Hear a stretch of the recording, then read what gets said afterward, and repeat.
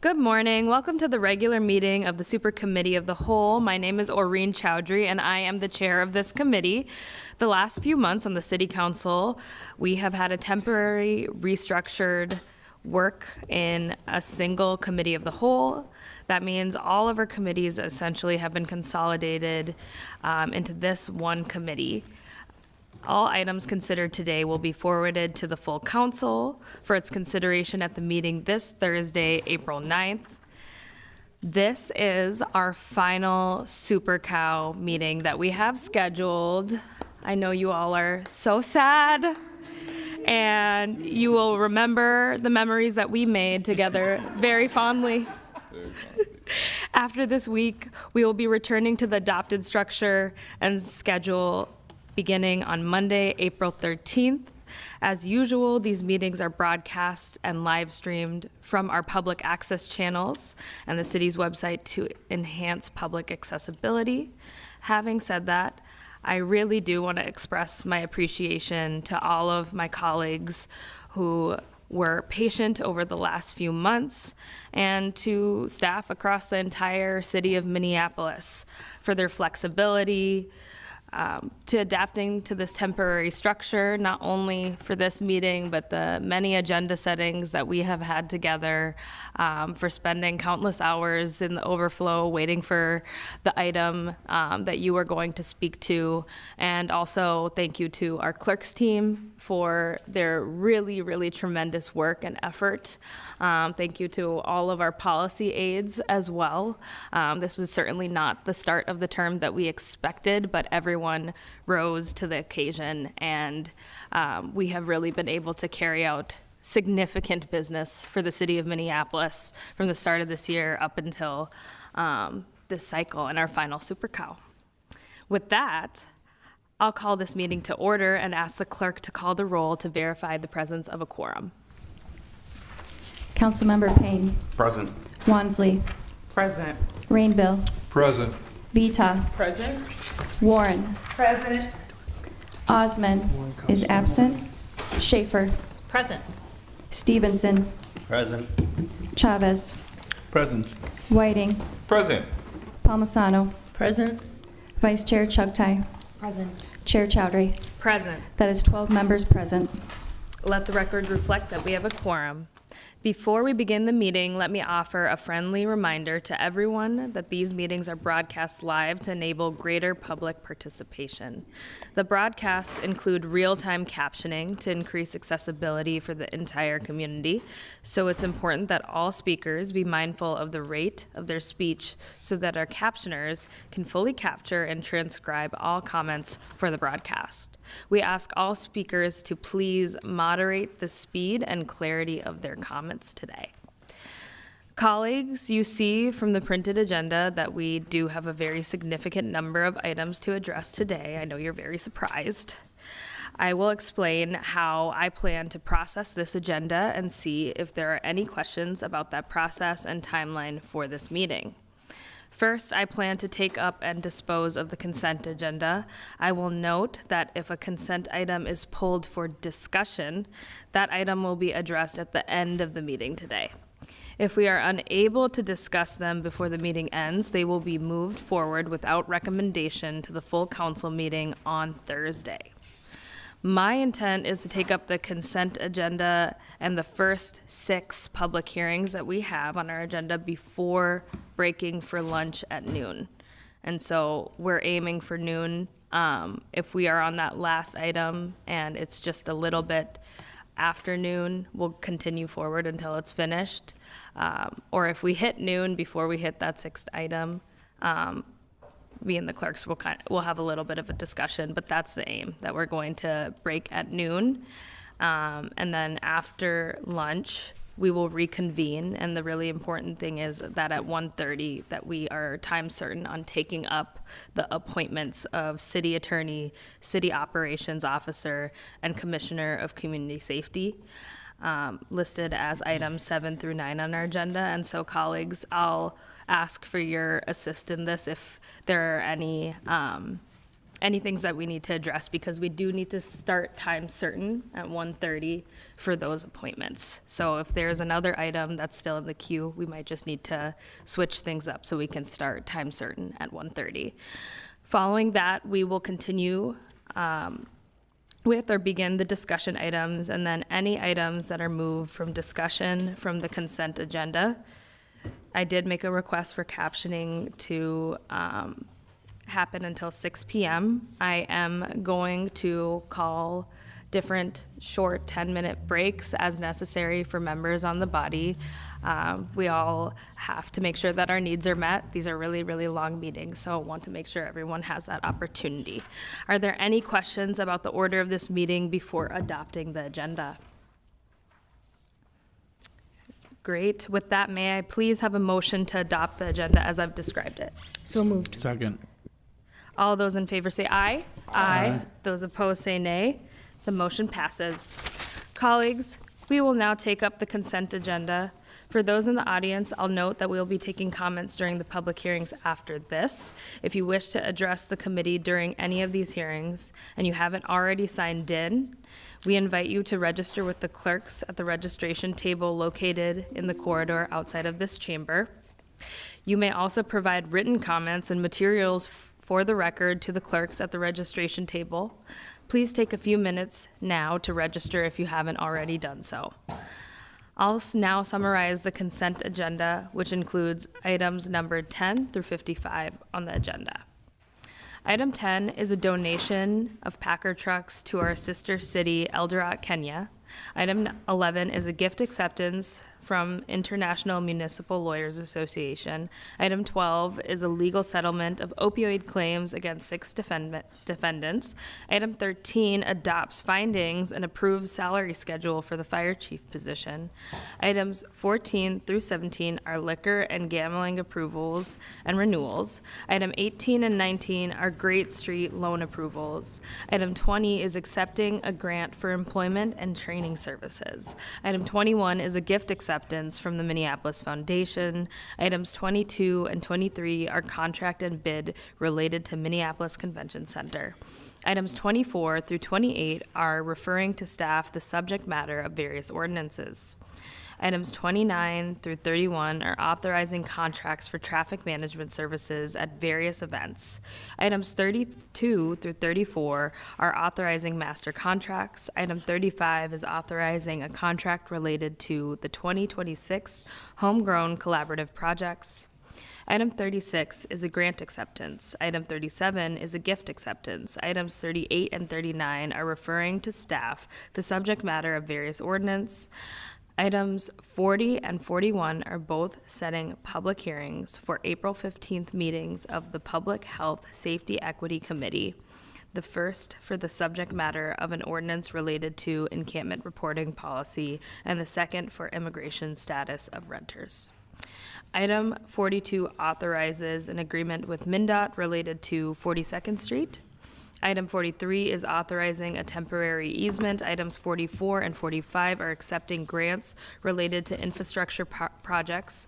Item 46 designates the West Fulton Neighborhood Improvement Project, adopts the report and related cost estimate, and schedules a public hearing for June 18th, 2026.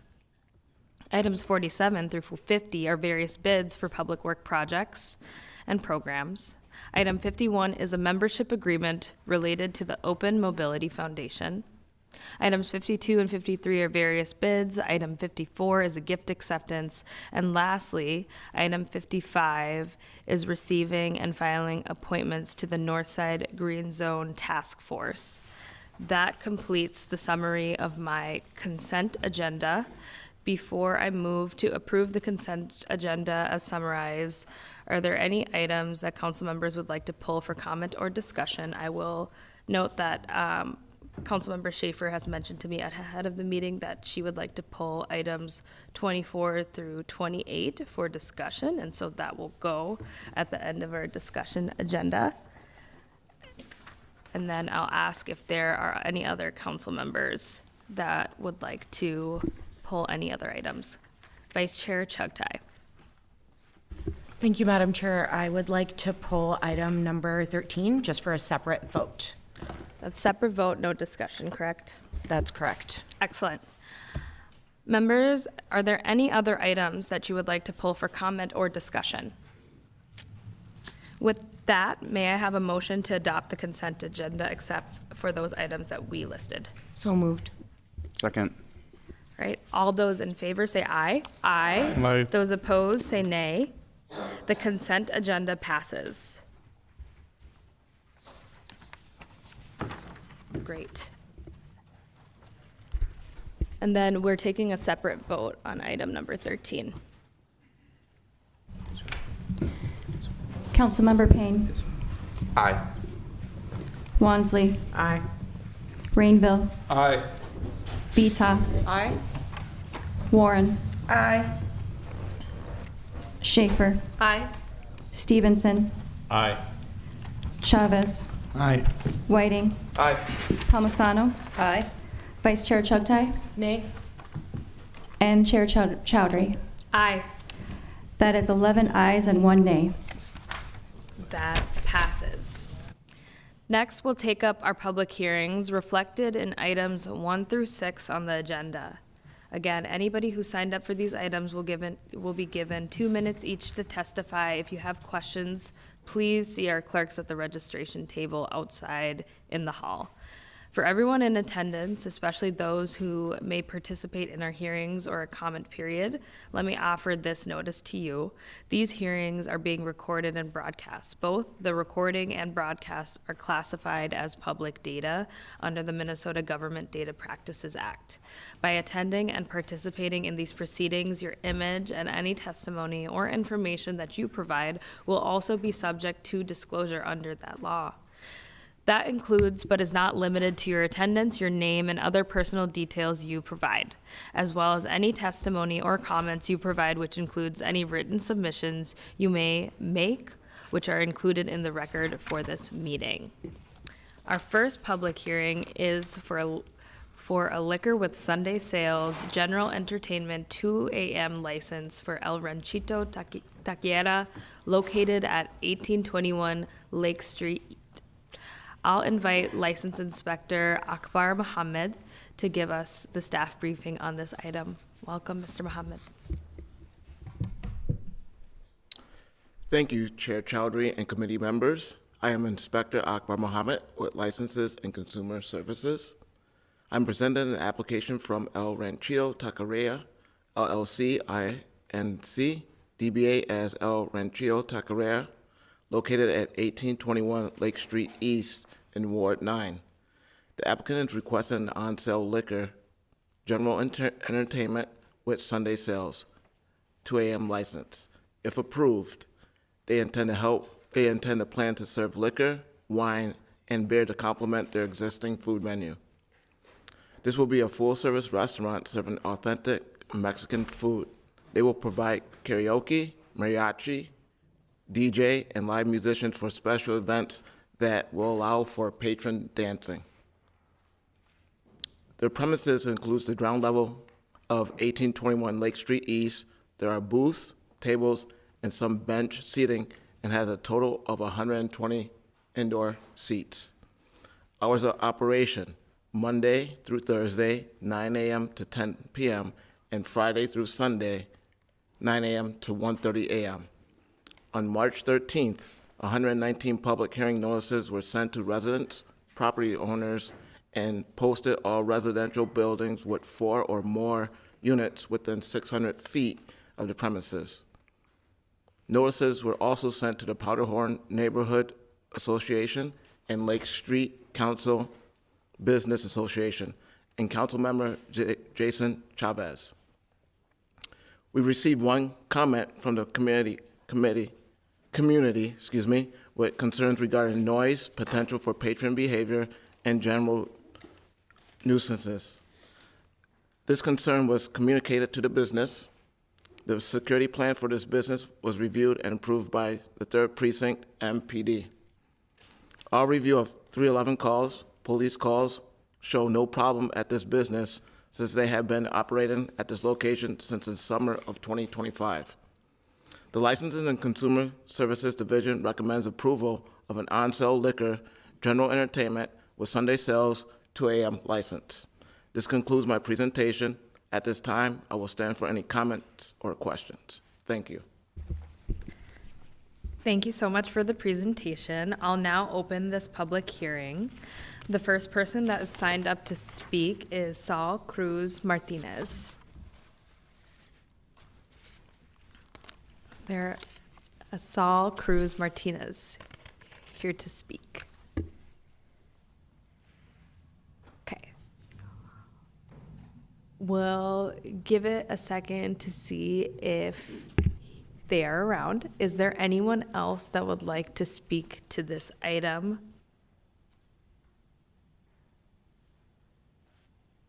Okay. Madam Chair, I was only going to note that we have people in the overflow room, and so people might be coming in from the Yes, overflow room. welcome. Hello. You're Saul? Yes. Okay, welcome. Please come up. You will be given 2 minutes for your testimony. Hello, my name is Saul Cruz Martinez. I am here on behalf of Ranchito Taqueria. Our neighborhood is Minneapolis. We are seeking liquor sales for our business. We are a small business at the moment. We would like to expand to a bigger business. We want to bring entertainment, live music, just grow from a small business to a bigger business in our city of Minneapolis. We revised and reviewed our safety plan for this liquor sale. We would like to ensure safety, prevent underage drinking, comply with the laws, and maintain a controlled environment. We have a plan in mind. We would like to have safety as our main concern.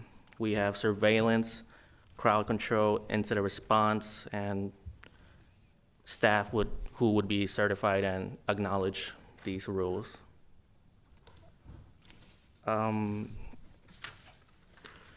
We would like to get this approved just so we can grow as a business, like I mentioned earlier, and expand from there.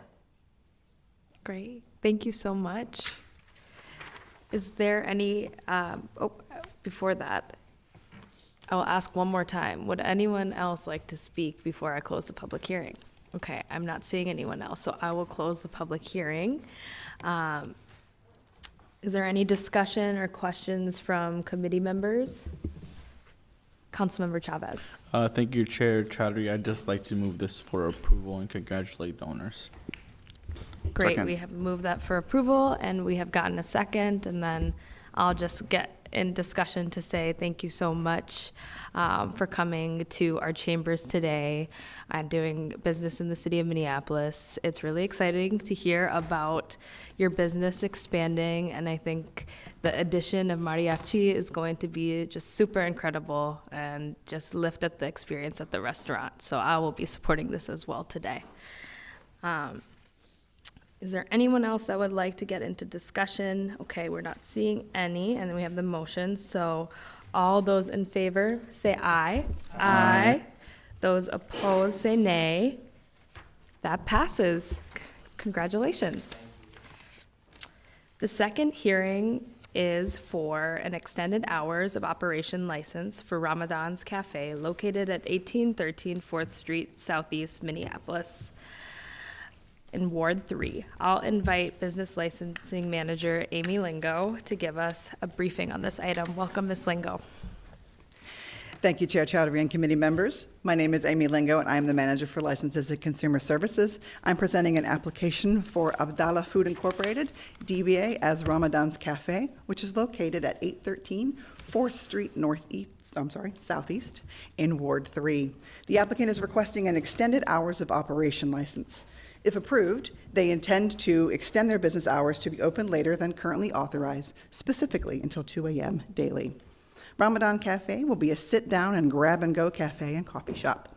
They will be offering bakery and dessert items along with hot and cold non-alcoholic beverages. They will have 50 interior seats, and there will be no live entertainment. They are requesting to extend their business hours to 2 a.m. daily. Current approved hours are 6 a.m. to 10 p.m., Sunday through Thursday, 6 a.m. to 11 p.m., Friday through Saturday. On March 16th, 83 public hearing notices were sent to residents and property owners within 600 feet of the premises.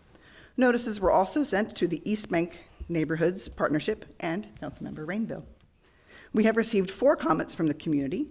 2 were in support of this application, but they did have concerns about possible parking issues, driver visibility with additional parked cars in the area, and concerns for employees working late. 2 were opposed, and their concerns were the possibility of more noise, disturbances, crime, and the amount of people that the area might bring.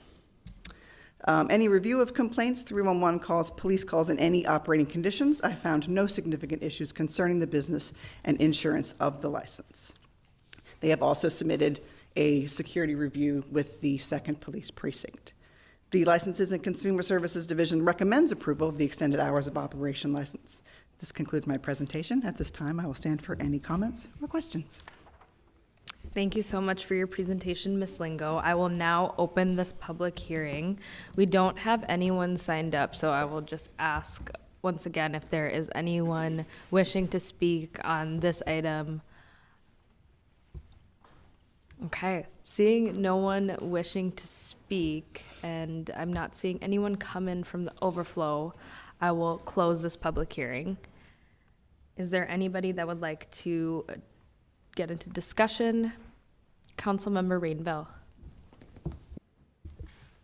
Thank you, Madam Chair. Is any representative from this organization here today by any chance? Thank you. So I'm going to move approval of this, and I want to welcome you to the 3rd Ward. I believe that you'll run a good business, and I look forward to visiting with you once all the additions and approvals, the remodeling is approved. Thank you very much. Thank you. Because just, my name is Ramadan Hussein, and I am the owner of Ramadan's Cafe. So before you start, I'm going to back up the public hearing. Okay. I'm sorry. And then I will have you sign up with the clerks after you're done, and you'll have 2 minutes to address us. So please go ahead and introduce yourself.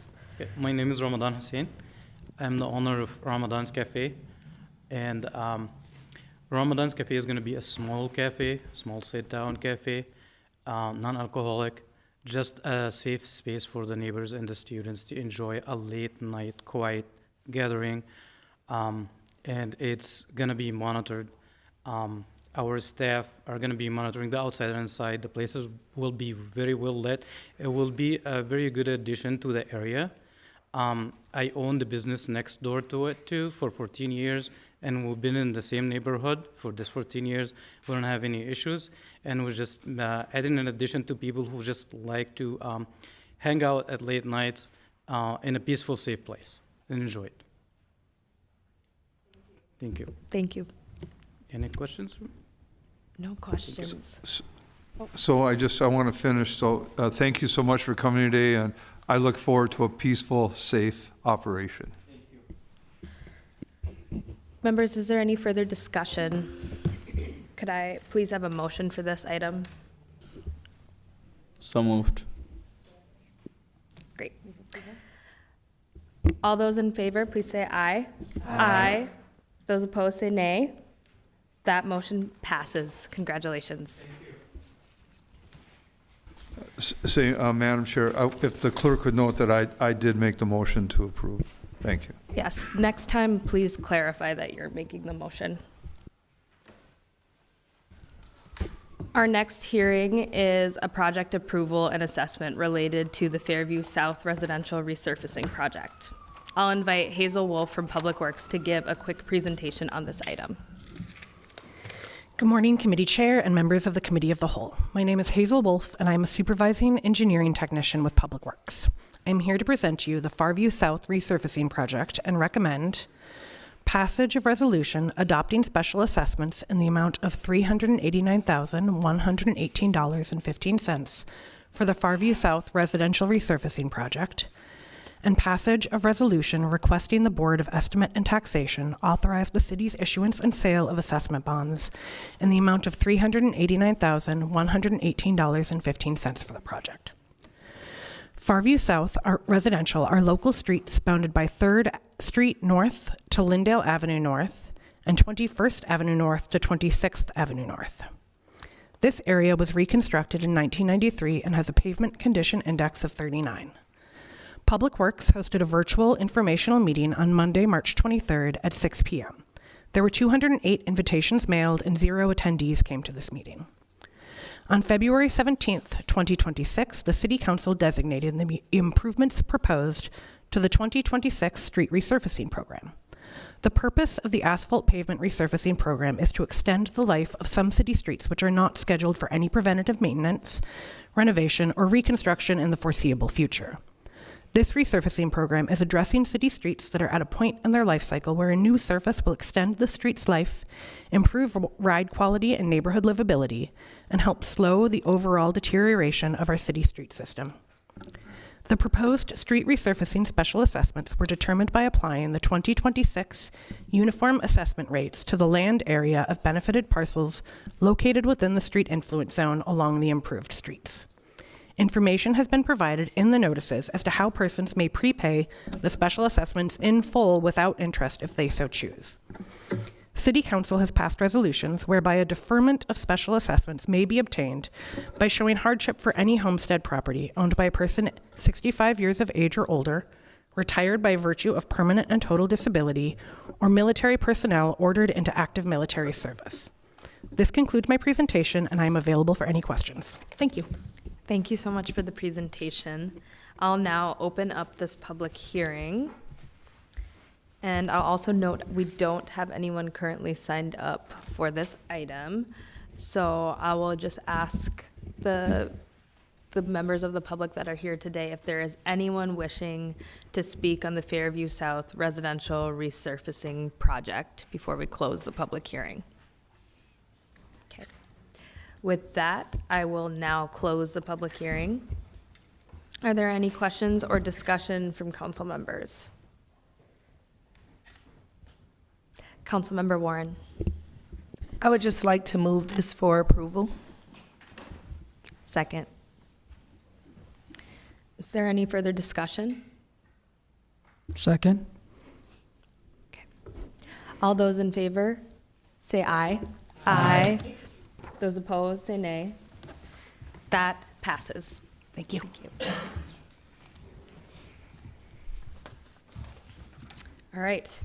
Item number 4, our next hearing is a project approval and assessment related to the Whittier Northeast Residential Resurfacing Project. I'll invite Ryan Gottsleben from Public Works to give us a brief presentation on this item. Welcome. Good morning, committee chair and members of the Committee of the Whole. My name is Ryan Gottsleben, and I'm a professional engineer with Public Works, here to present to you on the Whittier Northeast Resurfacing Project and recommend passage of resolution ordering the work to proceed and adopting special assessments in the amount of $590,791.71 for the Whittier Northeast Resurfacing Project, and passage of resolution requesting the Board of Estimate and Taxation authorize the city's issuance and sale of assessment bonds in the amount of $590,791.71 for this project.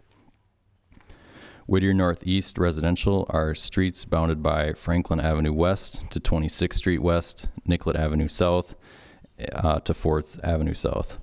This area was reconstructed in 1997 and has a pavement condition index of 29.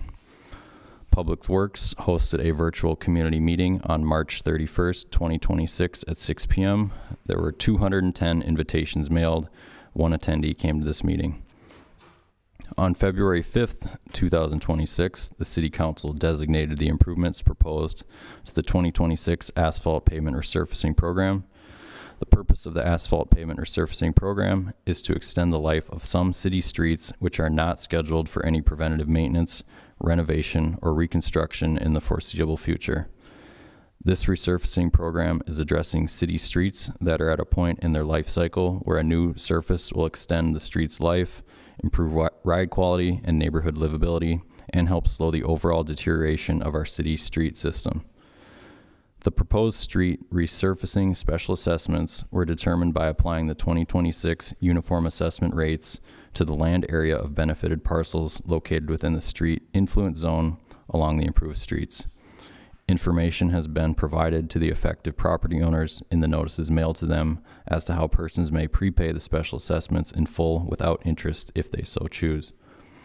City Council has passed resolutions whereby a deferment of special assessments may be obtained by showing hardship for any homestead property owned by a person's 65 years of age or older, retired by virtue of permanent and total disability, or military personnel ordered into active military service. This completes my presentation, and I'm available to respond to any questions the committee might have. Thank you. Thank you so much for your presentation. I will now open this public hearing.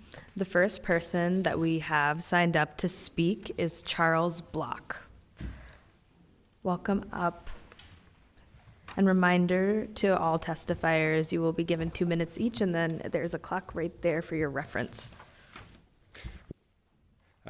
Good morning. My name is Charles Block, and I live and own property at 2520 Stevens Avenue. I'm asking the council to reconsider the amount of the special assessment because the benefit to adjacent homeowners is limited compared with the level of public and institutional use this street serves. The Minneapolis Institute of Art receives over 500,000 visitors annually. The Children's Theater over 250,000.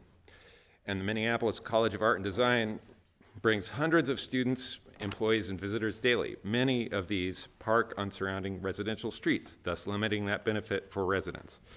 Stevens Avenue also regularly carries fire, delivery, and refuse trucks. And during the recent major First Avenue reconstruction, we saw frequent construction equipment hauled in on semi-trailers, et cetera. Some of these weigh over 100,000 pounds, folks. The wonderful Minneapolis Institute of Art alone receives over $12 million annually from the Hennepin County Park Museum property tax levy, supporting free public access for the entire region. That shows that this is a general public benefit, not just a special benefit for the neighbors. Given that, I respectfully ask the council to consider treating a larger portion of this resurfacing cost as a general city benefit rather than a special assessment. My question for staff, if you'd be able to give this question, is how does the city determine when a street serving major publicly funded institutions and carrying substantial traffic should be funded more as a general public benefit rather than through special assessments such as this? Thank you very much for your time. Thank you so much. Is there anyone else that would like to speak before we close the public hearing?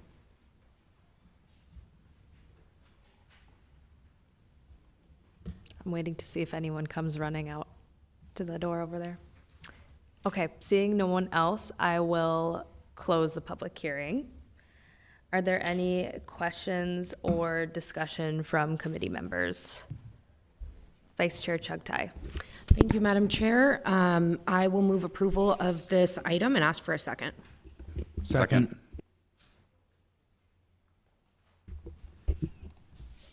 Great.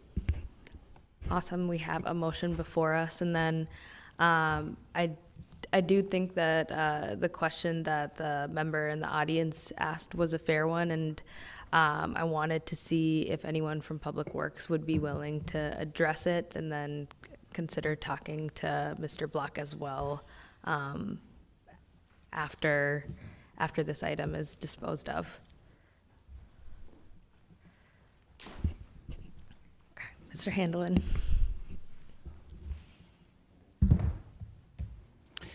Chair Chaudhry, members of the Committee of the Whole, my name's Jeff Handeland. I'm a principal professional engineer in the Department of Public Works, overseeing the office that calculates and administers Public Works special assessments.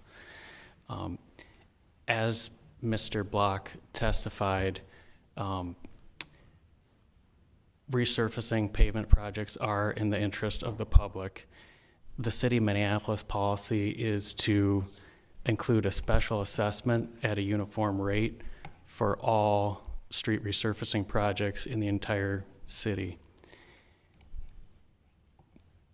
Since the project is an interest of the public, special assessments fund only a portion of the project costs. The rest of the project is funded by, citywide other funding sources such as property tax supported net debt bonds and non-residential properties that are assessed at about 3 times the rate as residential properties because they tend to generate more and heavier traffic.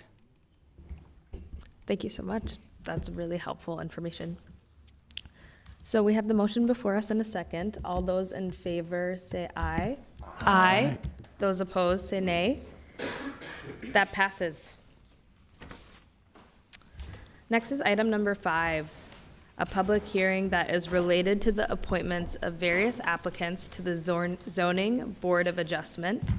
I'll invite Brad Ellis from the Community Planning and Economic Development Department to give us a staff briefing. Welcome, Mr. Ellis. All right. Thank you, Chair Chowdhury, committee members. Today we have, or this morning, there is appointments to the Board of Adjustment. We have 2 reappointments, Anna Callahan and Annie Wang, both who have served very well, and Annie Wang is currently the Vice Chair of the Board of Adjustment. And then 2 new appointments, Ishmael Israel and George Shannon, who are excited, I think, to get started and start serving on the board. Thank you. Thank you so much. I will ask if any of the members are here, if they were planning on coming and speaking I today. know Mr. Israel was going to attempt to come, but also with the overflow, I haven't been able to see, so Yeah. I'm not sure. No worries. Yes. Okay. Well, with that, I will open up the public hearing and see if there is anyone that wishes to speak on the Zoning Board of Adjustment appointments. Okay, seeing none, I will close that public hearing. Is there any members that have any questions or discussion for Mr. Ellis? Okay, great. I'll just say congratulations to those who applied and now are being appointed. It's really a very important body that does a lot of work that oftentimes we see as council members come back to our business, housing, and zoning committees and informs the decisions that we end up making there. So really appreciative of community members taking time out of their busy lives to serve the city. With that, may I have a motion? So moved. Second. All those in favor say aye. Aye. Those opposed say nay. That passes. Thank you.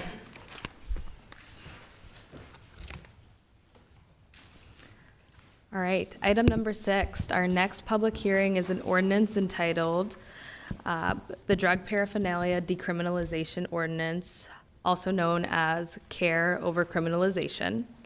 Councilmember Chavez and I are both the authors of this ordinance.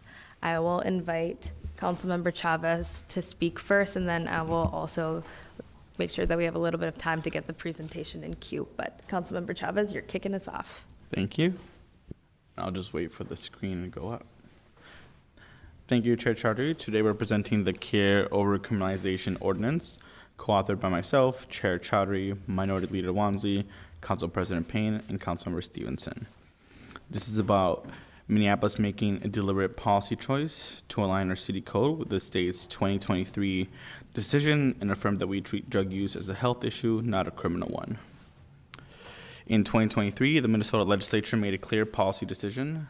They repealed the state law criminalizing drug paraphernalia possession, which was made effective August 1st, 2023. This was signed by Governor Tim Walz. This ordinance is aligning Minneapolis code with state law. That means deleting 4 sections, amending a 5th, and adding the word "to" meant to clean up the remaining language. This section repeals 223.10 injection implements, which criminalizes the possession of hypodermic needles and syringes without physician certificate. We're choosing to repeal it because it discourages people from carrying clean needles and pushes them towards sharing, which could spread infection. Section 223.20, we are repealing that section, the possession of opium smoking paraphernalia, which prohibits possession of items like stems and bowls used for opium smoking. Next slide.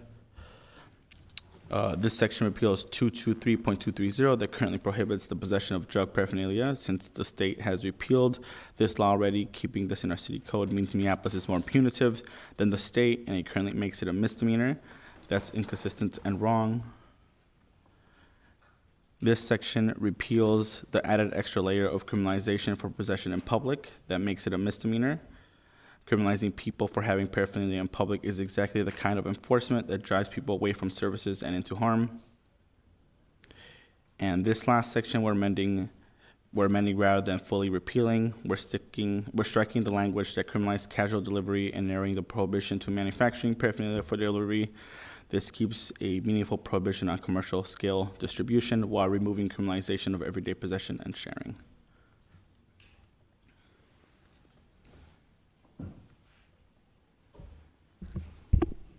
All right, I'm up next. All right, why is this policy important?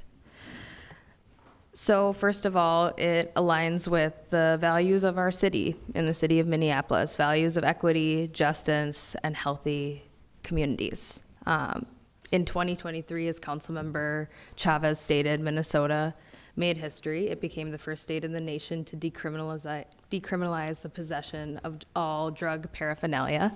And it was also signed by Governor Tim Walz. And curious enough, it had support of Republicans. Representative Walter Hudson, someone that's usually not in the same, I would say, same side on votes with us, was in support of this measure. And so we're bringing this forward to be in alignment with state law. This reform didn't happen by accident. It was grounded in decades of evidence, public health research, and the lived reality of communities impacted by the war on drugs. For years, paraphernalia laws were based on a simple assumption: that punishing the tools of drug use would reduce drug use itself. But the evidence tells a very different story. Research shows that these laws do not reduce drug use. Instead, they push people away from life-saving services. Think about that. If someone fears arrest for carrying a clean syringe, fentanyl testing strip, a pipe, they are less likely to take steps that could prevent overdose or disease. That's not prevention, that's risk amplification. Minnesota's reforms recognizes these realities. By removing criminal penalties, the state opened the door for harm reduction, safer use practices, better access to health services, and stronger connections to treatment and recovery. Syringe service programs, for example, are proven to reduce the spread of HIV and hepatitis by as much as 50%.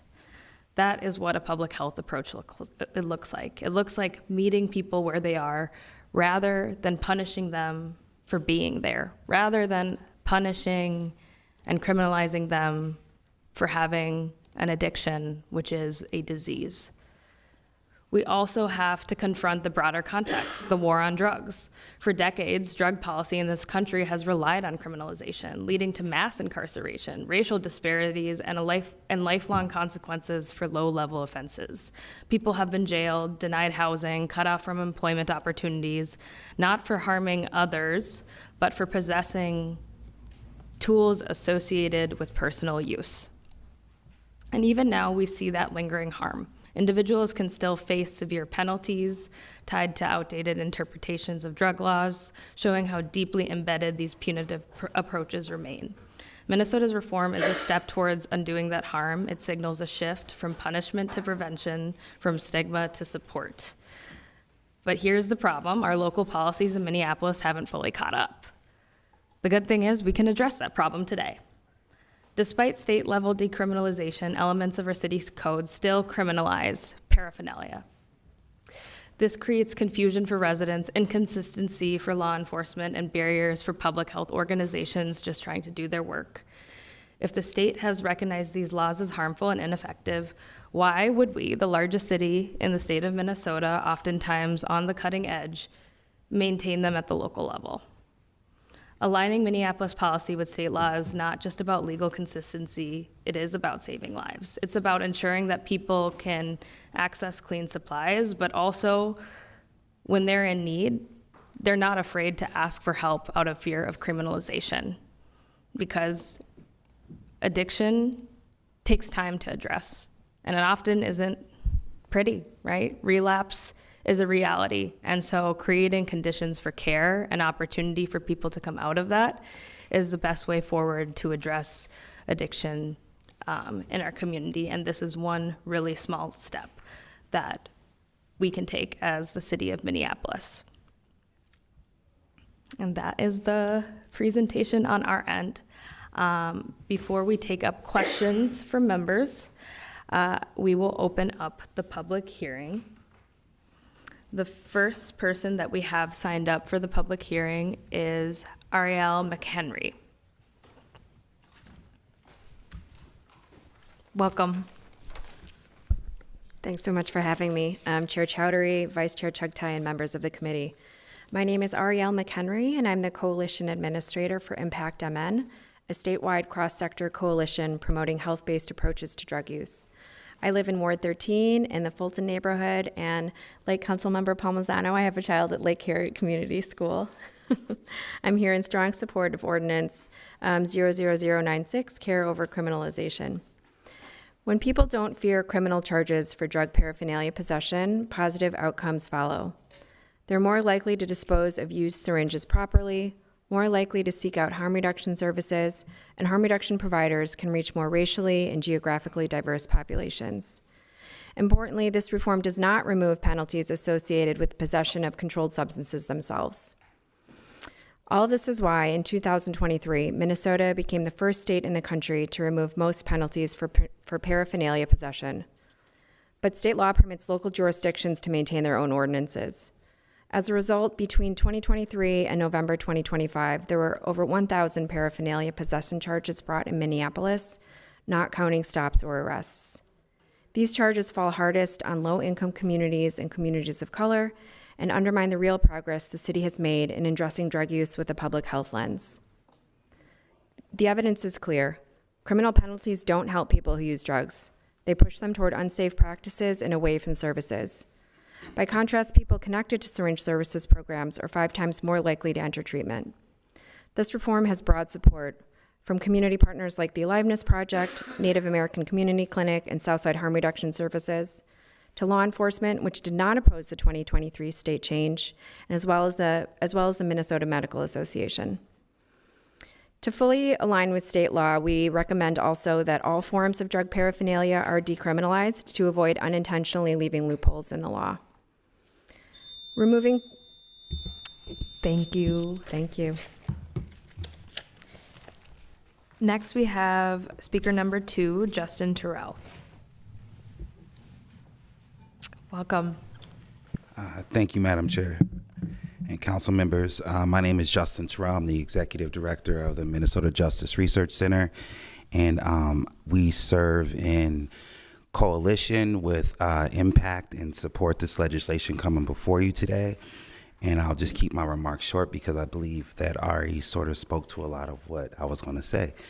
So this idea that we should focus our resources on criminalizing paraphernalia and possession is highly problematic. We need our law enforcement and communities doing work, solving crimes, building relationships with community members, helping people who have issues with drug addiction to get the services that they need and find the support in our neighborly community that has been on display for quite some time.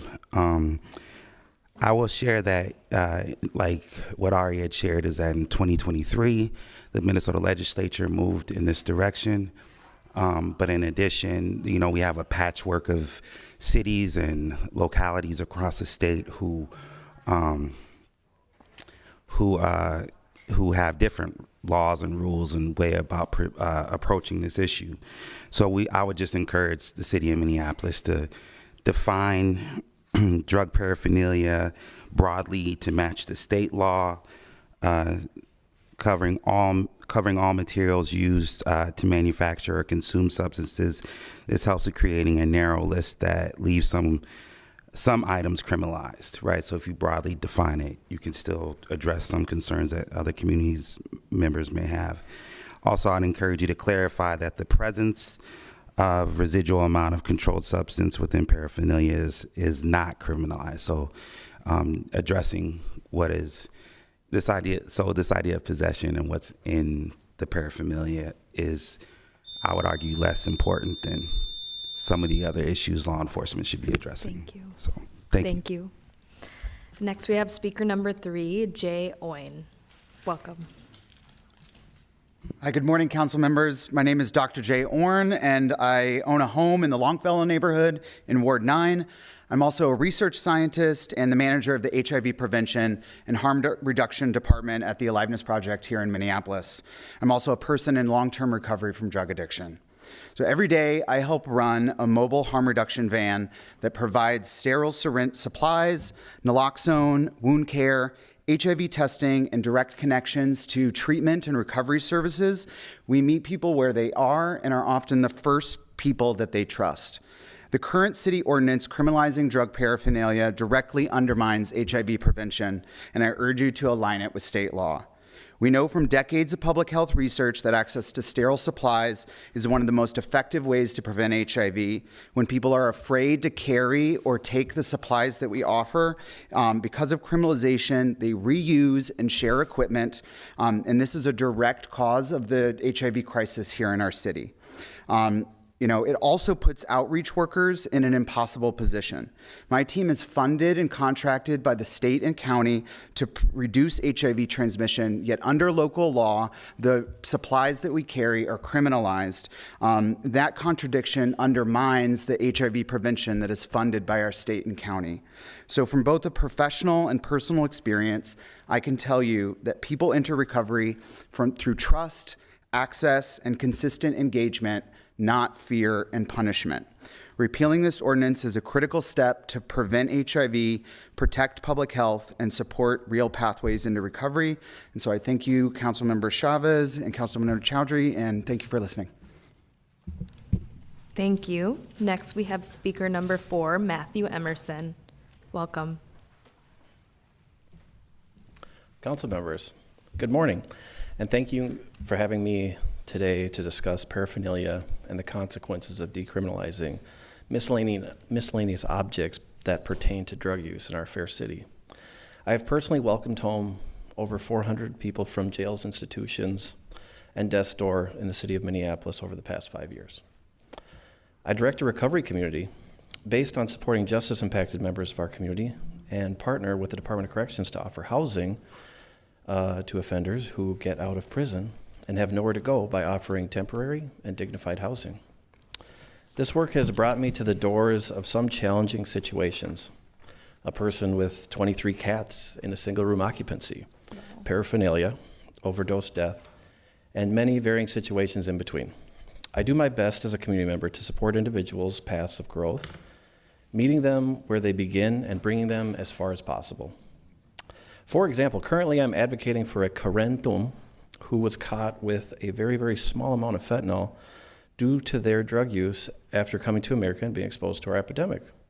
Because of this individual's green card status, this minuscule amount of fentanyl they possess in their hand while passed out on the street will cause him to lose his green card permanently. We must assist in protecting folks like this in our community by giving prosecutors the ability to lower this charge of paraphernalia, or take some action to avoid a death sentence of returning to a community where real genocide is occurring because of public health crisis here in Minnesota. Situations such as this should provide justice officials discretion. It is our hope that our city, public roadways, trains, and buses be protected for all residents through the use of discretion and tools related to accountability to our community members. Thank you for listening. Thank you. Next is speaker number 5, Umberto. My name is Humberto Fernandez. I'm from Whittier neighborhood. And I think that the problem is that we give it too much freedom. I mean, I live in Nicholas and Franklin. Downtown, you go downtown, you see the police there. They're not doing nothing. 7th Street in Nicholas is full of people there. Too much freedom. We get too much choice. We give a Nilo, there's no mental hospital, there's no too many help for them.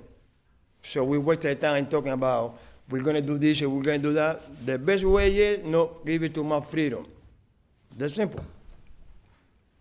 Because we're wasting time and money. They're supposed to go into mental hospital, you know, a school.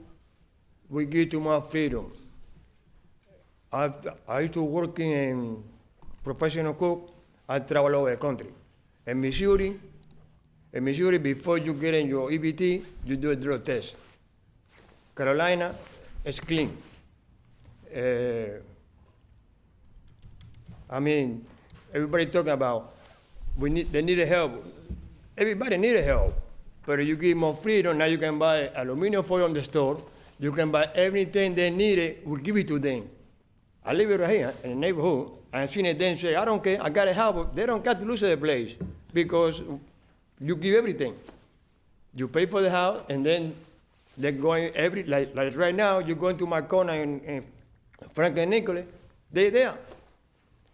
Live a happy life. We give it too much freedom, too much. I mean, everything is hanging to them. Get high, we take care of you. In my building, a guy 5 times DUI, and still they don't get help. It's a waste of time, for real. Thank you very much. Thank you. Next, we have speaker number 6, Andre Corbin. Council members, if we want to talk about saving lives, we don't need to look very far. In Oregon, voters passed Measure 110 in 2020, decriminalizing possession of small amounts of drugs. But in 2024, after growing concerns around soaring overdose rates, public drug use, and limited engagement with voluntary treatment, state leaders rolled back key parts of the law.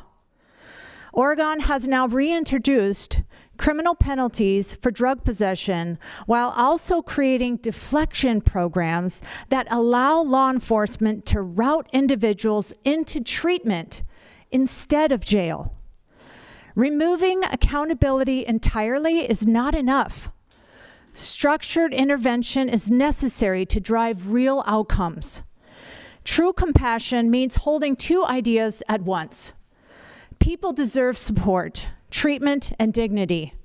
Communities also deserve safety, stability, and shared standards. Accountability is not the opposite of compassion. It is often the pathway to it. Creating a system where individuals are required to engage, whether through courts, diversion, or reflection programs, increases the likelihood that they will access services and begin making different choices. Consistent engagement, not total disengagement, is what drives recovery. The proposed ordinance, as it is written, essentially throws out the baby with the bathwater and does not consider the already extremely challenging conditions this city faces around mental health crisis and addiction. We support a more targeted amendment that clearly distinguishes marijuana and hemp-related paraphernalia reflecting current law. However, extending these changes broadly to include paraphernalia associated with substances such as fentanyl and methamphetamine. Thank you. Thank you. Thank you. Thanks. Next, we have speaker number 7, Stephanie P. Welcome. Thank you, council members, for the opportunity to speak today. I am here to respectfully urge you to vote against the legalization of drug paraphernalia in our community. My name is Stephanie Panaz, and I am a longtime resident of Uptown.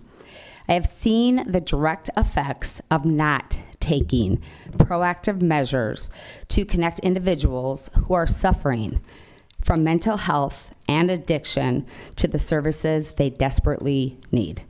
We have programs and services. Our elected officials are responsible for connecting those individuals with the needs and services they require. This ordinance does not do that because harm reduction is important. Legalization alone does not provide treatment, recovery, or accountability. This did not work in Oregon, and it will not work here. I repeat, it did not work. Thank you. Thank you. Next, we have speaker number 8, Bobby Gass. Welcome. Good morning. Thank you. My name is Bobby Gass. I've been working in public health here in Minneapolis for 15 years, and I started the harm reduction program at the Hennepin County Public Health Clinic just next door. The distribution of harm reduction supplies is a long proven effective public health measure.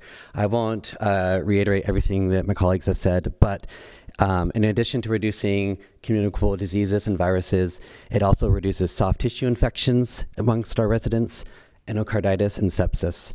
This has a profound impact on quality of life, and it saves this city thousands in medical expenses. This ordinance would promote more people to consistently engage with care and services. People come to our clinic for medical supplies that reduces the harms of substance use. They also connect with our team of nurse practitioners, nurses, social workers, and community health specialists for Suboxone, for recovery from opioids, for housing, for treatment, for mental health, for wound care, and for STI treatment, and we receive thousands of used syringes in return. We are the only point of contact in the medical system for thousands of people who feel excluded from it. When people have consistent access to sterile and safe supplies, they can focus on other critical aspects of their lives. The people we work with want to improve the quality of their lives. Care over criminalization would support the residents in accessing our services. When they are criminalized for having the supplies that we give them, they're less likely to engage with our services. They're less likely to engage in the medical system. They're less likely to engage in treatment. Thank you. Thank you. Next, we have speaker number 9, Julie Kay.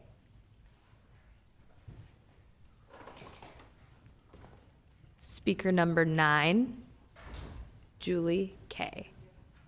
Hi, are you Julie? I am indeed. Okay, welcome.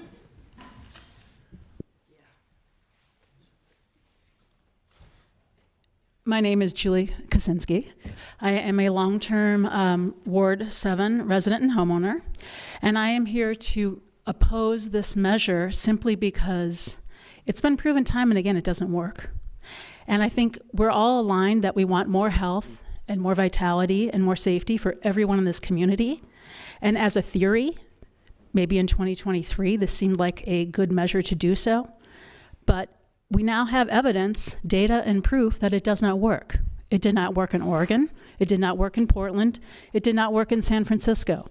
And all of these cities are clawing back from well-meaning people like everyone we've heard from today and everyone who is supporting this. But the data and evidence shows it doesn't work. I have picked up used drug paraphernalia at Kenwood Park. I have picked it up by the tennis courts. I have picked it up on the side of Lake of the Isles, and I have picked it up next to Bide Makaska. I don't see that being healthy nor equitable. The collective health of everyone, of our kids, our children, our residents, our employees, people who are trying to work in Uptown, who are telling me stories, struggling to maintain their businesses, that it's completely unsafe and they see this trash everywhere. There is nothing safe about that. I have been accosted by people high at 7 a.m. on a Sunday morning, and I have a pit bull mix and a German Shepherd mix with me. It is not safe. We cannot use the bike paths that have taken away our businesses. Seeing grown people in huge clusters doing drugs openly in broad daylight at all times of day is not safe. We have turned the most walkable neighborhood in the city into the most desolate and honestly frightening. This does not work. The evidence is clear. We all mean well. This is not the way. Learn from San Francisco, learn from Oregon, learn from the people on the streets. We are aligned in the goal. This doesn't work. Thank you. Next, we have speaker number 10, Contessa. Welcome. Good morning. My name is Contessa. I'm a citizen of the state, 32 years. I feel like the Native American community is under attack bad, and I believe it's the MPD Drug Task Force that is putting drugs on the streets. Reasoning, I see them pick people up and then they turn them into informants, so that puts your life at risk. And then also, I think harm reduction isn't a good way to help the people because it's enabling them to continue on their use. So I feel like if the support of the city will ask person like, how are you, what are you going through? You don't get to the court and help them properly. I think it would help people thrive and get the proper help, because there's help in the city, but I feel like it's being misused in the wrong direction. So it needs to be reorganized a little bit. And then I know I'm supposed to stay on topic about, holy, my heart's beating fast. It's okay. About what you call about also housing. Like, I speak for myself, housing, because I'm a felon. You know what I mean? So I get discriminated against different places and I get denied. And there's resources in the city and I connect with the resources, but I'm not getting the proper help. So I'm getting denied in a lot of areas. I don't think that's fair because I'm a mother trying to get back custody of my kids. So it's really hard, but because of my background with using drugs and whatnot, I'm in recovery for 7 months. But according to mental health court, they're saying I'm dirty, but when I'm in treatment, they're all negative. So it's a lot of wishy-washy stuff going on in the city. And I believe that we're unorganized, and I think we can do better for the people and help each other grow and not destroy each other. So I petition that it would be better if we can meet people where they're at and understand them to help them thrive for success. That's all I got, and thank you. I see that you guys are doing better than what it was before. Better communication. I see the growth and the change, slowly but surely. It won't happen overnight, but it's happening. So I appreciate you. Thank you. Thank you. Next, we have speaker number 11, Nicole Mason. Welcome.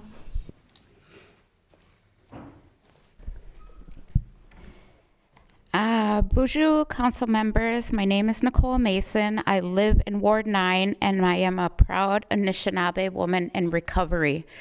I sent what I typed up in public comments. So what I've heard from all these lovely people is pretty much in line with what I had typed up, and I kind of want to say what I see on the streets as an advocate for recovery. In the encampments and on the streets. I think that most of you know that I am in long-term recovery. I'm a grandmother, and I donate my time out in the streets to help our relatives see hope. I used to be there. I lived at the Wall of Forgotten Natives, and I made my way out. What I see is a lot of our relatives going into jail and just being cycled in. I think that it's a waste of money that we could be using for more peer support outreach with community agencies such as Twin Cities Recovery, Just Hope, Native American Community Clinic, Southside Harm Reduction, just to name a few. I see with the work that I do out there with trying to help our unhoused community find housing, they get warrants. I help them try to get into treatment. They have warrants for not showing up to court for just having a needle in their pocket or having a pipe in their pocket. Maybe they're not in possession of drugs, but they just have the pieces on hand. They go to court, they don't make it, and then they have a warrant. They aren't able to get into treatment. They're denied treatment. That's the barrier that I'm seeing out here. And they're too scared to go back to jail when they're looking for that help. So this is becoming a barrier. It's becoming a barrier for housing too, Miigwech. Thank you. Next, we have speaker number 12, Carol Becker. Welcome. Thank you. Carol Becker, Ward 12. So let's call this policy what it really is. Let them die on the street, right? That right now, that's what's happening. What do we have? 35 people last year shot in drug camps. I pulled the overdose numbers. It was way higher than that last year. That the policy of the city is to just let people die on the street. And I've talked to you, Councilmember Chowdhury. You told me these aren't drug camps, these are homeless encampments. Councilmember Chavez, you have been fighting against having police going and going into these camps and arresting people. Councilmember Wansley, they're not criminals, they're justice impacted. What we are seeing is people dying in the streets because of the policies of the city of Minneapolis. And it is wrong. And where this happens, the city dies. Where the drug camps go, where the drug users go, the city dies. Downtown is dying in part because you have a bunch of people using drugs. Uptown is dying, why? Because you have a bunch of people using drugs. Hey, what's happening over at Lake and Hiawatha? Oh, hey, open air drug camp, open air drug dealing. You guys are choosing these policies that are killing the city. And when you sit and go, oh, it's so terrible for the drug users, what about everybody else? What about this woman who's afraid to go out of her house? What about the people that are getting beat up by these drug users? What about the people that are being shot by drug dealers? Where is our justice? Where's our side of this? Why don't you care about us? Because yes, the best thing that we can do is get these people off the street and into treatment. Are they doing it voluntarily? Nope.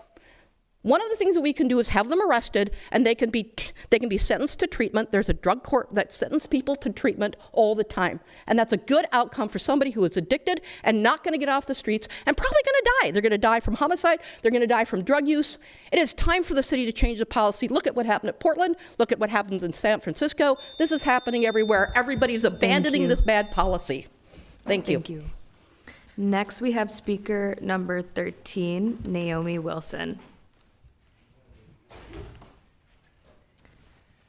Hi, good morning. My name is Naomi Wilson. I'm a homeowner in Ward 9. I have been working in homelessness and harm reduction for over 6 years in both Los Angeles and now Minneapolis. And I want to preface my comment by saying Minneapolis is not Oregon, Minneapolis is not Portland, Minneapolis is not San Francisco. And here in Minneapolis, we are fortunate to be situated in Hennepin County, who partners with an organization called Built for Zero. And in Hennepin County, we have effectively brought veteran homelessness to functional zero. We are taking steps to bring family homelessness to functional zero. And we may get single adult homelessness down to functional zero within the next 10 years. So policies that did not work in Portland may not have the same effect here because we have stronger programs. Now, Housing First is proven nationwide and internationally to be the solution to homelessness. People are more likely to enter into treatment if they have a safe place to sleep at night. People are more likely to seek help if they have a home over their head. And I also want to touch on harm reduction is not just about drugs. Harm reduction is also about preventing disease. It's not just about overdose. It's about keeping people safe in a holistic way. And so I hope that you listen to my harm reduction colleagues here who came and gave their time to speak as they are the subject matter experts. And I thank you for your time. Thank you. Next, we have speaker number 14, Eli Sherman. Thank you, Madam Chair. I just want to start by saying that this ordinance in no way decriminalizes the possession of substances. And I think that that's something that's really being lost in a lot of comments being made here today when we're speaking about Oregon, when we're speaking about San Francisco. These are functionally different pieces of legislation that you're talking about. And I, frankly, am very uncomfortable that we are so easily painting with a broad brush and saying that, oh, decriminalizing paraphernalia and decriminalizing substances are essentially the same thing and will functionally have the same result. What we are here to talk about today is the decriminalization of paraphernalia. The science and the data is behind this. The state law, as Councilmember Chavez pointed out, is in line with this. We would be aligning ourselves with the state law and also aligning ourselves with known best practices from the subject matter experts that have come to testify in front of you today, and it is rooted in years and years of data and research. These things are not debatable. We should not be using the plight of our neighbors who are facing addiction as a fear-mongering tactic to say that we should not be even talking about decriminalizing drug paraphernalia in the same way that our state already has. It just doesn't make any sense. And we heard for so long when it came to the eviction notice and rental assistance about the need to listen to subject matter experts and the need to listen to the people on the ground doing the work. And that was why that was not passed, is because the affordable housing experts had said that this wasn't something they were in favor of. And I would urge you to take that same approach today with the harm reduction specialists who came to speak in favor of this, as I am speaking in favor of it as well. I thank you for all your time, and I really appreciate the clarity on this issue, and that we are here talking about paraphernalia and not substances. Thank you. Thank you. Next, we'll go to speaker number 15, Judy Longbottom. Welcome. Thank you, City Council members. My name is Judy Longbottom. I'm a small business owner in Uptown Ward 10. I'd like to read a small portion of a recent opinion piece in the New York Times about policies and objectives that were implemented in San Francisco. The change was well-intentioned, grounded in reasonable view that addicts need help, not punishment. The government's role was to make treatment available and keep people alive, but not force them to stop. Eventually, people would seek out help on their own. That was the theory. In practice, drug users didn't get help. Free of serious consequences for even public drug use, they took over urban neighborhoods across the West Coast and injected, smoked, and snorted more freely than ever before. This year, I went back to find San Francisco in the early stages of recovery. The tents were gone. I spotted public drug use much less frequently. Officials didn't ignore the remaining addicts. Community ambassadors, as the city calls them, patrolled the streets and tried to persuade users to get treatment. At a minimum, they made sure that people didn't treat sidewalks as campgrounds. I could move through the city without having to walk in the roads, something most of America mercifully takes for granted. By 2020, harm reduction was in effect the city's only drug policy. Treatment and recovery became secondary goals if they were goals at all. The approach was all carrot, no stick. This failed to acknowledge the realities of drug use. Addiction is not a disease like diabetes or cancer. Diabetics and cancer patients typically want treatment. Many addicts, because of the nature of addiction, do not. This is why struggling with addiction often needs an outside push from a family member, a friend, or ultimately the government to seek help. Please consider these observations. I emailed the article to each of you yesterday. Thank you for your time and consideration. Thank you. Next up, we have speaker number 16. You have a really great signature, but I cannot read your name. My name's Mike. Whenever I hear the studies say, the experts can show, I know I'm about to hear a real story of nonsense. I got a kid flushing his life down the toilet, and what he doesn't need is permissiveness. And I'll tell you, progressive empathy comes at a high cost, a super high cost. To law and order, instead of being a free people, we are a free-for-all people, and it's nonsense. There's enough evidence to show that these policies are garbage all over. 100% of your effective crime rate is drug dealers and drug addicts, and you're not going after either. So congratulations, this city deserves you people. They deserve you. I don't even know what to say other than your madness. How many cities do you need to see fall? It all started about 10 years ago when they started getting rid of the quality of life laws, and then we're surprised when the quality of life disappeared. Congratulations.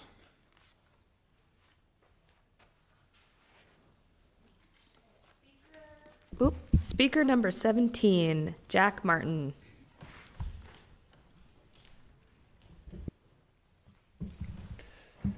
Hello, everyone. Thank you so much for having me and all of us. My name is Jack Martin. I live in Ward 9, and I am the Executive Director of Southside Harm Reduction Services. We started in 2017.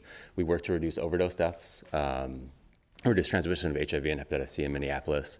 And like all of our harm reduction partners, we work really hard with people every day to have people access treatment, have people access housing, and have people stay alive. And today I'm here to speak in favor of the proposed bill, or the proposed change. We, every day, learn that or see people every day, and the challenges that people face are immense. The drug landscape is changing with fentanyl and increase in overdose deaths to introduction of xylazine. There's just a really complicated challenges that people are facing every day, and people are feeling the effects of it. That's why everyone is so upset and want solutions. And I'm telling you that the solutions are more services. They're reducing barriers to care, and they're increasing accesses to services like Southside harm reduction and clinics and treatment and housing, and having people be fearful to carry around paraphernalia and be charged with paraphernalia reduces people's comfort in accessing services and accessing the system. And we need to work to reduce those barriers and support people in accessing treatment, housing, healthcare, and being safe for themselves and their community. And that's why I'm here today. Thank you. Thank you. Next, we will go to speaker number 18, Anna Bosch.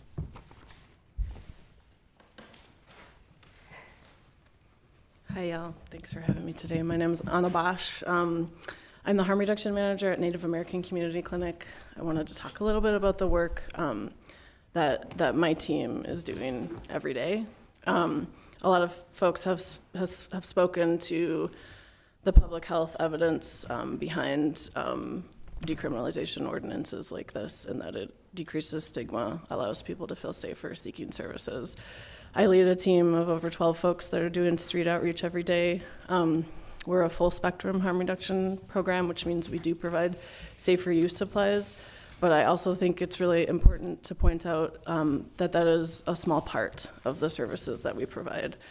One of the most important aspects of the folks that are doing the work on our team at NAC is the building of trust with folks that have been looked upon with disdain, been treated with discrimination, that are very fearful of seeking healthcare services. So we spend a huge amount of time building trust, meeting folks where they're at, and providing them with full spectrum healthcare services. So that could look like sterile syringes. It could also look like mobile nursing care. It looks like linking folks in the moment who may not be able to make a set appointment time or may not have transportation.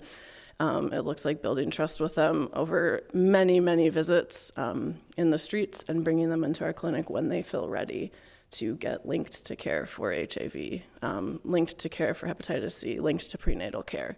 My team is showing up every single day doing this work.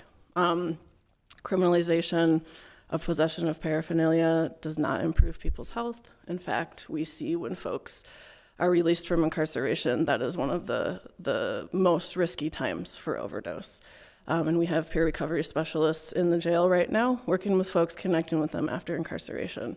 So I can't speak highly enough of the work my team does, and I'm in support of this ordinance. Thank you. Thank you. Next, we have speaker number 19, Marissa Bonney. Welcome.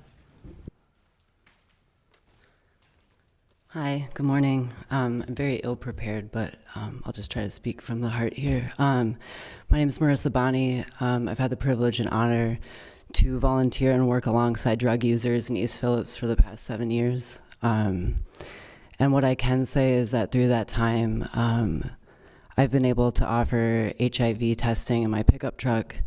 I've been able to work alongside nurses in complicated wound care and encampments. I've reversed overdoses. And I've been able to, again, hold that privilege and honor to hold stories from drug users and the hardship and resilience that they're forced to live through. I think the thing that I'm not hearing a lot in these conversations is the human aspect of what people are, and that's just being a human. Substance use is a human decision. It's something that's actually more common than I think we acknowledge and has impacted many people directly, if not in a communal way. I think that incarceration and hospitalization become the common choices for drug users, unfortunately. And that's really disturbing. I think that what I've seen an increase of also is people who are choosing to overdose to avoid incarceration. And I think that is beyond inhumane. From a public health aspect, something that I see is that continuation of incarceration interrupts health outcomes. And I've heard people say drug users might not have health goals, but I push back on that entirely as somebody who manages this endemic program. People have such huge dreams and schemes and health goals, and they're actually quite beautiful. and incarceration interrupts that constantly. I've seen people arrested when they're about to go into their first day of housing and they lost that. I see people who have worse outcomes with their wounds and health due to incarceration. And it tears people apart. So criminalization is not that answer. Thank you. Next, we have speaker number 20, Allie C. Welcome. Hi, thanks so much for having us all here today. I also did not come prepared to speak, so forgive me if I am not as direct as I could be, but I did feel moved to speak today. I feel like a lot has been said today about what has not worked elsewhere, but I think we've also heard about what has been working here, and I find that much more compelling. I can say that as somebody who has personally lost people, because they have feared seeking help from the systems that we are told are here to protect us. That is not a choice that anybody should ever face. And I think that this proposed adjustment to better align with what we have decided as a state is the right step to make, is something that we should feel compelled to make. I can also tell you that a lot of people have pointed to the fact that criminal penalties are something that pushes people on a road to recovery. Very few people make that decision a permanent one. I don't think that compulsory decisions are ones that are made in earnest. And I can also say that oftentimes these types of criminal penalties are ones that preclude long-term recovery in a lot of meaningful ways. They bar people from engaging with the systems and structures that a lot of times are sustainable long-term in terms of employment and housing and even other broader supports like education and financial aspects. So I think that we're kind of undermining some of those long-term stabilities for people when we insist on keeping these types of things in place. So I would also encourage us all to think about those things and not just the short-term consequences of compulsory engagement with care. And those would be my major points. Thank you for all listening to us here today. Thank you so much. That is all of the speakers who are currently signed up. I will ask if there is anyone else wishing to speak on this item before we close the public hearing. You would like to speak, please come up and introduce yourself, and then after, meet with the clerks so you can give them your name. Good morning. My name is Hannah Schmidt, and I use she, her pronouns. I am a student at the University of Minnesota who will be graduating next month with a Master of Social Work. This semester, I've been in partnership with the Aliveness Project and Impact Minnesota. And today, I'm here to support my friends, classmates, coworkers, and family living and working in Minneapolis to push for an ordinance change and to ask Minneapolis to decriminalize drug paraphernalia. By Minneapolis's ordinance being in complete alignment with Minnesota statute would ensure all equipment and materials used to manufacture and consume a substance are considered drug paraphernalia and decriminalized within the city. Substance use, drug use is a public health concern, not a means to criminalize our Black, Brown, Indigenous, Latina siblings, a public health concern. By decriminalizing drug paraphernalia, Minneapolis would reduce stigma associated with drug use, increase increase access to treatment, whether that be harm reduction through mobile syringe programs or just visiting the hospital for wound care and overdosing, and reducing HIV infections throughout the city. Having a cooker, twist ties, or testing strips to keep you safe should not earn you a one-way ticket to jail. Having 3 syringes with the residual amount of drugs in your sharps container and 17 other clean ones waiting to be safely used should not be a mark on someone's record. Someone working to keep themselves safe and healthy should not be punished. Decriminalization of drug paraphernalia is a public health concern that harm reduction centers like Aliveness Project, Red Door, and Southside Harm Reduction are tirelessly working on. It's time for Minneapolis to do its job and ensure the health of its people. Please decriminalize drug paraphernalia. Thank you for your time. Thank you. Clerks, where should Hannah go to sign up? Right over there. Thank you. Is there anyone else that would like to speak on this item before we close the public hearing? Yes, why don't you join and introduce yourself? Hello, my name is Ampersand Rhoda, and I'm a proud North Minneapolis resident in Ward 5. I also didn't come today planning to speak, but after kind of hearing what folks wanted to share, I wanted to speak as a social work student at the U at the graduate level, as well as a volunteer with Southside Harm Reduction Services. I think a lot of what we've heard here today about, again, what hasn't worked other places has been a lot of research taken out of context, and I'd be happy to talk with folks about that. But I also just wanted to share that as somebody who volunteers with a harm reduction organization, that I think one thing I haven't heard talked about as much today is how folks who are then working to, clean up communities. I know we had one individual testify opposing this ordinance who in then cleaning up their community would then be in violation of this statute currently. So I would push for, and I guess speak in support of this to help keep our community safe. Thank you. Thank you. And then you can also go over to the clerks there. Is there anyone else that is wishing to speak, that would like to speak to this item before we close the public hearing?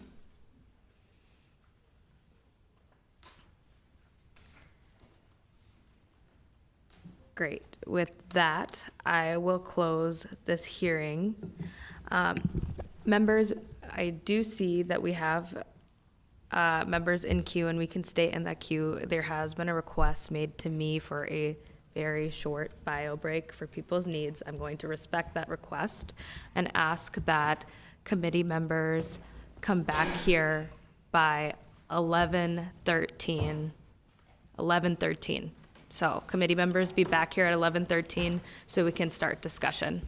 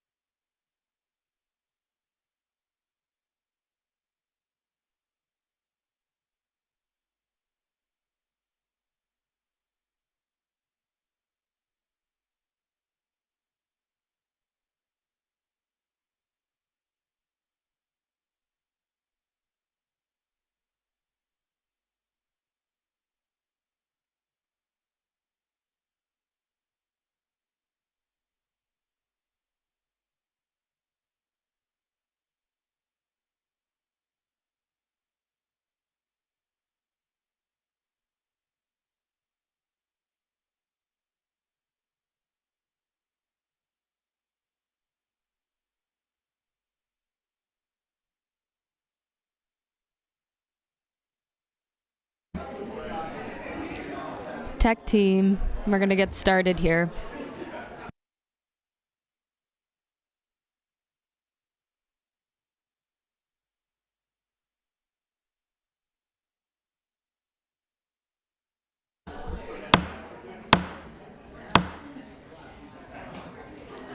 Members, we're going to get started. Members of the public, we're going to get started.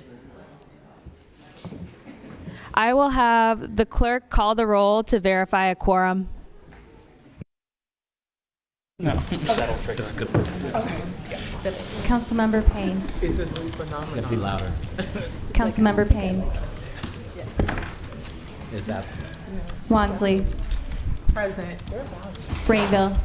Absent. Vita. Present. Warren. Present. Osmond. Present.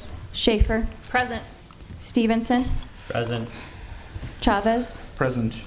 Whiting is absent. Palmisano. Present. Vice Chair Chugtai. Present. Chair Chowdhury. Present. Rainville. Present. That's 11 members present. Let the record reflect that we have a quorum. Members, we will resume into our discussion on item number 6. The first member that we have up in queue is Vice President Osmond. Thank you, Madam Chair. I have a lot of questions. I text our Health Commissioner, Damone Chaplin, to get here to answer some of these questions. I think you have heard from me many times in here talking about addiction and recovery in Ward 6. I represent Ward 6, which is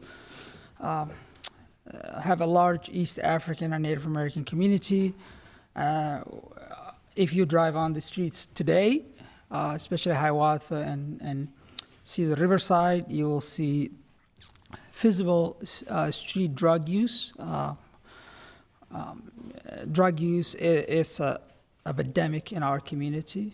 It's what really are struggling. We cannot figure out the solution. We continue to support. I continue to support.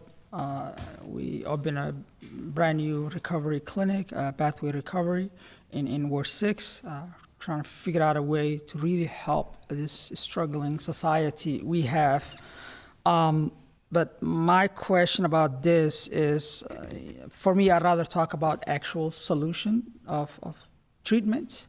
And when I hear this story of recovery and how people have recovered, it's really what I am driven into, and I listen to them. I was texting during the conversation with doctors and people that have been advocate for treatment and recovery to that way. So my question is, we're talking about criminalizing pipes and different use of that.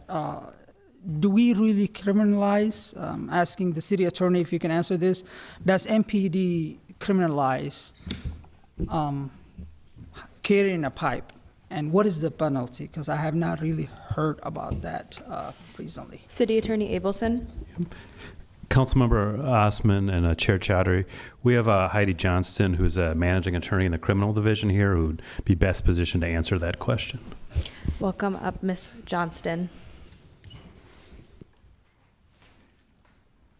Thank you, Chair. Councilman Osman, yes, it is currently illegal in the city of Minneapolis to possess drug paraphernalia in a public place. There is a provision where it is a petty misdemeanor, but under the main ordinance being debated here today, it is a misdemeanor offense.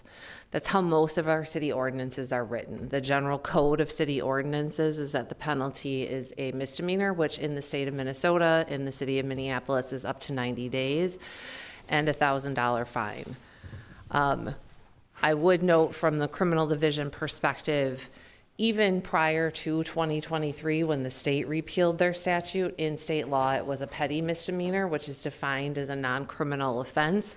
So we have always treated drug paraphernalia cases in lieu of knowing that the state statute made it a petty misdemeanor. So if you look at our cases and our prosecutions, we will usually not negotiate on the drug paraphernalia case. We will oftentimes allow for an offer that wouldn't touch the drug paraphernalia, but we do like having it as an option for a defendant that may choose that instead of, as other speakers have mentioned, pleading to the actual drug possession. Does that lease arrests, for example, if you have someone who's carrying a pipe and somehow police made the contact, is that something that MPD arrests people? So any arrest in the state of Minnesota requires a Rule 6 booking reason. So in order to be booked in the city of Minneapolis, the police have to establish that you're likely to reoffend. So they've had contact, or you're like, I'm just gonna keep smoking, or I'm gonna keep doing, or unwilling to stop. So you have to have a Rule 6 booking reason. So just possessing a pipe is not going to give police enough of a reason to book you. It's also important to note that we have a partnership with Hennepin County, so MPD and most of the agencies practicing within Minneapolis can take individuals directly to 1800 Chicago so that they could be transported to 1800 Chicago where they could seek voluntary services. Metro Transit can also transport people directly to 1800 Chicago, and by doing that, the person would not be charged. They would be dropped at 1800 Chicago. Okay, thank you so much. Thank you. That is very helpful. So that could lead a pathway to recovery for that individual, or getting that treatment. Also, the idea of aligning with the state. If I can maybe ask the city attorney to kind of define that, what is aligning with the state means. And if you can kind of talk about what the state law is. And Attorney Abelson. Chair Chowdhury, Councilmember Osman. I think as has been mentioned, the state law criminalizing paraphernalia was repealed. So if the city were to repeal the ordinance, it would be aligned with the current state law. The state is still permitted under state law to regulate the city is still permitted under state law to regulate paraphernalia. So this is really a policy choice. The city is not required to make a change, but it has the authority to keep the ordinances as they are, or to change them and to align with the state decriminalization. Okay, thank you. No, I'll close it down by saying that the alignment with the state law is actually a weak argument in my opinion. We're not in Bloomington or Blaine. We're different. City of Minneapolis is struggling with drug use. I get a lot of residents who call me with when they are picking up their kids from the bus stop, or the kids are dealing with needles everywhere. We have talked about it in this floor, passed money to help organizations, higher organizations that can pick up safely with that. Majority of my calls in Ward 6 is a lot of drug use. So I don't know how this is gonna find any solution, but I'm here to listen and to listen what my colleagues say and listen to the expertise. Next, I'll recognize Councilmember Schaefer. Thank you, Chair Chowdhury. Accepting this ordinance or voting for this ordinance today, as it is written, would be harmful to many parts of my ward. Open drug use is a significant problem on Nicollet Avenue from 14th, 15th down to 14th Avenue in Franklin, as was mentioned today by one of our speakers, and throughout Uptown. This is a story I have heard from a constituent. I tried to take my child to the library, the Walker Library, last week, and was very uncomfortable. There were people using drugs on the bench outside the library, and I felt also uncomfortable by the activity inside of the library. Now imagine you were that same parent, this part was not part of the story, that there was a police officer on the sidewalk as you went by the bench where there was maybe her case, it was using drugs. In this case, it was a pipe or a straw or a piece of foil. The officer would say, I can do nothing. Open use of drug paraphernalia is legal in our city. I cannot inquire to see if they possess anything more. This is not a doomsday scenario. This scene plays out every day on the streets of our city. By this action, we are striking this phrase from the ordinance 223-235. We are striking that it is unlawful for a person to use or possess drug paraphernalia in a public place. So by applying this ordinance changes, we will be allowing to let people use drug paraphernalia throughout our city in any public place. This would not help Nicollet Avenue and the struggle of the businesses and the residents who are trying to bring order out of chaos, or to Uptown. That is not the vision of many people on this city council. For some, the rights of people to use drugs in public trump those of a parent or child. A growing chorus of residents are fed up with this failure of the council to take a common sense approach, one that understands true compassion comes with boundaries, and we cannot let the rights of individuals infringe on the ability of a community to do business, to live, and to work. These are not people who want to reenact the failed policies and practices of the ill-fated war on drugs. These are not people who lack sympathy for those who are in the throes of substance use disorder. We are not opposed to harm reduction policies already in place in our city and county level that do so much good for our people. But we need compassion with boundaries. We are working hard right now to restore sanity to Uptown so that we can embrace everyone from both sides. We can use law enforcement techniques and the love and compassion of the mobile medical unit. We're trying to attack this from every tool in the toolkit. And right now, the worst thing for us to do in Uptown and Nicollet Avenue would be to become more permissive, to take away tools that the law enforcement may have right now in their toolkit. They may not use them very frequently, but it's an opportunity to ask more questions. And I want everyone to know that I hope that we seriously remember that this statute allows for complete municipal control. We have a decision as lawmakers at the city council level to decide what we want for our city, irregardless of being the first state in the nation to make this change. We do not want to experience the pendulum that San Francisco and others may have experienced as they have tried to address the horrific problems of drug addiction in our culture and having to swing back to create both compassion and boundaries. So for me today, I need to stand with Uptown. I need to stand with Nicollet Avenue.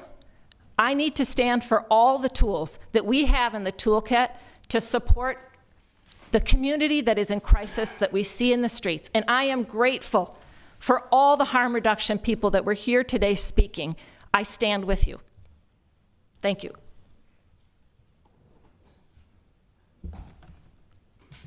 Next, we have Councilmember Whiting. Thank you, Chair Chowdhury.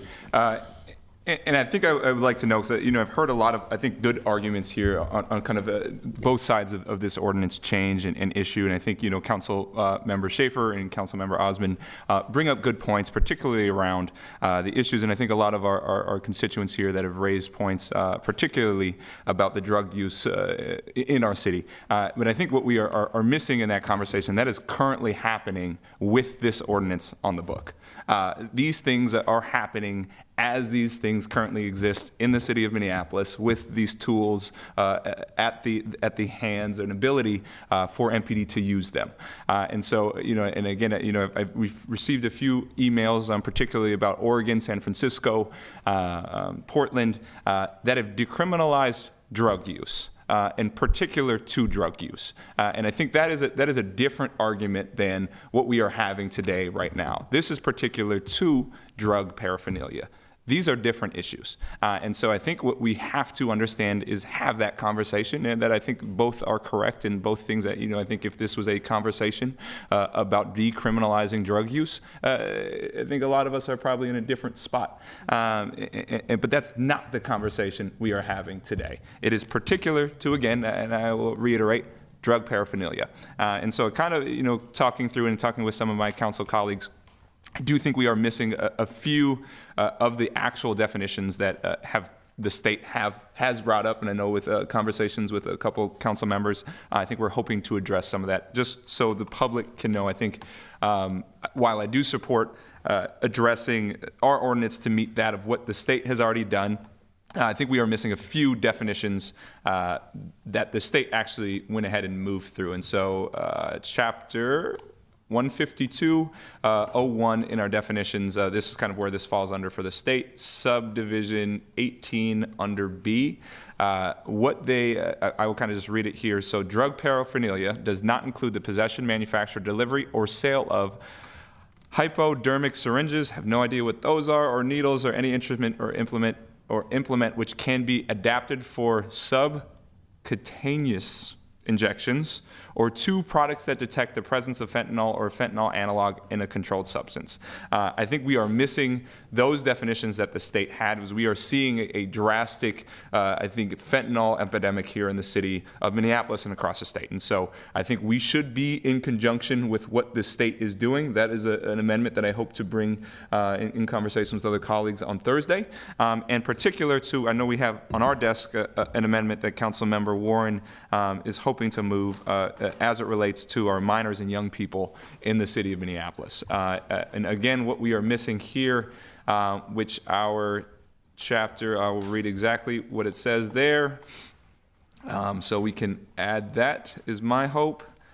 So for the delivery of drug paraphernalia to a minor prohibited by Minnesota state statute. So any person 18 years of age or older who violates this section by knowingly or intentionally delivering drug paraphernalia to a person under 18 years of age who's at least 3 years younger is guilty of a gross misdemeanor. I think these need to be included in our ordinance and definition so that we do align with what the state does. But again, I think this is an area that we have seen, and I don't think it's fair to say that this is bringing the war on drugs. I think to Council Member Schaefer's point, that definitions of this is kind of a fight against that, or bringing this back up. But I do think we have seen over generations of how drug paraphernalia that we have seen an over-criminalization, particularly in Black and brown communities, based on drug paraphernalia. And so it sounds like we don't use kind of this version very much, but it's still a tool. And so it's why I'm in favor of this mirroring what the state government has already done. And so happy to have these conversations before Thursday as well. So appreciate it. Thank you. Councilmember Wansley. Thank you, Chair Chowdhury, and thank you, Councilmember Whiting, for offering some grounding of what actually is included in this ordinance and what is not. But what I think is important to highlight with the efforts that we're considering today with this body and the state changes is because we are in response to the reality that the war on drugs, and the war on drugs is essentially grounded in the way in which you respond to people navigating substance use disorders, all sorts of a variety of addictions, is to meet that head on with law enforcement and incarceration. And we have at least 30 plus years of evidence that shows just it yielding outcomes of our prisons growing at the seams. As Councilmember Whiting highlighted, disproportionate incarceration of Black and brown and indigenous, folks, also young people of color. And after having 30 plus years of that data, that is not the reality that we want to go back into, but it's a slippery slope when you only see as your most viable options towards meeting the opioid crisis that we're experiencing is through having someone with a badge to be responsive. We've tried that. So we're actually talking about giving our communities more tools in the toolkit. And this is something that I would hope we would see further collaboration amongst our body on, and that we're actually have been putting in the work to do some of the things that we heard in this public hearing, where residents are asking us to actually pour into the solutions that work. We know treatment works and it's effective, but I will note, when this body took up the consideration of approving a care facility in Minneapolis last term, that facility and that provider was met with tons of opposition. And we were also lobbied to vote down that very contract. This would have given additional resources, bed, recovery services that we all said we recognize is a great need for folks, struggling with substance use disorders. We were still lobbied to say, no, that's not even the concrete solution. But data shows that is. And I would say, join us in our efforts to get more of those resources in the communities. Right now, Minneapolis, at the request of this body, worked with our health department to craft an opioid response plan for the city. I'm more than happy to work with Councilmember Chavez and Councilmember Stevenson to make sure that those plans are ignited in terms of conversations and presentations in the committee to talk about what is the city actually doing with the multi-million dollars that we get in opioid settlement funds to actually go out into the community to support people not only with their substance use disorders, but getting them into permanent housing and all sorts of things. So I ask that you join us in those efforts. Join us in the efforts of lobbying the state for more allocation and funding towards care and treatment facilities. What is not highlighted in the Oregon model is the Oregon measure, or the repeal, not the repeal, but the measure itself allocated about $200 million towards counties to create deflection programs, and they actually used cannabis revenue as a dedicated source for that. We're actually talking about generating new revenues on Wednesday with conversations with the BET. This is a great opportunity to say, oh, we want to see more solutions and resources come into our community to stabilize people who are experiencing substance use disorders. Let's advocate for a dedicated funding stream to actually make that happen. Those are the opportunities that's going to be in front of us just this week. So I think there is a number of us who are absolutely excited and have been working on what are the concrete solutions to make sure that, yes, people should not have to be in a constant cycle of addiction. And we know that impacts our whole community. But we also know incarceration is not the tool that's going to eliminate that. It'll remove it from your eye. It'll remove it from the public eye, and that may make sensibilities of comfort more palpable for some folks, but it will not get rid of the issue. And I think this is what we're actually talking about, and that's the continued work. And this ordinance allows us that opportunity to do that. This is just one of the pieces of being more responsive, as our state leaders have done. So I at least wanted to ground that. And thank you, Council Vice President Osmond, for asking staff to clarify there are penalties, still criminal penalties, that are on the books to be responsive to this dynamic. We're not just giving a free pass, but we do want to complement that which has not been given the thorough chance it needs, which is comprehensive care and treatment programs in our communities. And that is the next work that I hope this body is ready to take serious. Councilmember Vita. Thank you, Chair. I certainly see both sides of this, so I know why the conversation is going the way that it is, but I guess I'm a little disappointed that we didn't involve our own health department in this conversation. I mean, we have a phenomenal health department who is really doing this work, or at least some of it, in partnership with the state, with the county, and they should have been the ones, I believe, to present to us how we could best serve the community. I see the commissioner has come in. Welcome, Commissioner. And so I do think that there are things that could be done, but I also think the health department should have maybe presented to us. Commissioner, could you please come up? I just have a couple questions. The main one being just kind of what are you all seeing with the resources you've put out? I know you do needle cleanup. You have some grants for needle cleanup in the community. You also are doing some work with the opioid settlement dollars. Just kind of what are you seeing as a department, and what action have you taken so far? Yep, Chair Chowdhury, Councilmember Vitar. Damone Chapel, Health Commissioner, Minneapolis Health Department. We we are actively, as you all know, working with the MMU and getting into the community. All of our activities are going towards getting folks into treatment and recovery. That's the name of the game right now. And it's not just getting folks into treatment and recovery, it's getting them re-entered into community, because that is the real part of healing. We have intervention programs. We are providing Narcan. We are in the community. The MMU is providing services and develop relationships with community members and our community health centers, who we are trying to work with to be the medical home, and creating that pathway from use to treatment and recovery. Any of the tools that have been mentioned here that we can get folks, that we can use to get folks into treatment, that is the name of the game. We have explored many different options, and we are working through our strategic plan, and we are working with Hennepin County. We're working with our federal qualified health centers. We're working with community partners. There is no silver bullet. There is no silver bullet. We cannot arrest our way out of the situation. There is no easy answer to this. I can tell you that we have to figure out a way to separate the drug dealers from the drug users. This is a predatory environment. When you go out, I don't know if you've been out to these areas, but when you go out to these areas, you can't tell one from the other, and it's very difficult for us to kind of really centralize our services. So this has become challenging on a number of different levels. And so I do hear both sides of this, I do. But we need all the tools that we have available to us to get folks into treatment and recovery. And I just have to reiterate this. I mentioned this before, Councilwoman Vitar. This is not the same drugs that that I grew up on.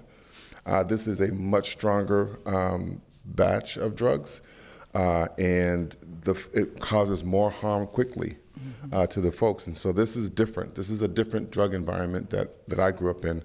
And I have to recognize that and say that folks need different types of treatment, and they need different types of intervention. So from the health department's perspective, we're doing everything we can to kind of engage with folks. Thank you so much for that, Commissioner.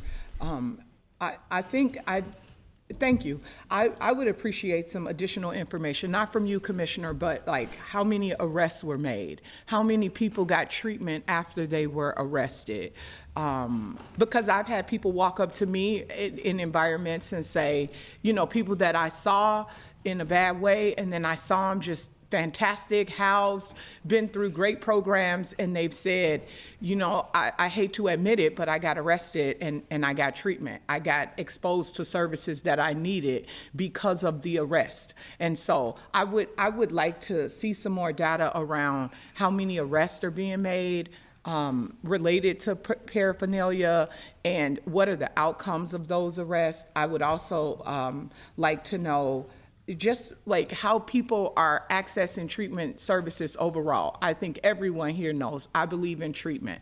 And so how are people getting access to treatment? And are we going to, along with this sort of a policy, is the intent to then up our approach to people getting treatment services? Because we need more of that. We need more opportunity for treatment. We need more opportunities for these people to have someone intervene and help. It's not just a simple, we can't let people not be seen. You can't have people somewhere and they're not being exposed to the mobile medical unit, as the commissioner said. We need these people to get help. And the commissioner also said these are very different drugs. I think you kind of dated us with saying it's very different. That's right. We come from a completely different epidemic, which was crack, and people were not dying at the rates that people are dying now. You didn't see people out on the streets overdosing. And I mean, now you can just walk up and see things happening. On my ride to work a couple years ago, Broadway, it was just so sad to see. I mean, it was terrible to see people just out on Broadway needing help.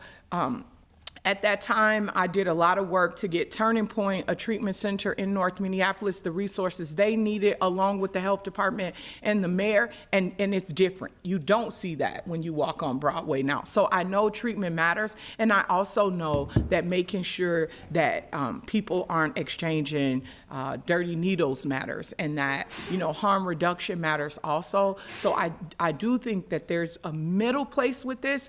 I just don't know that this policy is the middle place. And so I really hope that we can be creative in thinking of how we make this better for the people in our city and not make it doesn't have to be one or the other. I think there are steps we can take that might not all happen right now to get people the help they need, but also think about the livability of our entire city, because it really is about the entire city and how we live, work, and play in the city. And we have to think about everyone and not see it as you know, just harm to. Thank you, Councilmember. Thank you. Councilmember Stevenson. Thank you. I want to first thank the NAC Southside Harm Reduction Aliveness Project for coming and presenting. It was really good to hear from you and hear about the work you're doing in the way that this would support what you're doing. I support us moving in alignment with state law. This would be a great step forward for us.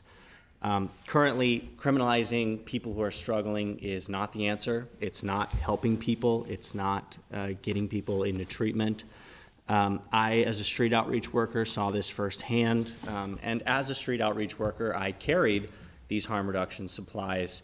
And I want to point out that I went all over this city carrying pipes, syringes, whatnot, and I was never targeted or prosecuted. But the poor, black, and brown people are targeted and prosecuted. And I think a law that we have on the books that is not applied to everyone is not a law that we should have. And so this is something we should definitely get rid of. Last month, a friend of mine died of an accidental overdose. And I truly would not do anything that would encourage people to use fentanyl. It's the worst drug Satan ever invented. This is not about letting people use drugs more. This is about letting the people that we love seek help. This is about keeping people from being blocked from help by criminalization. This policy is in the interest of public safety by getting people off the streets, by letting those who are giving help, giving aid, and those who are needing help and needing aid, bringing them closer together, allowing those relationships to grow and foster people being ready and willing to move into treatment. All that aside, this is also a great way to prevent the spread of HIV, the spread of hepatitis. These are terrible, terrible diseases that not only kill people, lay waste to people's bodies, people's health, but they're preventable. They're entirely preventable, and we can do that through this policy. And lastly, I want to note, I have a friend who's a prosecutor in Oregon, and we heard a lot about Oregon and Portland today. And I texted him while we were up here and asked, like, well, what do you think about all this? And what is the law in Oregon? And he said, well, paraphernalia is decriminalized and possession is criminalized. And he's told me that's a good balance. It lets him build strong cases against drug dealers, and it also lets community organizations and people who need help get the help that they need and do harm reduction services. So not on his word alone, but primarily on the word of Southside Harm Reduction, on the word of the Aliveness Project, on the word of Nicole here, who has been out helping her relatives, our relatives, get off the street, get off drugs. I think we should definitely move forward with this, and it would be a really positive step for our city. Thank you. Thank you. So I think, if anything, I'm really grateful to be co-authoring this ordinance today, because we really needed to have this conversation as a community, and we need to continue to have this conversation, right? Like, if there's a singular through line among every single person that testified and all of my colleagues today, is that we really want to see a reduction in harm, and we want to address addiction. And we want to make sure that this is a caring city for every single person. And we have a lot of work to do. I agree. This is not the only policy that we should be taking up. There needs to be more work done to help community members that are struggling with addiction, deflection programs. Let's take a look at that. Let's figure out what that plan is. Let's structure something. I think someone said structured intervention. Let's make that mean something at the local level. We've had several experts come and testify before us today. NAC, Aliveness Project, community members I've known for a really long time who are just out in the streets working with our Black, Brown, Indigenous community members that struggle every single day, that shared a really important point, that criminalization of paraphernalia is not helping the issue. And this is an uncomfortable truth for some, but it's the truth.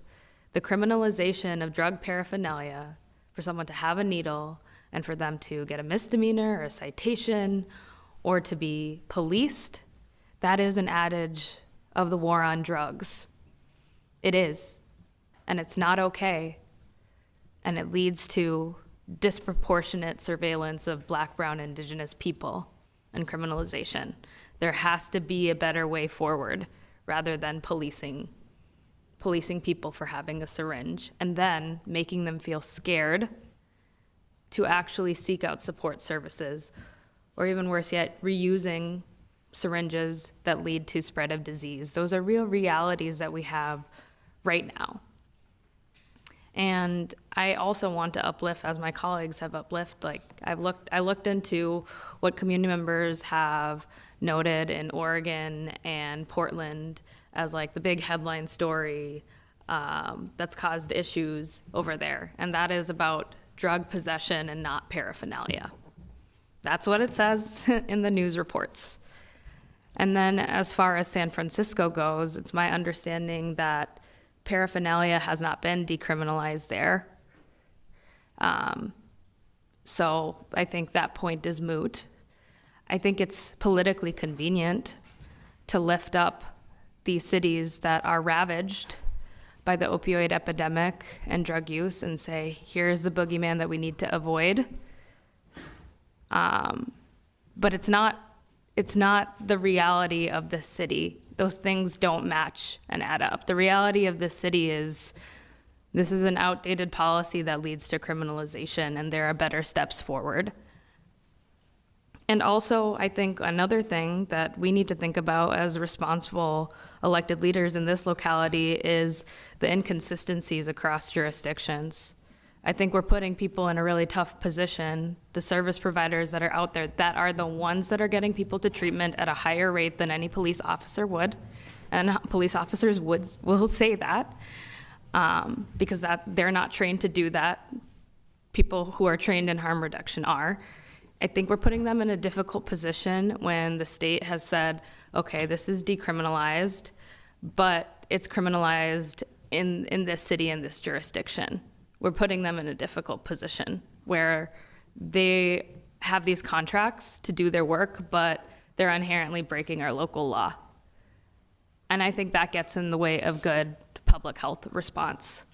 I did have a question for the city attorneys that are here. I think it would be helpful to get an understanding of the day-to-day application of this ordinance. My understanding is that there's a pretty low level of citations in the year-to-date that occurs. If you wouldn't mind sharing, I have about 2 minutes and 20 seconds left in my time. So when I ran through our case database, there were 231 cases in 2025 that had a drug paraphernalia count. And of all of those cases, there was only 15 in which the case resolved on the drug paraphernalia count. 10 of those were referred to RJCA, which is one of our diversion programs that does not provide, I don't want to say it provides any treatment.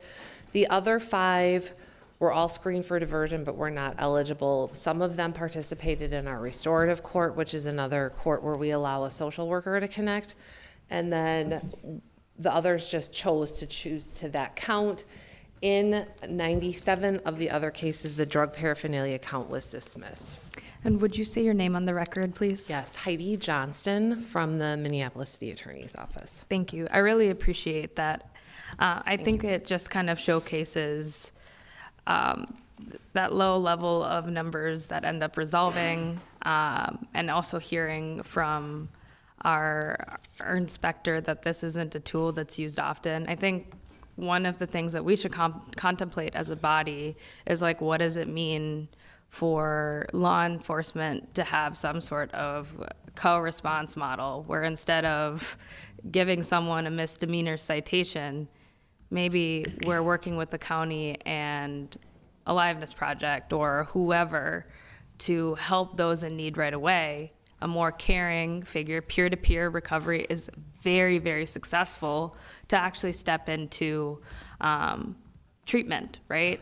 It's pretty scary to be offered to go into a police car and be taken to 1800 Chicago, especially if you've had issues in the past with law enforcement.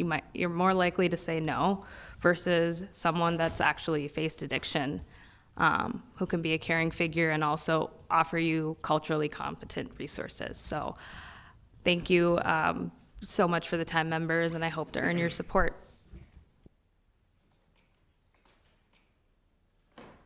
Councilmember Palmisano. Thank you, Madam Chair, and thanks for your words. We've heard today from people in long-term recovery. We've heard from parents of people suffering in addiction, and we've heard from people who work very hard to provide harm reduction in our city, and I want to say thank you for that. I'm also mindful that for years now, we've authorized contracts for harm reduction, and as more eloquently stated than I can, that means a lot of things, but it also means clean syringes and the subject matter in this ordinance. Our progressive approach to this goes well beyond law enforcement and mostly gets programmed through our health department, so thank you for all that our health department does. My own understanding is that a lot of our interactions of first responders is that they utilize our behavioral health crisis team in these kinds of interactions with people who are in a drugged state, for lack of being able to say that better. As Commissioner Chaplin said, there's a lot of partners in this work, and this is a more and more potent drug environment, meaning there's not a lot of time to make interventions anymore. This language change, as has been discussed a lot, is not required under state law. A couple weeks ago, in conversation with Councilmember Warren on the dais, Councilmember Chavez characterized this as a compliance issue, but the city attorney, in this case, Mr. Abelson, clearly stated this is a policy decision. Those are fundamentally different things. So this is something we are choosing to do. Is there a downside to this in terms of the tools our prosecuting attorneys are using in drug cases? From the data, it sounds like it might be. One of our best, smartest criminal attorneys on this matter, Ms. Johnston, just said we have used paraphernalia to allow in some instances a person to plead down an actual drug charge. I don't think I heard that wrong. If we take this away, we could be pushing more drug-related offenses to be charged at a higher level, right? A gross misdemeanor or a felony, since we no longer have this misdemeanor level charge to even consider. So I'm concerned that by removing this possession language in our code, we are de-incentivizing someone to seek treatment and address their physical and their mental health needs. This takes away any consequences for people who might be able to get help. And I will acknowledge that Councilmember Chavez also said the opposite of this, that it would drive people away from enforcement and cause harm. We've had people here today that have testified to both of these ideas. One challenge to this, and this language here in front of us, in other cities that feels similar here, is that repeal, like it says in the language in front of us, fails to address the underlying problems with chemical use and dependency. So instead, maybe we should spend some time on how will we do this differently in Minneapolis.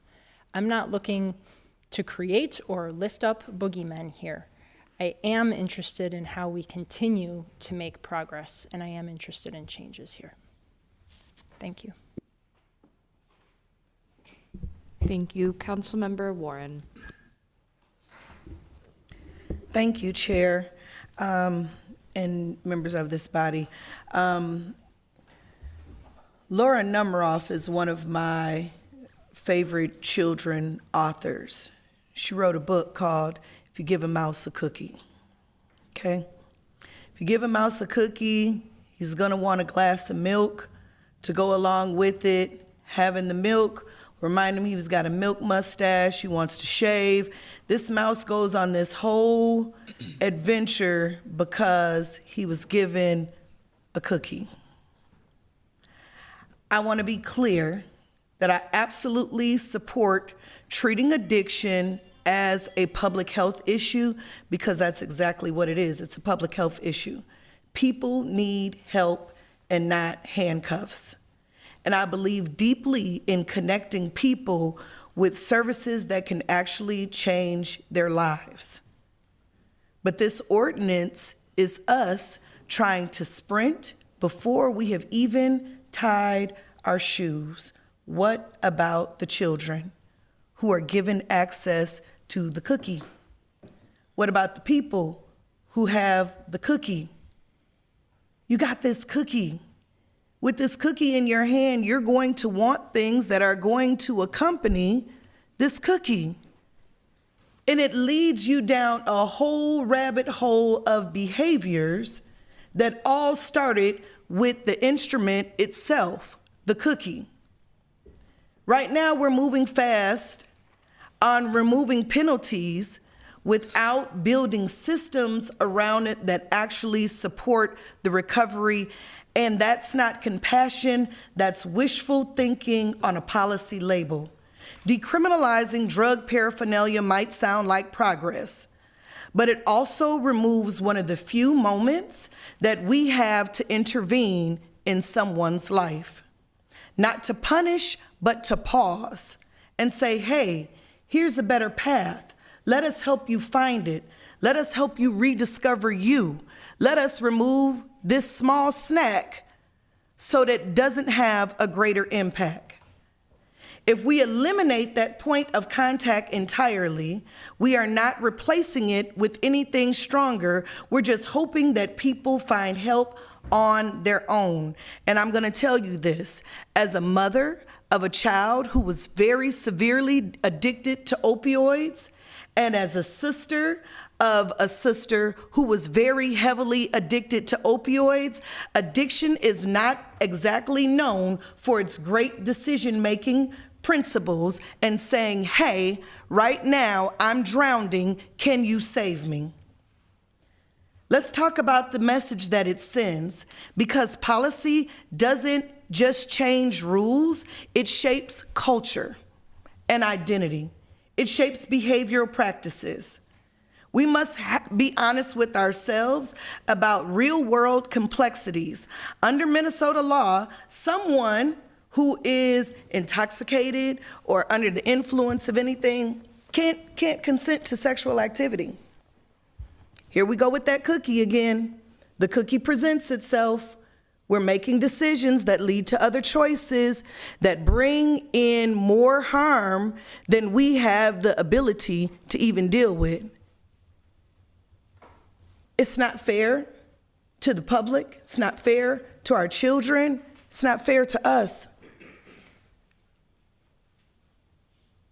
Having that moment of intervention and having people have to disclose the things that are on their person that could lead to additional personal choices that make them a danger to themselves and to others is the most pivotal moment that we have when we come in contact with each other out here on the streets. And if you rob us of those opportunities, then we are making a disinvestment in all of the investments that we have made around intervention services that we put into place out here on the streets to work with these people. Because if it's decriminalized, why do I have to talk to you about it? It's aid to conspiracy against my own self. Does not have anything to do with you. I don't have to tell you about what's in my purse and on my person. I don't have to discuss those things with you. It's not trouble. It doesn't spell out anything. We don't have to discuss it. It's legal for me to have it. It's not criminal for me to have it. So I can listen to your 20 or 30 minutes of lip service, and when I'm done hearing that and I receive my gift card, I'll go back to business as usual, because we never talked about anything. I came with everything I had, and that was my cookie, and I'm going to carry out my business. The end. Councilmember Rainville. Thank you, Madam Chair, and thanks to all my colleagues for their comments. All the people who came down here to testify. It's not easy to come down to City Hall during the day and find a place to park and wait. You all have been very patient. It's very clear to me that we're all united on helping addiction. We all want to do that. It's also very clear that we have different views on how to do that help. Myself, I'm going to vote against this because I've been listening to the effects on the businesses and the average citizen who is not addicted. I think that they have a say in this as well, and on how we move forward on our livability. But I do look forward, someone had promised that this was just a start of a conversation about how we deal with addiction, and in particular livability.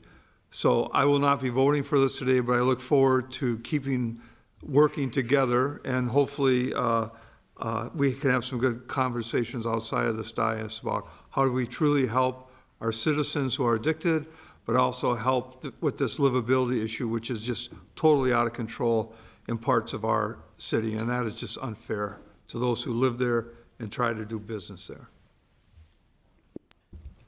Vice Chair Chugtai. Thank you, Madam Chair. Just reflecting on the public hearing and some of the discussion here today, and wanted to speak to three different things. The first being that, it has been asserted explicitly and it has been heavily implied today that addiction is not a disease. Substance use disorder absolutely is a disease, just like diabetes and cancer, and the criminalization of drug paraphernalia is very, very different from the decriminalization of paraphernalia is very, very different from the decriminalization of drugs themselves. The second thing I want to talk about in that vein is, back in 2023, on July 21st, Mayor Fry issued an executive order deprioritizing the enforcement of hallucinogens like psilocybin, considered a Schedule I drug.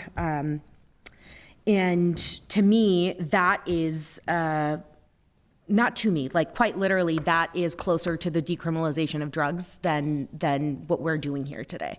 Something I thought was an excellent executive order at the time. I still continue to believe that. I'm grateful for the mayor's leadership in this way. And I just want to lift that up as an example, because I don't really quite remember such passionate pushback to that executive order is what I'm hearing here today. And you know, that's just some food for thought and a healthy reframe. I want to talk about the example, finally, of the Oregon state law. So back in 2020, about 60% of voters in Oregon, so like an overwhelming amount of people, voted to pass Measure 110, which decriminalized a number of different drugs themselves. That, again, is very, very different from what we're doing here today, but let's talk about what actually happened in Oregon, because it has been framed today as a failed policy that didn't work. So let's talk about that. When this was passed and shortly after it was implemented, right? Keep in mind we're actively in the height of the COVID-19 pandemic. As it's being implemented, we also know that during the COVID-19 pandemic, we saw this enormous rise in addiction of all sorts around the country and here in Minneapolis too. So Oregon at the time is also experiencing a surge of opiates in their drug market. Opiate addiction and overdoses are becoming more common. And some of that is related to the COVID-19 pandemic. Some of that is just related to the local drug market and the economy in Oregon. Later that year, Oregon experiences a string of record-breaking wildfires. So there's a lot going on.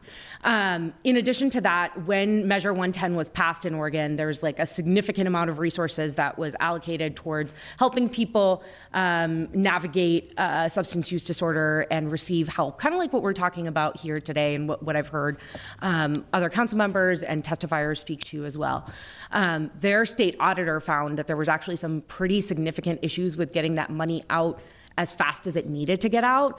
And so, you know, we didn't see people get the help they needed because the very resources that they would have relied on had this massive slowdown in being able to get this money out. Some of that could also, again, be related to the COVID-19 pandemic and government agencies and social service agencies shutting down.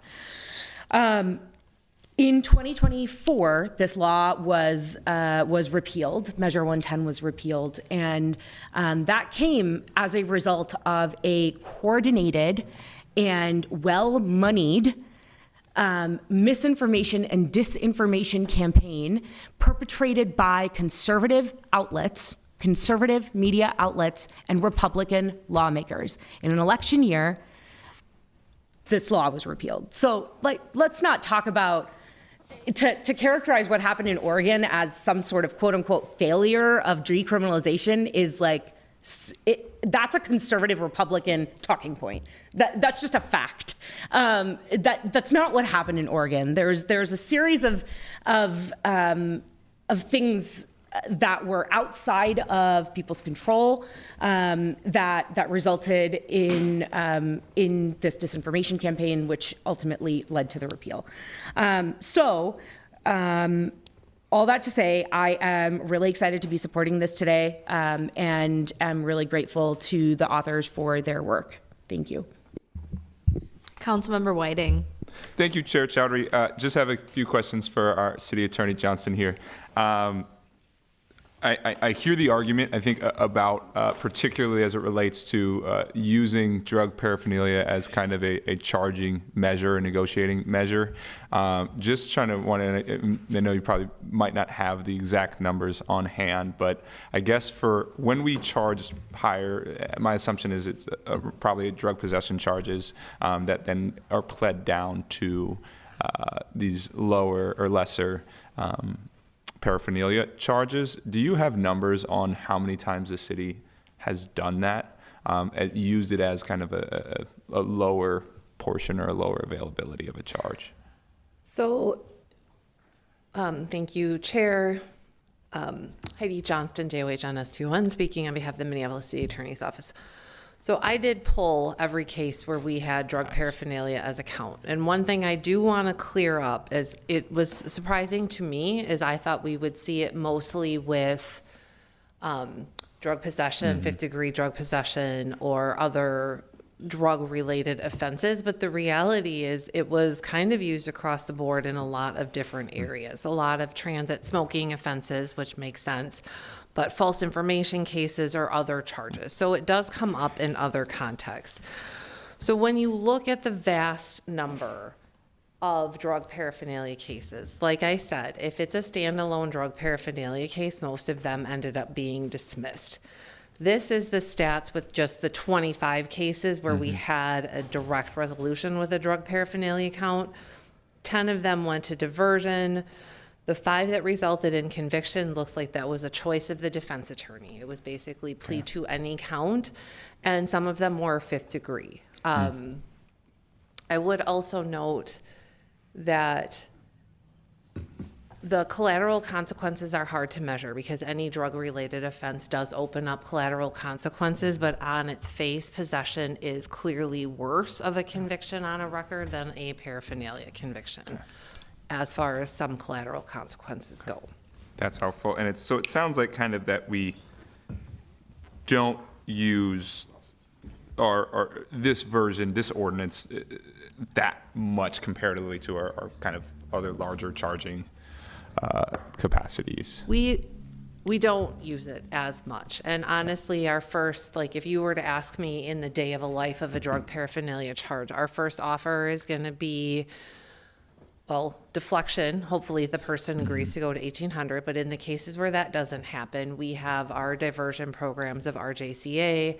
We have a petty offer, which is defined in Minnesota as non-criminal. You're only going to see a drug paraphernalia offer if it's a choice through the defendant and the defense attorney, or if it's an individual that has had multiple priors on their criminal record. Yeah, perfect. And then the last piece of this that I know I've kind of heard as well is officers using drug paraphernalia as evidence to kind of establish probable cause for other larger offenses, whether that could be related to drug possession or larger drug possession as well.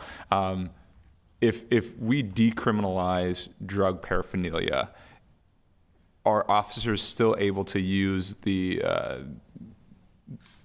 possession or the view, the seeing drug or paraphernalia as related to the totality of circumstances to establish probable cause? There is established case law when it comes to expanding based on presence of drug paraphernalia. In the absence of a supporting criminal statute for drug paraphernalia, it's hard to say what expansion would be. The one issue, hypothetical type of law school exam is, in a lot of these situations, if someone truly has a small amount, the drugs will be gone by the time police are on scene.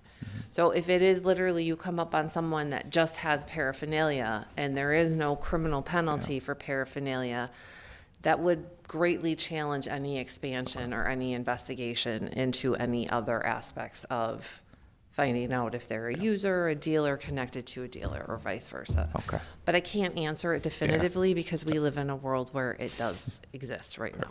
Okay, thank you. I have 20 seconds left. I think that this is all helpful. And I think, as Councilmember Rainville said, I think we are all united in the fact of trying to figure out a way to address the drug issues going on in our communities. And so I think we are all trying to figure out how to do that. And let's use the next couple of days to do that. Yep. And I know I'm just ending up, but I am excited to. I know a few of our council members noted co-response model, and so love to look at that too. Councilmember Vita. So as I'm thinking about this, I wonder if anyone's talked to Metro Transit. I mean, their chief, one of the issues I've had in Ward 4 is Lowry and Penn, a lot of drug use, and it's primarily in bus shelters and around bus stops. So at the beginning of the school year, I typically get a large number of phone calls from parents saying, hey, my kid can't access their bus stop, or I don't feel safe having my child go out to the Metro Transit station. And so the chief has intervened and done some work specifically at Metro Transit stations is where I see a lot of things happening on the north side. And so I'm just wondering if any colleagues who have authored this have been in conversation with the chief of Metro Transit at all, and like what is the goal for educating them on this, or like how do we find out what the impact is going to be on Metro Transit if something like this passes? Councilmember Chavez. Thank you, Chair Chaudhry, and to Councilmember Vital's question. We haven't talked to Metro Transit, but more than happy to, ahead of Thursday's council meeting, to have a conversation with them about it. Yeah, I just really think that something like this is going to have a huge impact on how they are able to operate. I'm sure if any of you have wards where there's congested issues that Metro Transit plays a big role. It's usually bus stops, bus shelters, transit stations. And so I would love for us to be talking to Metro Transit about you know, how they help folks, or if they're making arrests, if they're charging also with paraphernalia charges, if they're pleading down. Yeah, I'll reach out, but I really do think that it would be helpful if the authors would also reach out to Metro Transit and see. I mean, I know that Chair Chowdhury has put money into some of the transit stations in her ward, and so if this is counterproductive, I mean, that's not helpful at all. If they're using this to clean up the actual transit station, then we're being counterproductive here. So I would at least want to know that we're helping Metro Transit do what they need to do and not harming. And I mean, I don't know about you all, but I've certainly in the last few years have gotten on the light rail to go to a baseball game or to the airport or something with my nieces and nephews, and have had people using drugs, and was grateful to be able to go out to the Metro Transit officer on the platform and say, hey, this is what's happening on the transit, because I mean, I'm a phenomenal auntie, but I don't want to have certain conversations with them without their parents present. So I really do want to make sure that Metro Transit is a partner in this, and that we're not putting them out there to harm what they're trying to do on their end, also with making sure that bus stops and that transit is clean and operational and people feel safe to use it also. Councilmember Chavez. Thank you, Chair Chaudhry, and I appreciate the debate that we all had here in this lengthy discussion. I assume we're going to have more discussion at Thursday's full council meeting, so I'll just move this forward with approval. I want to thank all the folks that testified regarding this ordinance. I want to thank our service providers in particular, who this ordinance would also support them in doing their jobs. And I appreciate the discussion, and happy to meet with anybody ahead of Thursday's council meeting. Second. I know there'll be more discussions and amendments, so yeah. Councilmember Chavez, just hearing a couple things over here on this side of the dais, it might be good if we just move it without recommendation. Would you be amenable to that? That's fine. Okay, excellent. All right, so thank you everyone for the debate. Just let me make sure no one else is in queue. Great, we're gonna get out to lunch at a reasonable time. We appreciate everyone in the public that came to our chambers and took time out of their day to testify and listen to our conversation. The motion is before us to move this forward to the full council on Thursday without recommendation. All those in favor say aye. Aye. Those opposed say nay. That motion carries. So members, before we break for lunch, you need to get back here at about 1:20 because we are starting at 1:30 with our appointments, and we want to be able to start on time. So 1:20 is when you should aim to start getting over here. So we'll be back then.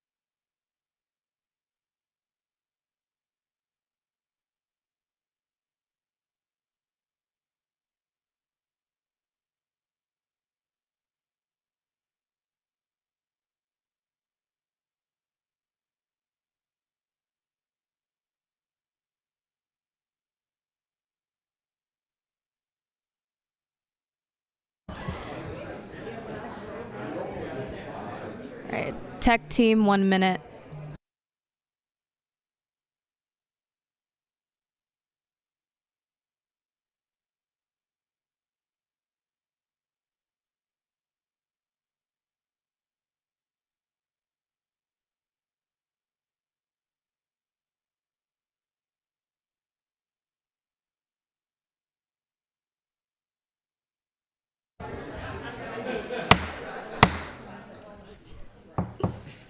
Colleagues, the time is now 1:34, and the committee has reconvened following its break. At this time, I will ask the clerk to call the roll to verify the presence of a quorum.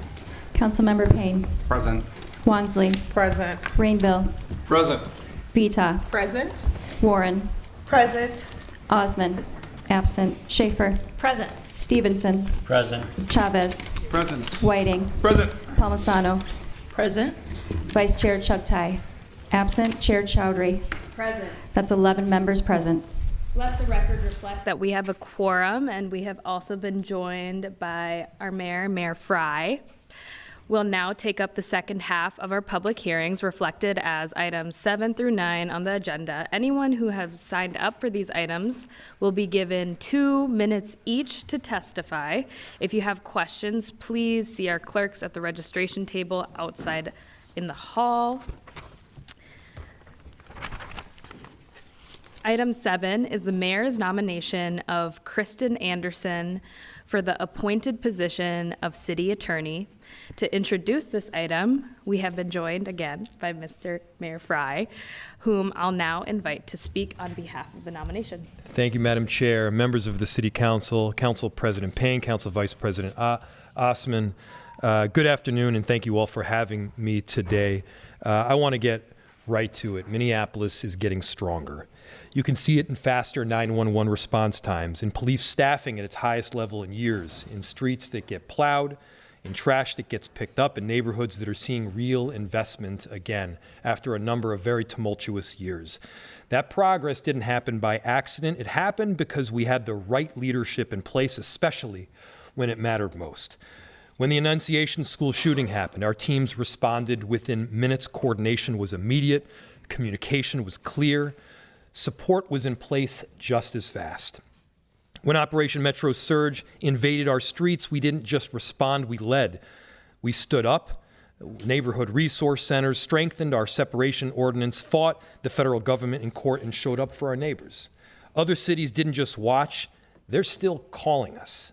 And they're presently asking us how we did it, how we performed during that critical time for our city. And through all that, months of sustained crisis response, we never lost sight of the basics. 911 kept answering. We fixed broken street lights. By the way, the backlog is now complete. We brought health care to communities that needed it. A city that can go through immense crisis and do all that is a city that is working, and it only happens when you have the right people leading it. The 3 leaders before you today didn't just manage through these moments, they delivered. They led. And they made sure that their teams were ready every single day, whether on the streets or inside City Hall, and that's why I am proud to renominate them. Let me start with our city attorney, Kristen Anderson. I first nominated Kristen in 2022, and she has proven every single day since then that she's the right choice. She's one of the top attorneys in the state of Minnesota. She has had an exceptional 30-year career handling Minnesota's most complex cases while shaping state and local legal policy and serving as a mentor to generations that will be able to follow in her footsteps. She's widely respected, not just within these halls, but across the whole state. But what has impressed me most is how she's led over these last several months, because this has not been a normal time, as you know, for city government. We've seen federal overreach, attempts to undermine local authority, and real challenges to the underlying rule of law. Our city has been fighting back, and Kristen has been leading that fight every step of the way. She stood up for Minneapolis, and Kristen has been leading that fight, defending our ability to govern ourselves and make sure that our values aren't just words, but something that we can stand by in court and that we can win. That includes direct legal action against the federal government when they have come after Minneapolis for who we are. When the federal government decided that we're going to Back out of our consent decree, Kristen said not so fast. She found a path forward, turning those reforms into enforceable policy so that Minneapolis can keep moving forward and building a police department that we can all be proud of. Every day, her office is the legal backbone of this city, advising departments, representing us in court, and making sure that when we decide to fight in court, we can win. Doing all that with the backdrop of doing a very difficult job, which is understanding both the law and finding ways to get to yes and simultaneously providing the necessary defense and guidance to a diverse set of opinions. When we all tout an ordinance that got across the finish line, we have Kristen and her team to thank in part for their legwork. When we proudly announce a new lawsuit or celebrate a victory in court, that is on the backs of Kristen and her team.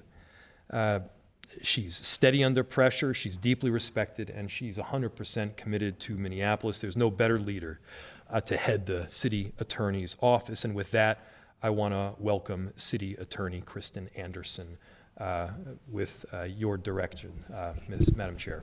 Thank you, Mr. Mayor. We'll invite the nominee now to provide her introduction and statement. Welcome. Thank you, Madam Chair, members of the City Council. I'm going to start this off the way every lawyer starts off an oral argument. May it please the court. My name is Kristen Anderson, and I represent the city of Minneapolis. Now, I don't get into court very much these days, but I am so proud to be able to say those words. This nomination comes at a time for me of great reflection. This year, I will be celebrating 30 years of being licensed to practice law in the state of Minnesota. I graduated from law school at age 24, ready to conquer the legal world. At my first legal job at a mid-sized Minneapolis law firm practicing labor and employment law, I was so fortunate to be mentored by 3 amazing women partners, including one of my predecessors in this job. I joined the Minnesota Attorney General's Office Civil Litigation Division in 2000 and litigated an amazing variety of cases during my almost 14 years there. I represented state government entities and officials in a huge diversity of matters in state and federal court. I was involved in some of the most important and most high-profile matters the office handled at that time, from making new law at the Minnesota Supreme Court on the state's ability to recover for the 35W bridge collapse, to state redistricting litigation, to the 2011 state government shutdown, to protecting the state's campaign finance laws from First Amendment challenge.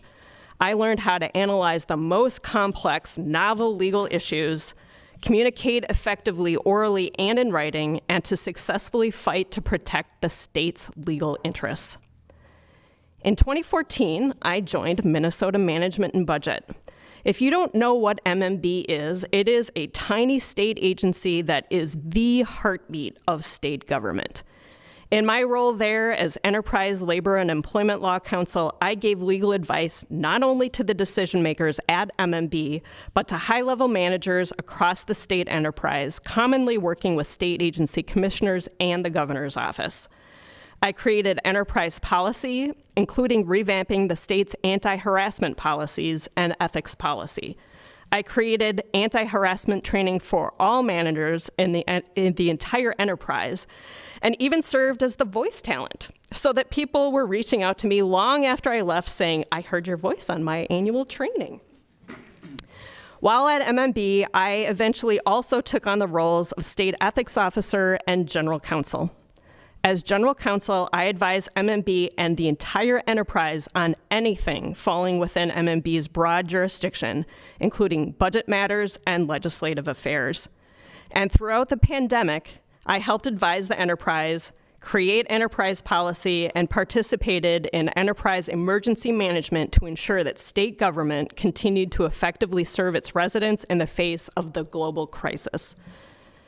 I joined the city, as Mayor Frey said, in September of 2022, and within a week, I was at the table for negotiations with the Minnesota Department of Human Rights that I was actually very familiar with, as they were my colleagues back at the state. In my time here, I concluded negotiations with MDHR, I negotiated a consent decree with the Federal Department of Justice, and although the federal government walked away from the agreement, I worked to transition the decree into a mayoral executive order to ensure the reforms will be implemented. And my office has played a critical role in implementing the MDHR and consent decree reforms.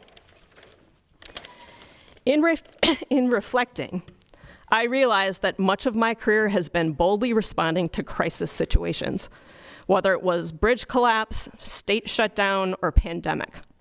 But one crisis I could never have foreseen as a young lawyer was the crisis imposed on our city by our own federal government. I came to the council in February of last year seeking delegation of authority from you to the city attorney's office so that we could bring suit against the federal government if necessary to protect the city's legal interests and values. And it has been necessary.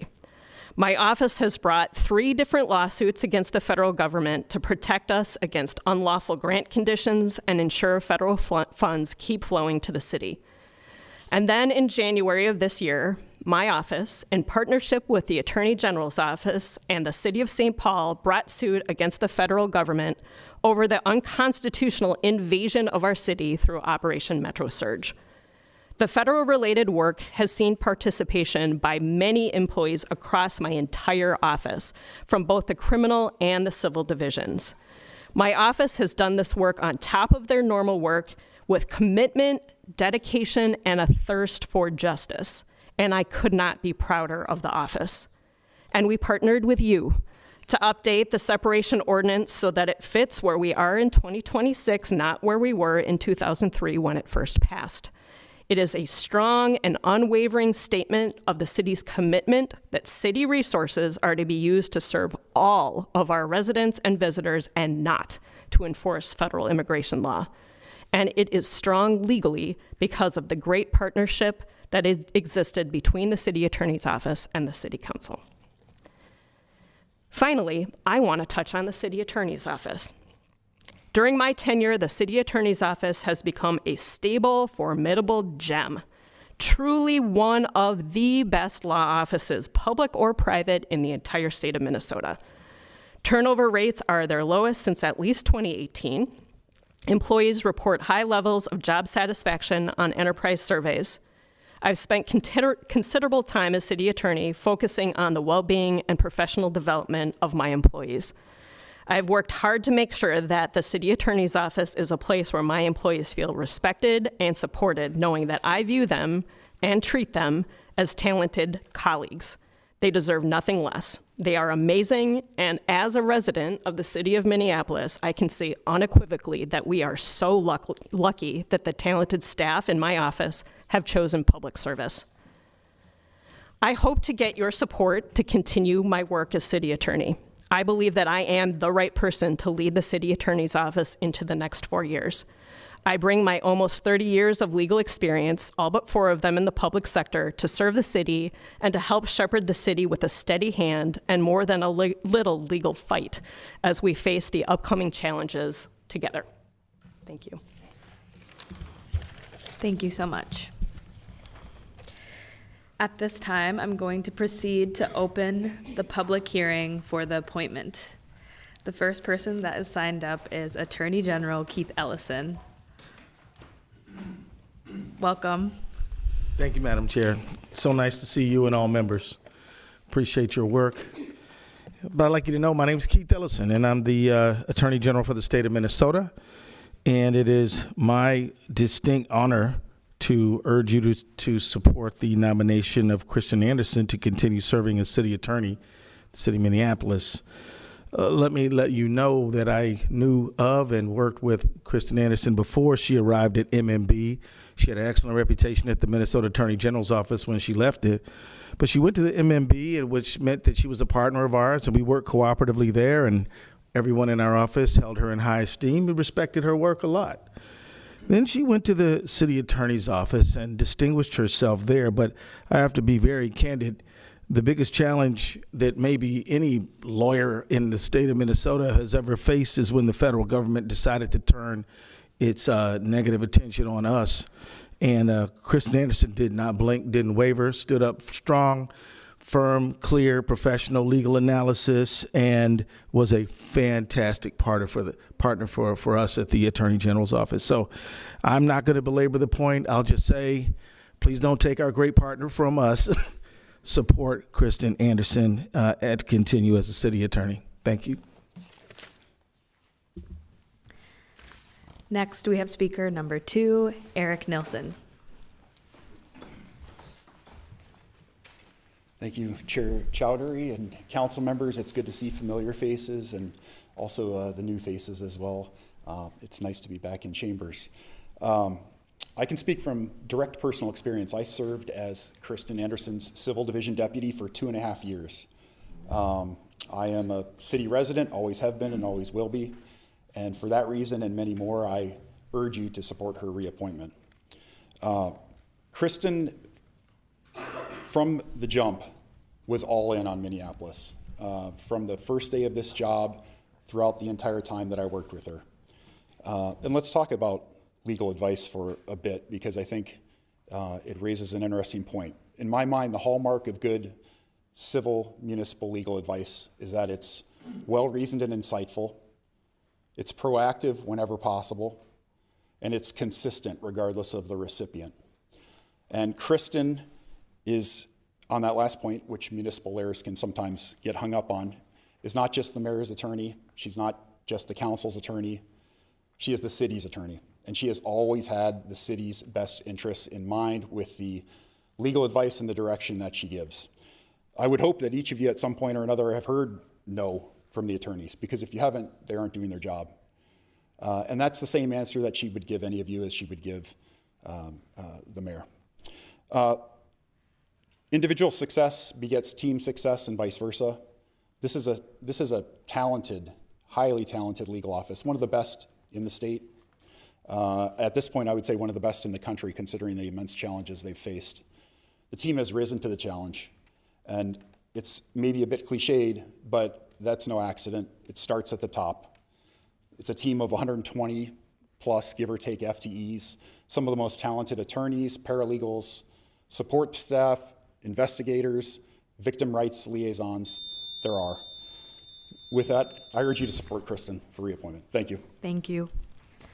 Next, we have speaker number 3, Bahram Sami.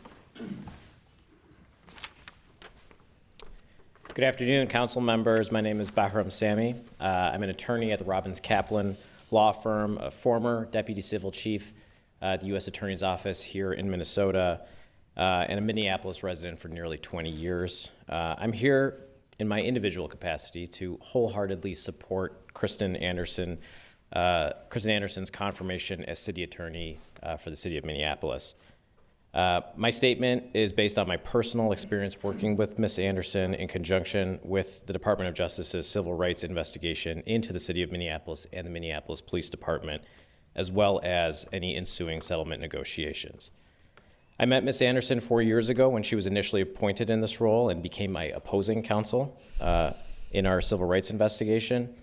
I had many opportunities to assess her work, particularly once we entered lengthy settlement negotiations. These in-person sessions frequently occurred multiple times a week and spanned the entire day. The issues were voluminous, complicated, and important as they involved public safety, officer safety, and the safeguarding of constitutional and statutory rights. The dialogue was often tense and usually very spirited, but also collaborative and productive. Ms. Anderson and her team were consistently well prepared to advance our negotiations. She zealously advocated to protect the city and the police department's interests, while also listening to and considering our concerns and proposals. And her ability to juggle our negotiations alongside this city's budgeting process was truly remarkable. Ms. Anderson's hard work and that of her team allowed us to create a framework for needed reform to ensure lawful and effective policing in this city. As a Minneapolis resident and someone familiar with Ms. Anderson's competence and work ethic, I believe she is the right person to serve as Minneapolis City Attorney. She is an intelligent, practical, diligent, flexible, ethical, and compassionate person. These traits epitomize what it means to be a public servant. The council should confirm her reappointment. Thank you. Thank you.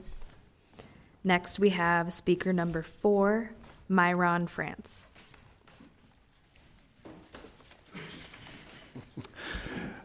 Madam Chair, members of the Committee of the Whole. My name is Myron Franz.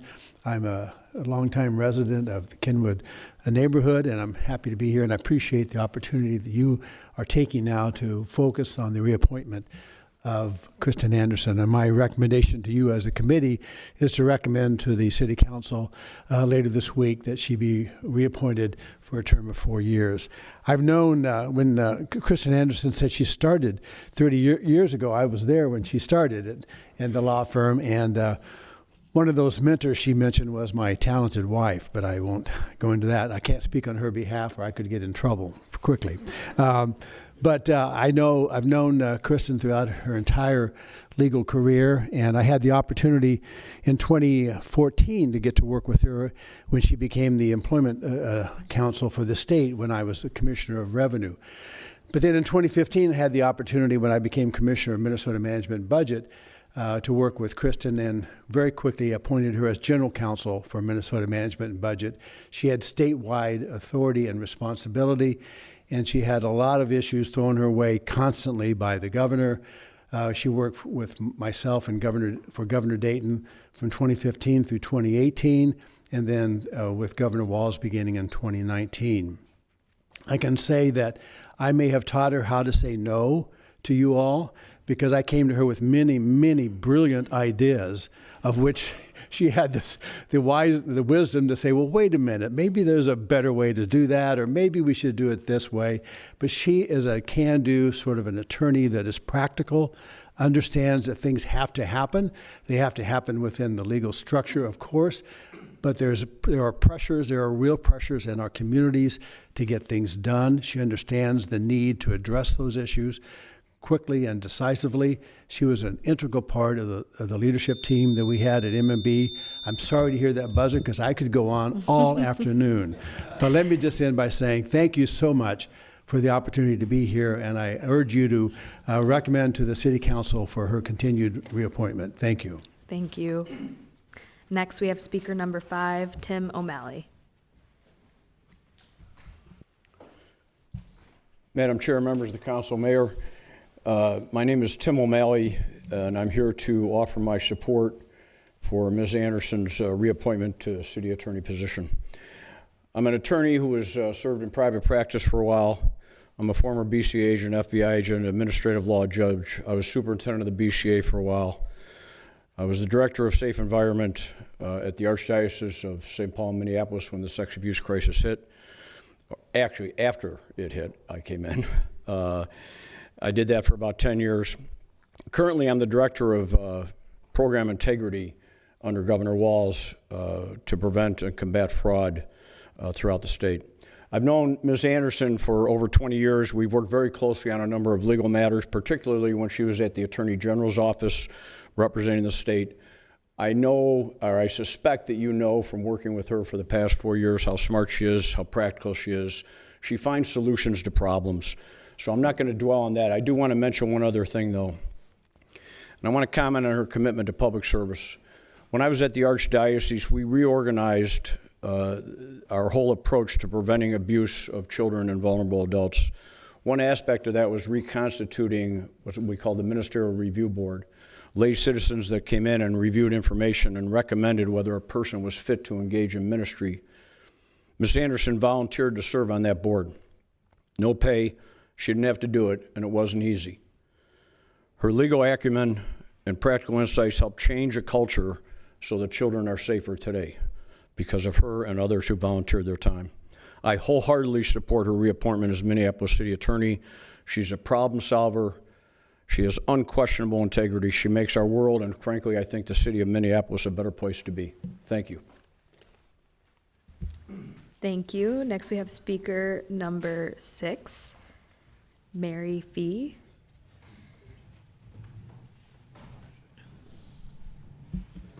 Madam Chair and members of the council, my name is Mary Fee. I am General Counsel and Deputy Chief of Staff to Governor Walz and Lieutenant Governor Peggy Flanagan. I have known Kristen Anderson for almost 5 years now, and I met her when I was the Deputy GC and she was head of legal at MMB. So Kristen was the Chief Ethics Officer at MMB, And she is who I would go to for thorny ethics problems, which come up all the time in state government. And, I think the thing that stands out to me from my time as deputy and her time as general counsel is that Kristen is a lawyer's lawyer. When you're the governor's lawyer, he shows he's got questions and he expects answers, like right now. And Kristen is the person you can go to when you have questions as the lawyer, and she makes you look good. She makes you look like you know what you're doing. And that relationship has held true now when I'm general counsel and she's been at the city. There's a lot of complex legal coordination that goes on between the state, between the governor's office, between the city of Minneapolis. And I am grateful to have a partner like Kristen Anderson to work with, especially as we work through the very complicated and difficult times in MetroSurge that many people here have talked about. She is a zealous advocate for her client, previously MMB, now the city of Minneapolis. And I am proud to count her as a colleague and a friend, and I strongly encourage her reappointment. And thank you for your time. Thank you. Next, we have speaker number 7, Brian Elliott.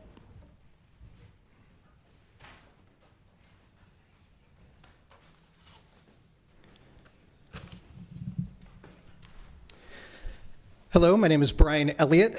I'm a Ward 11 resident and the executive director of the SEIU Minnesota State Council, and I'm an organized labor rep on the Workplace Advisory Committee, where I serve not just by virtue of my employment, but also as a leading expert in this state on workplace policies, having played a key role in crafting the city and state's earned sick and safe time and wage theft laws, the city's minimum wage ordinance, and the state's nursing home workforce standards board, among others. I'm here on behalf of the thousands of predominantly women, immigrants, and people of color who are SEIU members living and or working in this city, and the tens of thousands of other low-wage workers in our city to speak against the reappointment of this city attorney, who has worked directly against their interests. Now, I've worked with multiple previous city attorneys, and while I would love to say that I worked with Ms. Anderson, I can't, because she and her office refused to meet with me and other WAC members about the proposed labor standards board, despite being the local subject matter experts on the topic and, as members of the WAC, part of the city enterprise. My experience is 180 degrees different from what you've been hearing from the previous speakers. I'm not here because she refused to meet with me, though. I am here because this city attorney has failed in her duty to you when it comes to workplace policy. As the legislative body of this city, her unwillingness to listen to, let alone solicit expert advice, included dismissing legal memos from national and local legal experts out of hand, and whether through indifference or intent, her recalcitrance delayed your legislative process by more than 6 months. More importantly, rather than do as her predecessors did and counsel you on the legal risks so you could make your own decisions, this city attorney seems to start from the position of, no, you can't. Ask yourself, does the city attorney work for you, or does she believe that her office should have the final say on your policies? It's shameful and should not be allowed to continue. Thank you. Is there anyone that wishes to speak for this public hearing that has not signed up yet before we close the public hearing? I'll ask one more time in case there's someone in the atrium. Is there anyone that wishes to speak for this public hearing before we close the public hearing? Okay. I'm going to close the public hearing. So now, members, we will get into discussions or questions. The first person we have up in queue is Vice Chair Chugtai. Thank you, Madam Chair.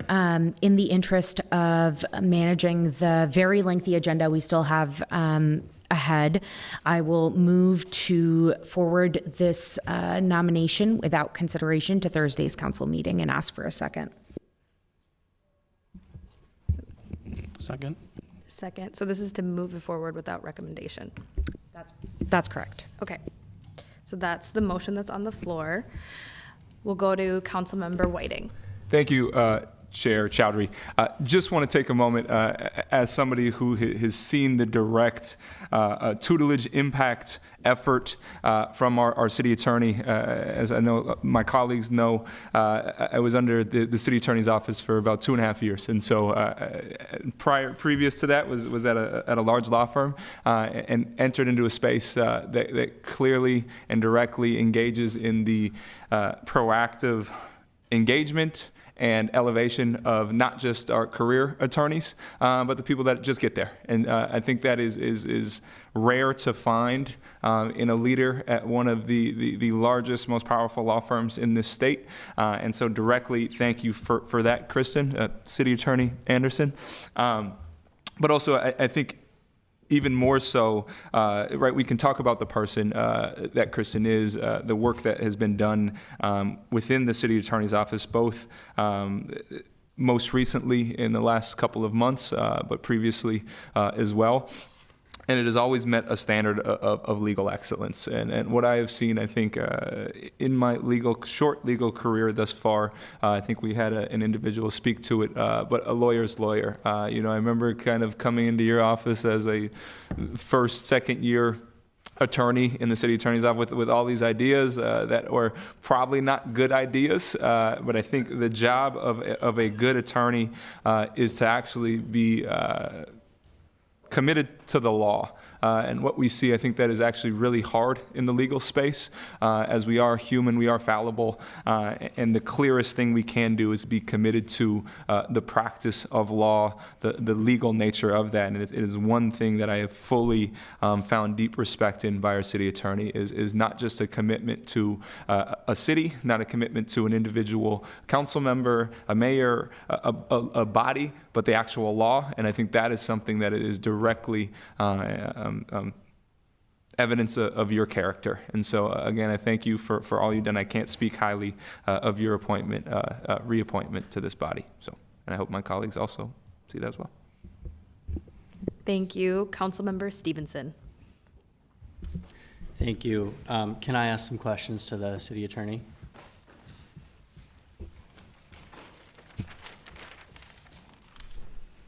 Thank you. I originally structured my questions going from hardest to easiest, but things have shuffled that a little bit. So in the current arrangement, the city council and the mayor's office share the office of the city attorney.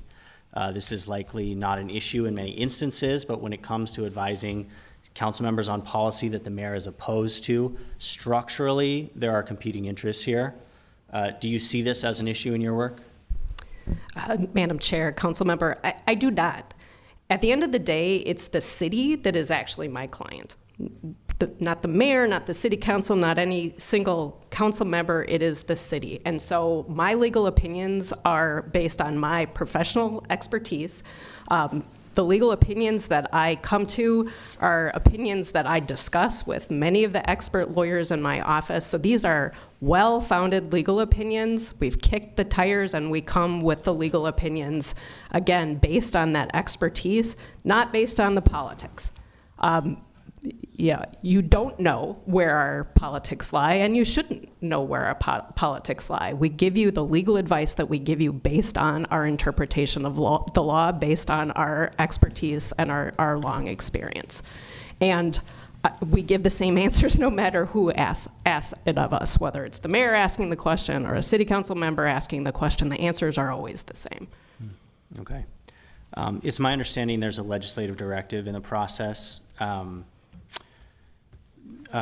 directing the legislative department to research and provide more information on independent legal counsel for the city council. Would you support independent legal counsel for the city council? Madam Chair, council member, so I'm not going to really speak to, but the charter would have to change, right? We have a charter that has the city attorney being the lawyer for the entire city. I think that that is a huge advantage for all concerned. At the end of the day, there can be only one city attorney who's actually representing the city in court. That's the same thing that happens with the Attorney General's office. And by having the same office that represents the city in court, also advising all of the officials, the boards, councils, commission, mayor, et cetera. We know that we are giving the legal advice that we are assured we will be able to defend in court. That's a massive advantage. Also, as a massive advantage, and one of the things that I've really worked hard at the city attorney's office over my time here is really getting rid of the silos. There used to be a time where the city attorney's office was, we're criminal and we're civil and we're the civil client services advisors and we're the litigators. I've worked really, really hard to take those barriers down so that when we have an issue that comes before us, say it's a novel ordinance, a novel policy that the city council wants to pursue, I'm bringing in the expertise across the office. So not only do you have client services attorneys who are well-schooled in the law, they have their own subject matter expertise, they are also assigned to work with the departments, so they not only understand that law deeply, but also understand the practicality of how things work. They come to the problem for you with that expertise, and then also we're assigning litigators to those ordinances so that we've got somebody in the mix who understands how we're going to defend this policy if it becomes law. So we've got all of this expertise that is really bringing to bear on all of the city problems, whether it's an administration problem, whether it's a city council problem. All of this expertise is coming together to give the best service to the city writ large so that, again, we can move forward with bold policy that we know we're going to be able to defend in court. Okay. This comes a little bit out of my personal experience. The question is, how do you approach legal cases of Minneapolis residents versus the city of Minneapolis? In my personal experience, this was prior to your time, the attorney who was defending the city in my case said to my attorney, well, we're just waiting him out so that he'll run out of money and he'll have to take a bad deal, which is not only an immoral thing to say, but an absolutely asinine thing to tell your opposition. So I guess my question is, I think a lot of Minneapolis residents think that you are their attorney when in fact you are the city's attorney. Can you talk a little bit about that relationship and that dynamic? Yeah, Madam Chair, council member. So I am the city's attorney. The city attorney's office is the city attorney. Under the rules of professional responsibility, this is something that lawyers handle all of the time. This is not unique to the city. This is not unique to even public sector. There is such a thing as the organization as the client and rules of professional responsibility around what that means. So we are responsible as the city's lawyers to act in the best fiduciary interests of the city and the best legal interests of the city. Obviously I can't speak to what happened in your case, but what I can say is we represent the city's legal interests to the best of our ability. If there are cases that we know need to be settled, then we settle them. If we have cases that we know that we have strong legal claims, we defend them. That is our responsibility as the attorneys for the city. We do, however, have unique circumstances where the legal interests of the city and the legal interests of the community really align. And I think the Operation Metro Surge litigation is really one of those. Now, we couldn't have that lawsuit if the city's legal interests were not at stake, because then we wouldn't have standing, right? The city needs to actually be able to show an injury to itself and its authority to be able to be a party in court. But that is a really good example of how we do have standing to be able to assert our legal interests, because our legal interests and the community's interests, we can really push all of those interests together because they are the city's legal interests. I have 10 seconds left. Sure. I just wanted to say, I brought that up to say that I'm requesting that when Minneapolis residents sue the city, that there is a very high expectation that they're treated with respect. And I agree. And this particular instance didn't meet that bar. And I will say my nice things when I come back because I'm out of time. Thank you. Councilmember Wansley.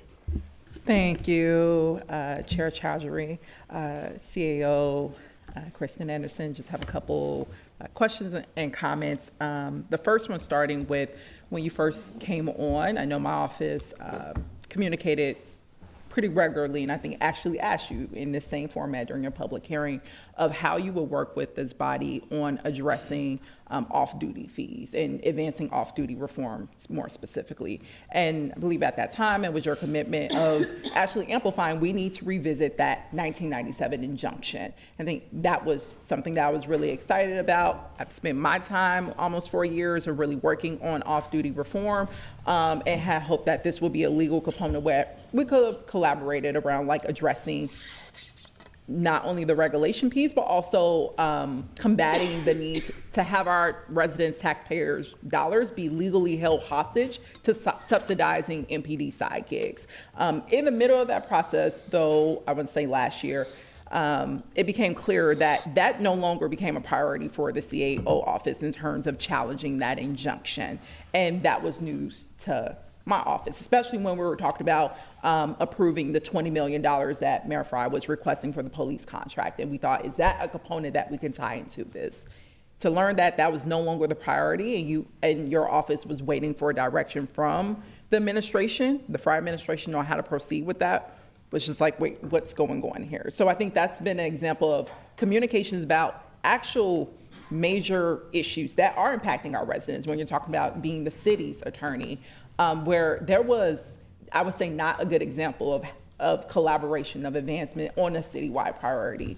That said, I'm interested to know, as you're trying to come back into this position, if you're reappointed, what are you looking in your approach of the challenge of that injunction or advancing the off-duty reform work?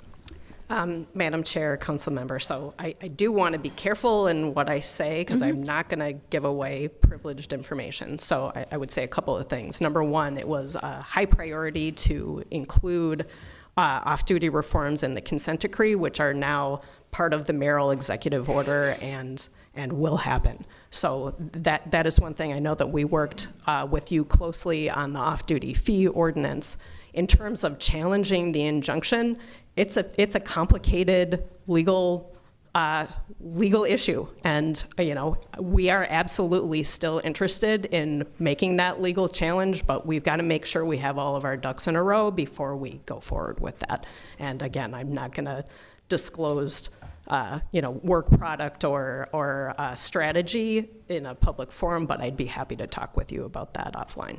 Yeah, I think we had a lot of offline conversations about this, and I think going 2 years in, it was the hope that from the very confident way in which you spoke about the prioritization of this matter for your office, having been appointed that first time, to be 2 years out and seeing nothing move forward, I will name that's been a concern. Another thing that I do want to highlight more as an example to reaffirm something that Councilmember Stevenson brought up is this dynamic where it has been felt that there's been a challenge with your office in balancing the priorities of the legislative body in both the executive administration. And I'm going to cite specifically the PCAR policy, where last year, as part of the city's climate equity plan, again, the city's priority, we named that we would aggressively go after carbon polluters and actually use existing legal mechanisms like fees to charge them to reduce carbon emissions and make our city overall more climate resilient.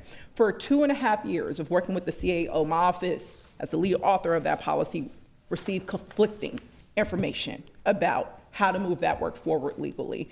And then at the last hour, when we needed legal assistance, the deputy CAO at that time went as far as to say, I am not going to provide further assistance on this when the mayor's opposition to the policy became clear. There's emails for this, as always. And that created delays in the implementation of that policy. It required a lot of last-minute meetings that did not need to happen because we spent 2.5 years getting apparent agreement from the CAO and other folks about this is work that we're doing that's already baked into the climate equity plan. So that is one. And Ashley, you mentioned off-duty, where we received conflicting advice from the CAO, and particularly when the mayor's opposition became clear in the policy where this body experienced delays in the advancement of their legislative work. So I will name, I have seen this tension of that balancing. And that is why I author and why council approved the legislative directive for us to explore independent legal counsel. And I think that is ongoing conversations that we do want to have with the Charter Commission. So I will name, there has been some examples that really warrant what Councilmember Stevenson says. Just to shift gears with my remaining bit of time, I do want to also dive into this piece of risk assessment. We know that the city has been sued, and there's a lot of risks that has been facing the city, especially as it relates to policing. And I think oftentimes when someone who spoke in your favor mentioned, you say no. Like, we often are used to hearing the CAO lead with no and risk aversion. But I will say that's on the council side when we're moving forward, the innovative policy that you're talking about. I don't think that often is seen being matched to some of the really risky actions taken by the executive administration. But with that in mind, we have gotten reports now from our city auditor saying we need to be looking at how we strengthen our risk assessment protocols more and making that be part of the executive administration. So I wanted to know, if you are appointed, can your office work to committing with the city auditor and this council in establishing an office of enterprise risk management?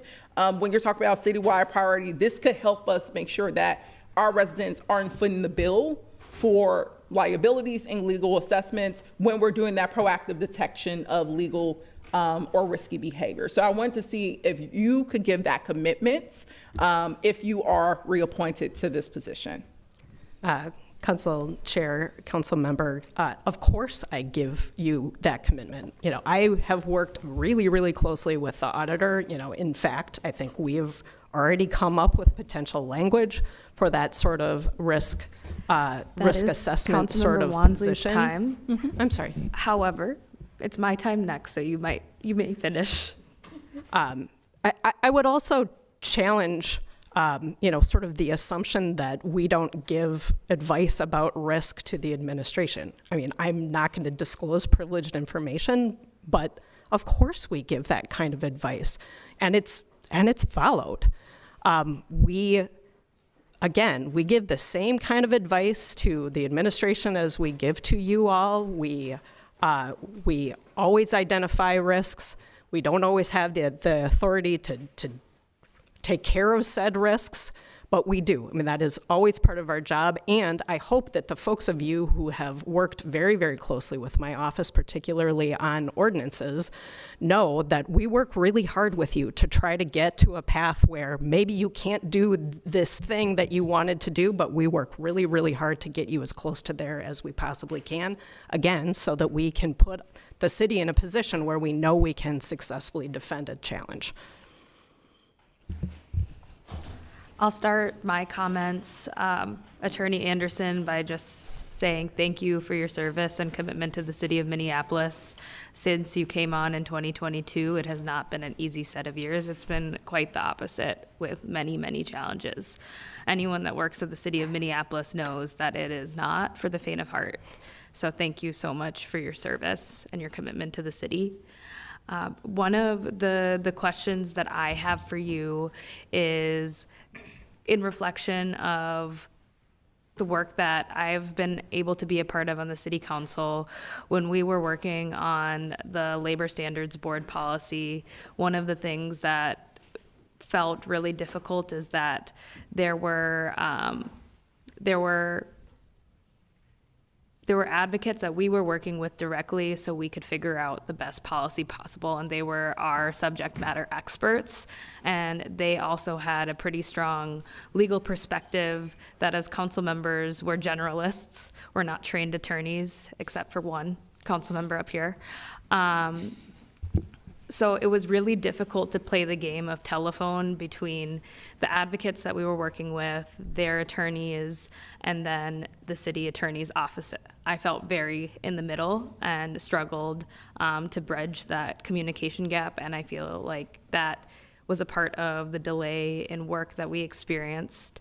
And it was what we heard over and over again is that the city attorney's office can't meet with these advocates. And so I wanted to ask you is there a way that we can resolve this for the future so we're not put in the same position as your clients, being able to come in with the subject matter experts that we're working with to achieve the goals that we have? And if you had any reflections on that in general, I know we've spent some time talking about it. Yeah, Council Chair. So it's just not a normal situation for most of us lawyers to work directly with advocates. We work with lawyers on the other side. It is my real hope to not politicize my office, and having those direct meetings with advocates, I worry very much about it making it seem like our office is basically being politicked to. I want to maintain our independence, always. And we are your lawyers, and so when we're in a position where we are dealing with you and with an advocacy organization, we can't disclose privileged information to them. We are your lawyers. You know, we have talked before about, you know, if there is a legal idea from an advocacy organization and they have a lawyer that wants to talk to us, that feels more comfortable to me, but having direct communications with advocacy organizations is just not something that I have, you know, is a normal part of my practice, and I think that that's true with a lot of my colleagues as well. You and I did have a conversation about this. I did tell you that I will consult with the Lawyers Board and find out what my parameters are, and I will do that. Okay. Thank you so much. Those are my comments for now. Vice President Osman. Thank you, Madam Chair. Thank you so much for your service. I think we all acknowledge City of Minneapolis has been very tough. We can't catch a break. It's just one thing to another, and I really want to praise you the way you handled the Trump administration violence towards our residents, and we have been closed session is you advise us the best way possible for us to do our job. I think one of the things that keep coming up from my colleagues is when we have competing ideas with the administration and also legislators, there's that advice that we get. I think what makes it a little difficult is that when you give advice on the council, it's public, but when you give the mayors, it's more like private. So that kind of makes it a little difficult. And I think if there's a way we can improve the timing of that advice, one of the example I would use is when Tom Holmes came in this building and meet with the mayor, right away, your office sent out an email saying that mayor did not violate the city operation ordinance. I don't know if I didn't hear that allegation. Your office said there was allegation the meeting with the mayor was violated with the separation ordinance. So that kind of seems like, I'm just gonna leave it there, but if there's a way to improve that, that communication, that advice, I think will be helpful. And also, I'll remind one more time my colleagues that our advice is public, but also mayor's advice is private. I will support you. I think you have done a phenomenal job to our city of Minneapolis. We have to be able to, someone who has been tested, someone who has been on this road, has been doing the work for the last 4 years. It's the best decision for us to appoint that person than starting from scratch. We are continuing to deal with Donald Trump administration and the federal. We don't know what's next. So with that, thank you for your service, and you have my support. Thank you. Thank you. Councilmember Whiting, you have a point of order in queue. Do you want to make it? I'm not. Sure. We'll see if it is a point of order that will work in the rules. The clerks will help us out. Yep. Thank you, Chair Chowdhury and Clerk Carl, if you can help with the logistics here too, that'd be helpful. Just kind of, I know we have a pending motion ahead of us to refer without recommendation. And so it seems like the debate seems to be tied to matters not necessarily related to that motion in front of us. I know we have some time-sensitive speakers at hand. I know the AG has to probably, for future business to attend to and wishes to also testify to the two other appointees ahead of us. And so if the body wants to forward this nomination without recommendation, I suggest we take that action up and move forward. Looking to the chair to render a decision on that point of order if that is necessary. My understanding is that that's not a point of order, right? You have to get into queue to call the question to end debate, correct? Madam Chair, a point of order interrupts business and must be dealt with immediately. So a point of order is about whether or not the body is adhering to its rules. Councilmember Whiting has pointed out that the motion was made and seconded. The motion, as I captured it, was to refer without recommendation. Yep. Debate should be focused on the motion before the body. So it feels that we've moved beyond. We're into debate about the position, the appointment, the nomination, qualifications and service during a prior term. That is not germane to a motion to forward without recommendation. So I think that Councilmember Whiting raises a good point. If the body wishes to continue moving forward with that discussion, it's at the body's discretion. But a point of order does take precedence over all other motions. It does interrupt and have priority status and needs to be addressed by the presiding officer.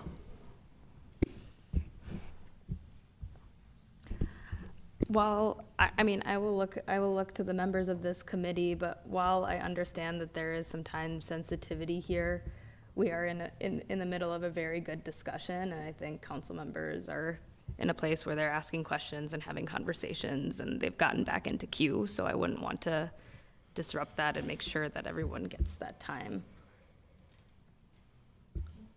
Yeah. So I'm going to move forward in queue. Councilmember Rainville. I will cede my time to Councilmember Vito. You wanted to say something? Yeah, I just want to call the question. I want to be respectful that we do have people here that want to speak, and we can move forward with this on later or Thursday. Totally fine. Second. All right. So I'm still in my time here before you call the question. No, the time's expired. The questions has been called. All right. All right.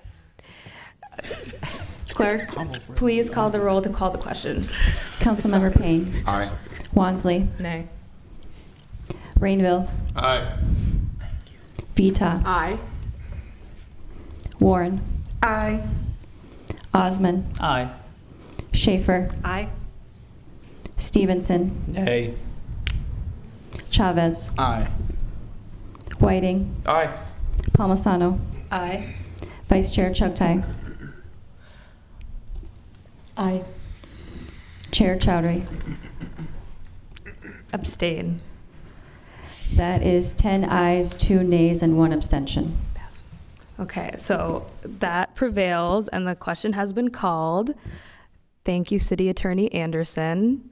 We're going to move forward in the next public hearing. Madam. Oh, thank you, members. All right, so we have the motion before us. All those in favor of moving forward without recommendation to the full council say aye. Aye. Those opposed say nay. That motion carries. Now we move forward on to the next appointment.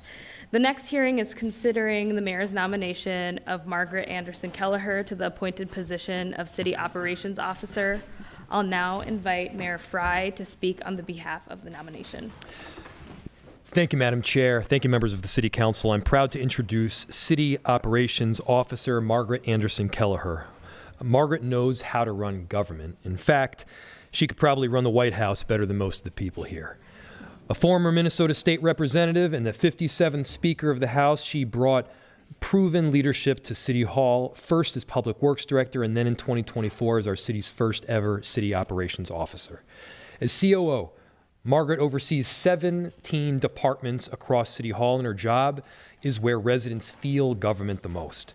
When a snowstorm hits, that's her team. When a water main break happens, that's her team. When someone needs basic city services to just work, That's the core of her team, and under her leadership, they're working better. She has unified these departments under the Office of Public Service, breaking down silos and making sure City Hall is operating as one team, not a collection of disconnected parts. That might sound internal, but the impact is very real. It means faster response times, better coordination, and services that actually reach people when they need them most.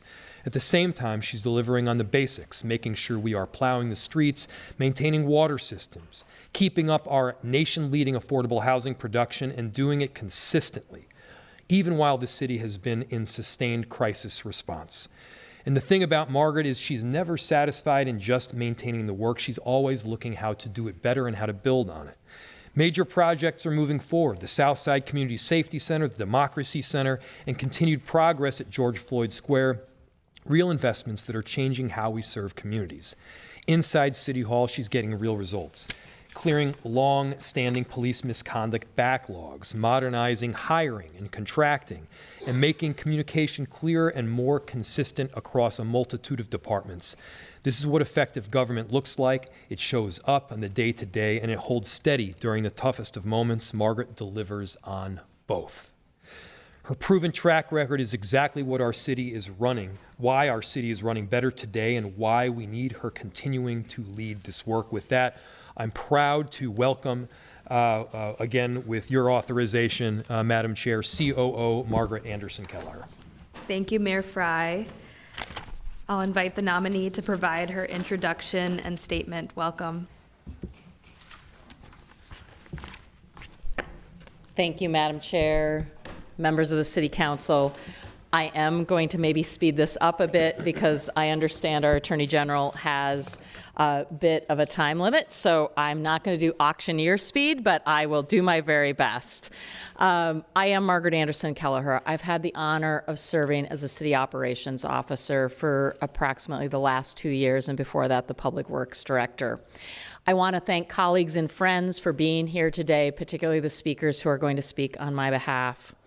Throughout my career, whether I've been serving in the legislature or whether I have been serving with all of you here in public service, there is a distinct through line in what I have done in my life, and that is delivering for people. That is at the heart of everything that I do. I really am proud of the, sorry, I'm going to get a little weepy, the dedicated people we have here at the City of Minneapolis. It is honestly one of the very best teams I have ever served with, and I mean that from top to bottom. Whether it's people out filling the potholes today, or whether it's people taking care of the animals in animal control, or whether it's some of the colleagues you see here in the room. The Office of Public Service oversees 17 departments, by far the largest number, from finance to IT to economic development to public works to regulatory services, all the way through to civil rights and even more, as you well know. Together, these teams carry out the day-to-day running of this city on behalf of the residents and visitors of the city. Their dedication is what makes progress happen. I am the person who sets the tone, who helps set the tenor, and also can help with advisement and decision-making. I bring that unique perspective because of my past service in the legislature. I understand where you sit. I know your pressures. I feel your pressures. And I have worked hard, whether it's negotiating a budget that has been difficult, or whether it's working through an ordinance, or getting direct service to residents. That is something that I have a real passion for. Over the past 2 years, I'm proud of the work that we have done, whether it's the combination of policy investment to lead the country in affordable housing and housing production, whether it's adapting programs to be the programs that small businesses need today, and those major milestones that are coming our way. Upper Harbor Terminal, the new Nicollet, the work that we're doing. These are cross-collaborative teams that are working together. In public infrastructure, we have done a lot. The new Hennepin Avenue that's up and working. It provides a canvas for what can happen in Uptown as a regeneration and rebirth. The work that's going to begin this spring on George Floyd Square providing both progress and opportunity for continued healing. The design work for the Minneapolis Democracy Center, taking a place that's been complex and transforming it into an idea and a place of civic purpose and hope. And most important, that these important investments show up for our residents. I'm also really proud of the work we've done in civil rights. When I stepped into this role, there was a very serious backlog in the Office of Police Conduct Review. With strong departmental leadership, now 2 leaders heading the department over time, as well as the work of the office itself, we have cleared that backlog. We have provided clear and important measures that have really made progress on the MDHR settlement agreement and the implementation of the DOJ consent decree. Many of you have heard me say this. Even though police reform isn't my major issue in terms of my departments, it is a major driving force why I'm here. It is the generational issue of our time. We need to get this right for our residents and our future residents. I want to say a couple things about the things you don't see every day that we are doing that are so important to our employees and to residents. And that includes the modernization of systems that affect every employee and every resident, including an enterprise resource planning system that will help with both finance and HR platforms, as well as the 311 upgrade. I look forward to the years ahead and working with you. I want to thank the mayor for the nomination and the kind words, and I'm going to close with that. Thank you. Thank you so much, COO Anderson Kelleher. At this time, I'm going to open the public hearing for the appointment. The first person that we have signed up is Attorney General Keith Ellison. Welcome. Thank you again, Madam Chair. Members, I'm going to be brief, but that doesn't mean that my support for Margaret Anderson Kelleher is in any way brief. When I was elected to the state legislature in 2002, the first person who I engaged to orient all of us freshmen was Margaret Anderson Kelleher. She was professional, excellent, kind. Then she is now. She's, in my view, she's dedicated public servant, and we would be very, very blessed to have her to continue in that role. We have both professional and personal contact because my children and hers were friends, went to Learning Works together, and I just have the greatest esteem for Margaret Anderson Kelleher. With your permission, I must also say that I'm here to support the nomination of the Department of Public Safety leader, Todd Barnett, Judge Todd Barnett. I met him when he went to the basket on me in intramural basketball when we were in law school together. He may not look like it, but the man has a great crossover dribble. I can tell you, though, that he went on to be a public defender, a prosecutor, a judge. But I can tell you that my already high esteem for him really just went through the roof when the tragedy involving George Floyd occurred, because we had to prosecute that case. Everybody remembers how tense the situation was. Chief Judge Todd Barnett managed an impossible situation, got everybody through it, and managed the situation. I met with him on a regular basis to make sure that the case was prosecuted in a professional way. It was. Protesters were able to protest. The case was able to move forward, and we were able to say to the world, tragic incidents happen, but we hold people accountable for it, and it all happened because of his leadership. And I think I'm over time, and thank you all very much. Thank you so much for coming today. Next is speaker number 2, Dan McConnell.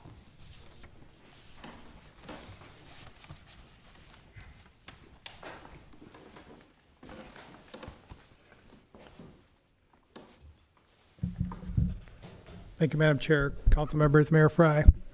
Thank you for the opportunity to speak in support of Margaret Anderson Kelleher's nomination. As you know, I'm the business manager of the Minneapolis Building and Construction Trades Council and resident of Ward 12. And I'm here to voice my support for the reappointment of Margaret Anderson Kelleher for Chief Operating Officer. I've had the pleasure of knowing Margaret for 20 years, and we've worked with her together in many different roles. No matter what she's doing, I've always appreciated her collaborative approach and her ability to solve problems together. Since her initial appointment at the city as COO, we've worked closely together to improve labor management cooperation and relationships with the city. I just want to point out there's always going to be tension in that relationship. However, having someone in that role who's a known quantity, who's accessible, accountable, and whose word you can trust is the key to building a productive relationship. I believe that is what Margaret embodies, and I appreciate your support. Those qualities combined with her knowledge of the city, I believe make her the best candidate for reappointment and a no-brainer. So I would strongly urge approval. Thank you so much. Thank you. Then we have speaker number 3, Robert Lilligren. Thank you, Madam Chair, council members, Mr. Mayor. I want to start by introducing myself in my grandmother's first language, Ojibwe. So, Bujun Ndueganaduk, Bawababi Ganakagan Dunjaba, Ojowish Koganejin and Dodam, Ogema Mishkadezi, Nindijnakaz. I'm Robert Lilligren. I'm a third-generation Minneapolis urban Indian, a resident of the Loring Heights neighborhood in the 7th Ward, and I'm really thrilled to be here to speak in support of Margaret Anderson Kelleher's reappointment. Thanks for this opportunity. And I've known Margaret for a minute. We've known each other quite a while. We both are 4-H graduates, so we have that in common. And through 4-H, Margaret took on leadership roles as a very young woman, a child really, but she stepped into leadership. I was very aware of her work as an organizer, going back to the Wellstone days. And while I was on this council, oh, and by the way, I love what you've done with the chambers here. Looks nice. She was a huge advocate for our city in the Minnesota House and as Speaker of the House. It was amazing to watch how fiercely she would defend the city of Minneapolis. I worked closely with Margaret during her time as the Commissioner of MnDOT. This was following the Wall of Forgotten Natives on MnDOT property, and I was always very impressed with her caring about the space and what happened there and the considerate handling.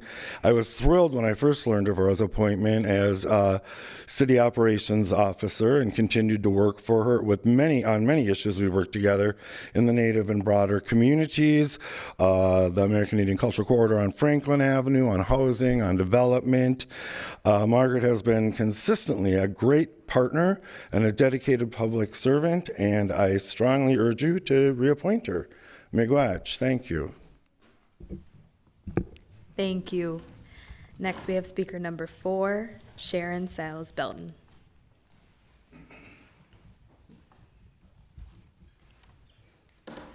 Welcome. Madam Chair, Mr. Mayor, members of the City Council, my name is Sharon Sales Belton, and I have been in this chamber before. It was across the hall at the time, so it's wonderful to be in this new space. Not only did I serve as the 8th Ward City Council member, but I had the privilege of being the council president and then later elected mayor. So I wanted to say all of that because I really wanted you to understand that my comment about the importance of the role of the chief operating officer for the city is a learned experience. And I will tell you that in the city coordinator, you have that person who is the bridge between the council and the mayor. And their primary job is to turn the collective vision of the elected officials of this city into results.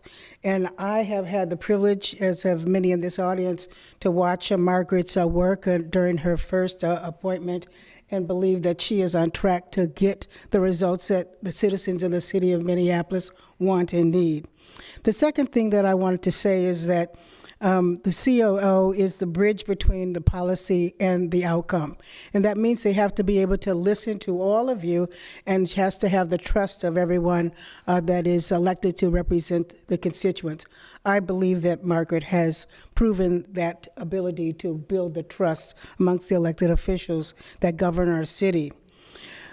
one of the things that Margaret talked about in her comments was the fact that she's been able to get the city department heads to work collaboratively together. You all know the importance of that. I have heard your debates over the last several years talking about the siloed approach that sometimes people demonstrate when they're operating their departments. There's no room for that in the city of Minneapolis. People all have to be working together. I believe under Margaret's leadership, we are showing promise, and I hope that she has the opportunity to continue in that area. Lastly, I would say strategy and execution. I know it's telling me the time's up, but I'm just going to take my leave if you don't mind, Madam Chair. And just to say that the strategy is really important and critical. And let me just talk about strategy, because there are several strategies that are on the books right now that I live with and my constituents live with in the 12th Ward.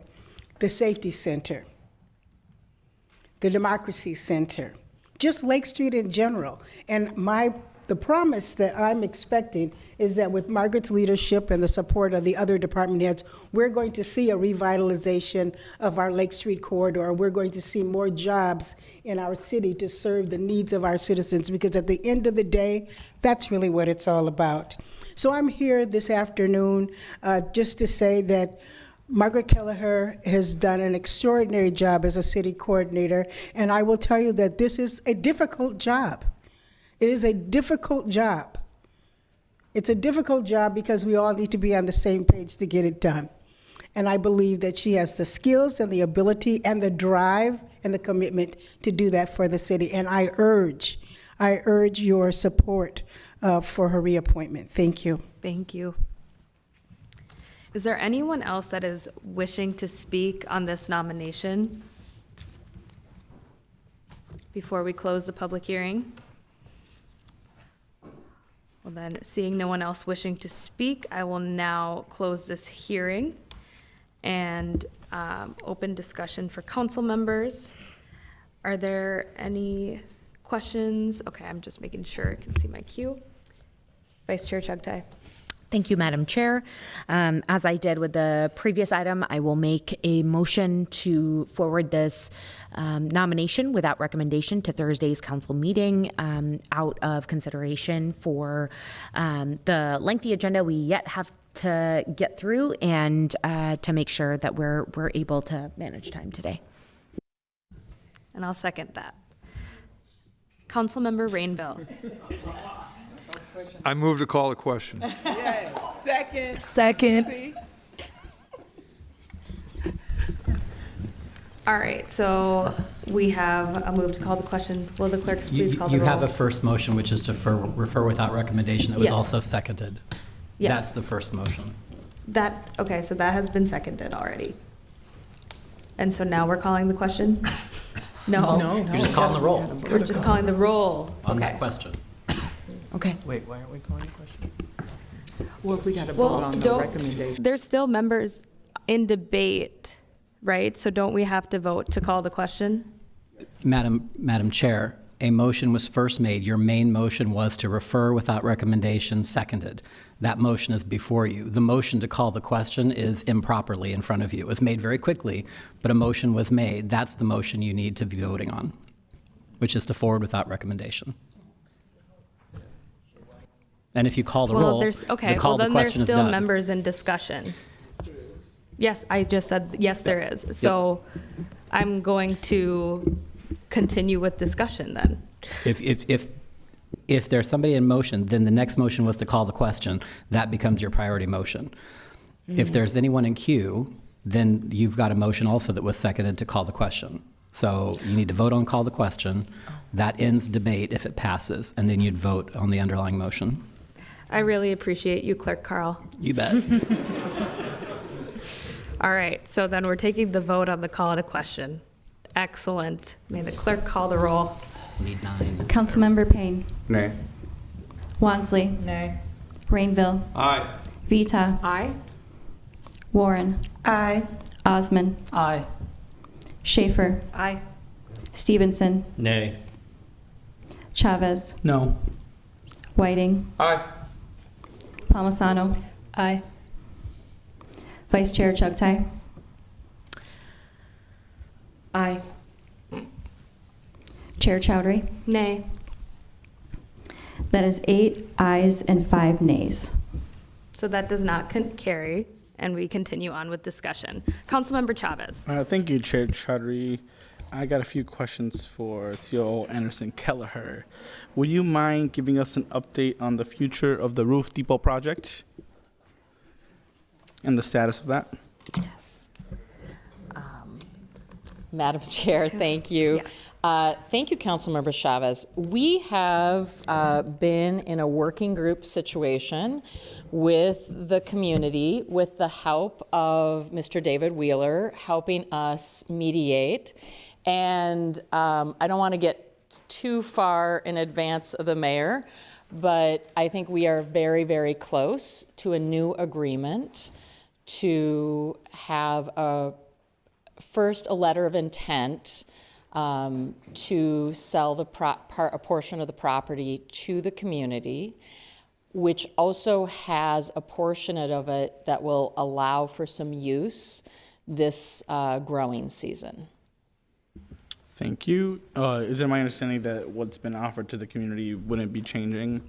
I guess I know you don't want to answer exactly what that is, and I'm not asking you to answer it publicly, but I want to make sure that what's been presented to the community isn't changing.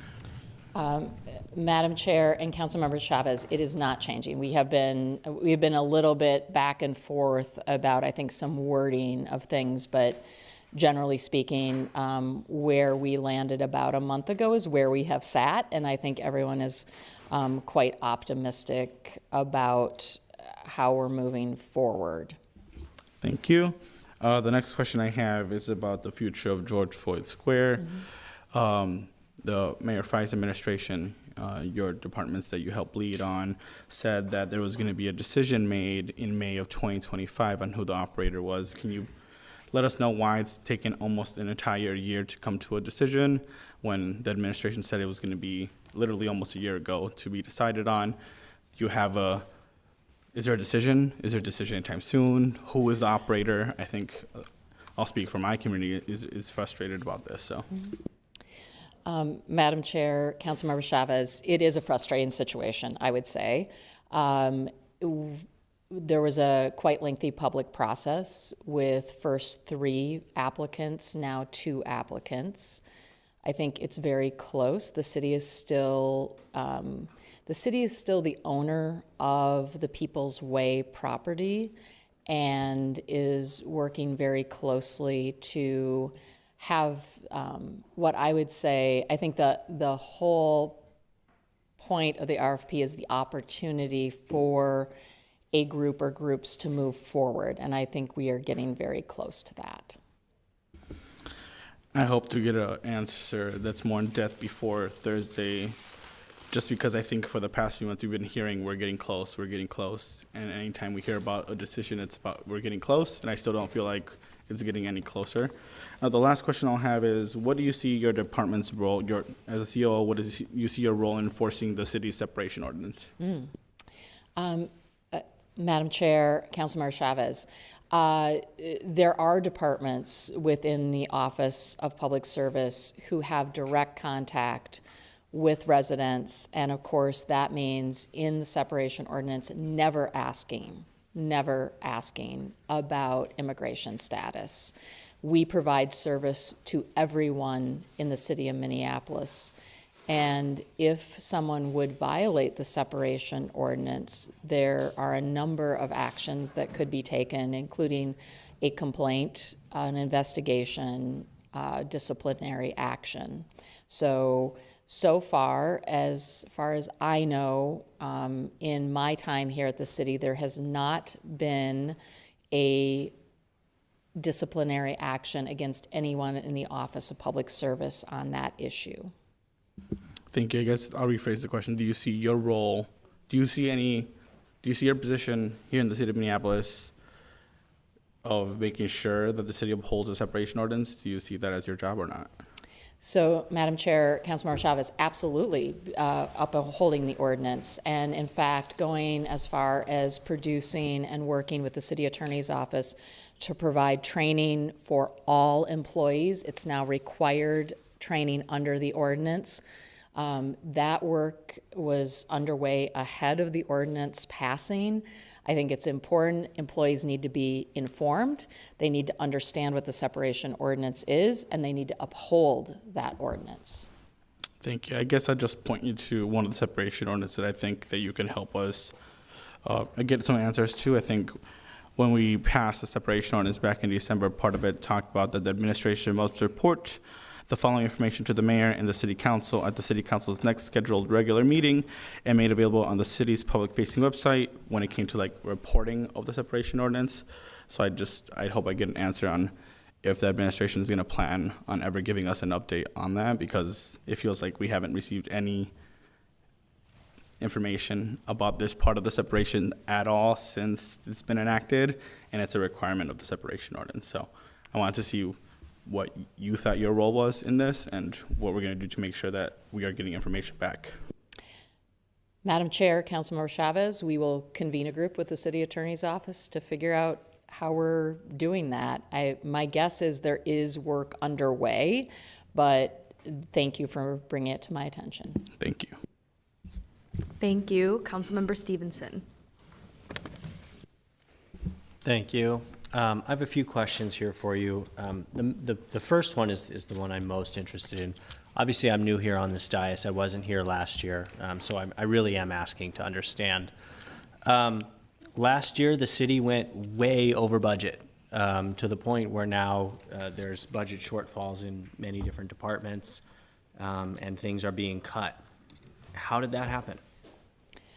Madam Chair, Councilmember Stevenson, so I think you're speaking to the MPD $20 million overage.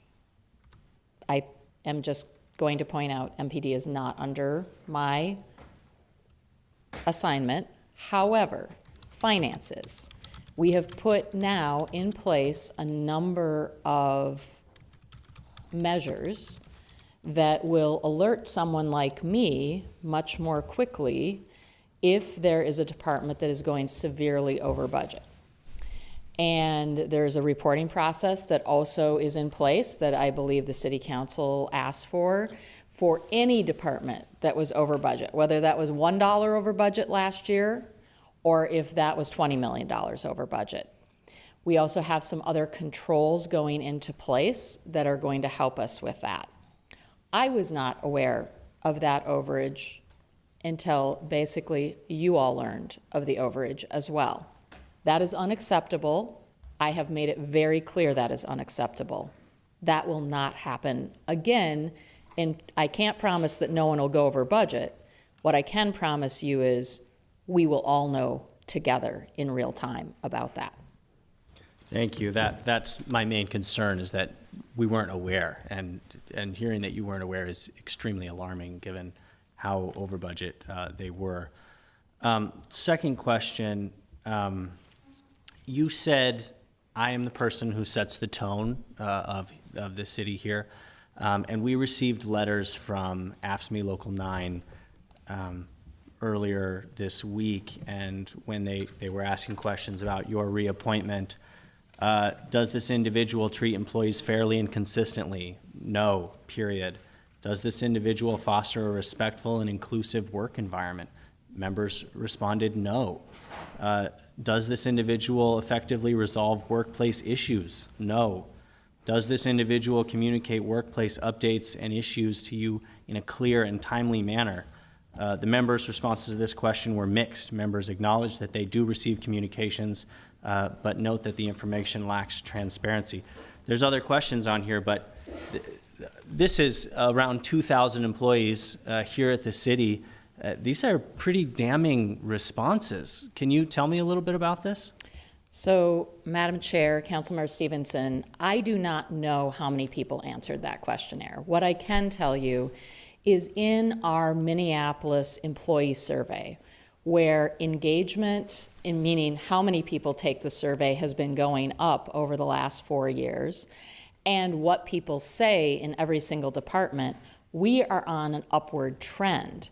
We even pulled by AFSCME to take a look at this. And when employees answered that scientific survey, they said they are enjoying their work, They believe we're doing a good job. They're proud of where they work. I don't know. You are going to have to ask Council 9 about how many people responded to that.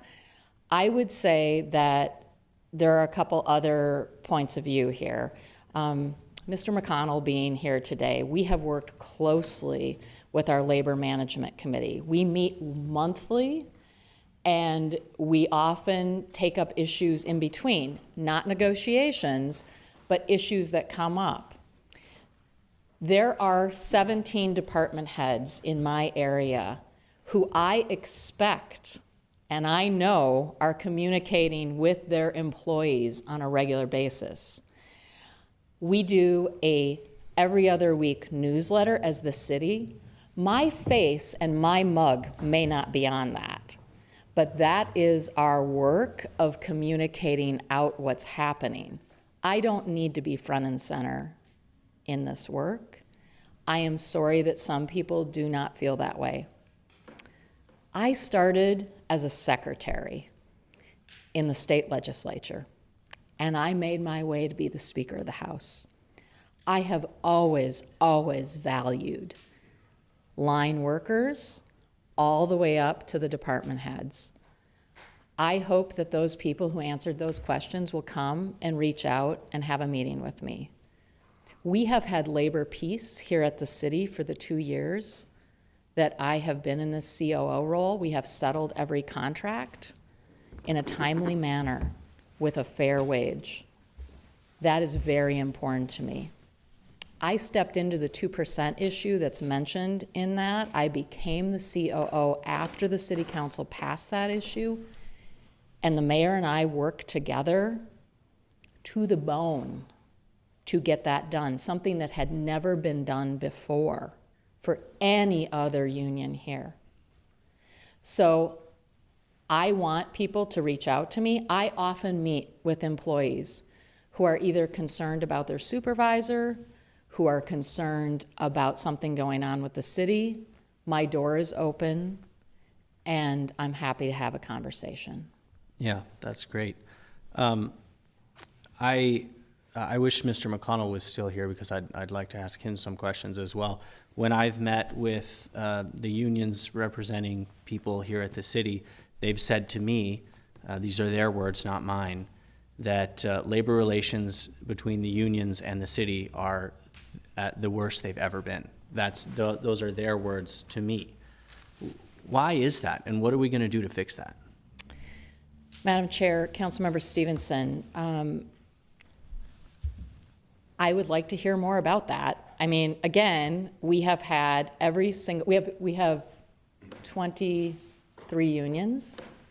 We have settled every contract we've been trying to get in schedule so that we're not behind on any of those contracts. People have had fair wage increases in every single one of those contracts. We have a rigorous process for settling out any complaints that come forward. COO, that's council member's time. Okay. Sorry. Thank you, Madam Chair. We'll go to Councilmember Vita. Thank you, Chair. Thank you, COO Anderson Kelleher, for accepting the nomination. It is a really challenging time in our city. I do have a few questions, though.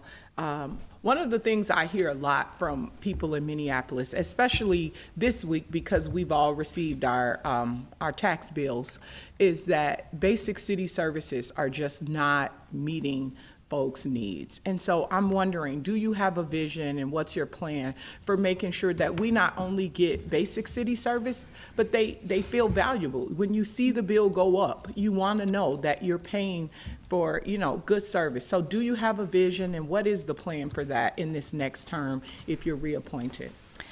Madam Chair, Councilmember Vita, I think it's natural right now with what has been happening in our tax base, where we see there are shifts going on from the commercial industrial to the residential, that people are feeling that pinch for sure. I do think, though, I will say, I talk to friends in suburbs all the time who say, what? You have mattress pickup? You have compost that you don't pay extra for.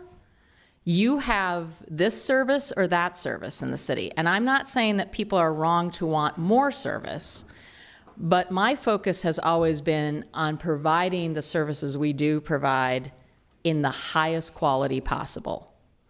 And so making sure that on like the lighting project that you and I have worked on together, that Director Sexton and his team picked up from where we left off, and we are now completing the backlog of lighting that I think at one time was just outrageous in this city. The number of lights that we did not have lit. I think your theme was get lit. And so we have done that. We have done that. Can we provide more services? There's talk of whether we should have every week recycling services. I think we need to continue to survey our constituents, our residents, about what is it that they think that looks like. I would hate to guess that. I have lived in the city for almost 40 years now. I don't know that the thing I would choose would be the thing that all the rest of the residents would choose. So I think we need to do that continual checking in with our residents about what is it that they want to make sure that we're providing those services that they expect of high quality. My main concern is always going to be that we continue to provide the services that we do have at a high quality level in a timely way, and that every single area of the city is getting those services. Thank you. I really do appreciate that answer. And one of the things I wish could happen is that our COO could talk to some city managers in first-tier suburbs so they could stop dumping trash in Minneapolis. This has been an ongoing issue, and I've worked very hard with Public Works and with regulatory services, and it seems like we're not getting what we need. And so my expectation moving forward is that we take it to that level, that we start having some harder conversations, because you just made the point. These other suburbs, they don't pick up mattresses and refrigerators and things for free, and unfortunately, we get the bad end of that. It gets dumped in our city, and people feel like Minneapolis is giving bad city services because you might have just missed recycling day, or and so you have these materials out in your neighborhoods for weeks on end, or until we can come back and clean up the work that someone else has done in our community. And so my expectation is that we're gonna deal with the dumping problem. I thought we would kind of start at the bottom in my office and work our way up, but it feels now that we have to start with the COO's office and really get you involved in making sure this ends immediately. The other question I have is about revitalization of the city. I'm really interested to know what you plan to do moving forward around revitalization, because that does, you brought up the point about the tax burden, and so like revitalizing the city is really gonna take back some of the burden, especially in North Minneapolis, where people are barely living in their homes and, living on fixed incomes, and now they're seeing these taxes go up. So what are your plans for that? So, Madam Chair, Councilmember Vita, I want to just sneak in one other part of the answer. First of all, I do have a great relationship that I have built with the county administrator, and she does bring together all of the city managers, and I will be bringing this up with them. Plus, we're getting a north side transfer station. As you are well aware, we won a federal grant that will help because we have the south side station. Having the north side is important. On revitalization, it is so important that we have a multi-pronged approach. First of all, I think it starts with housing, and it starts with having stable homes for everyone who is in the city so that they can stay in the city and be in the city. The second part is business supports. And you have all provided some excellent resources here. We're working with CPED to get those dollars out. That's very important. The third thing is, I think it is those quality of life issues that you just spoke to. A clean city, a green city, a city that we embrace our park board and work together with the park board is so important for the livability of wanting people to be here. And then some of the redevelopment opportunities that are out there. The active discussion that's going on about the Northern Riverfront in terms of what's happening with the Star Tribune site, as well as the Graco site, and what could happen there, as well as downtown revitalization and the neighborhood nodes. Very important.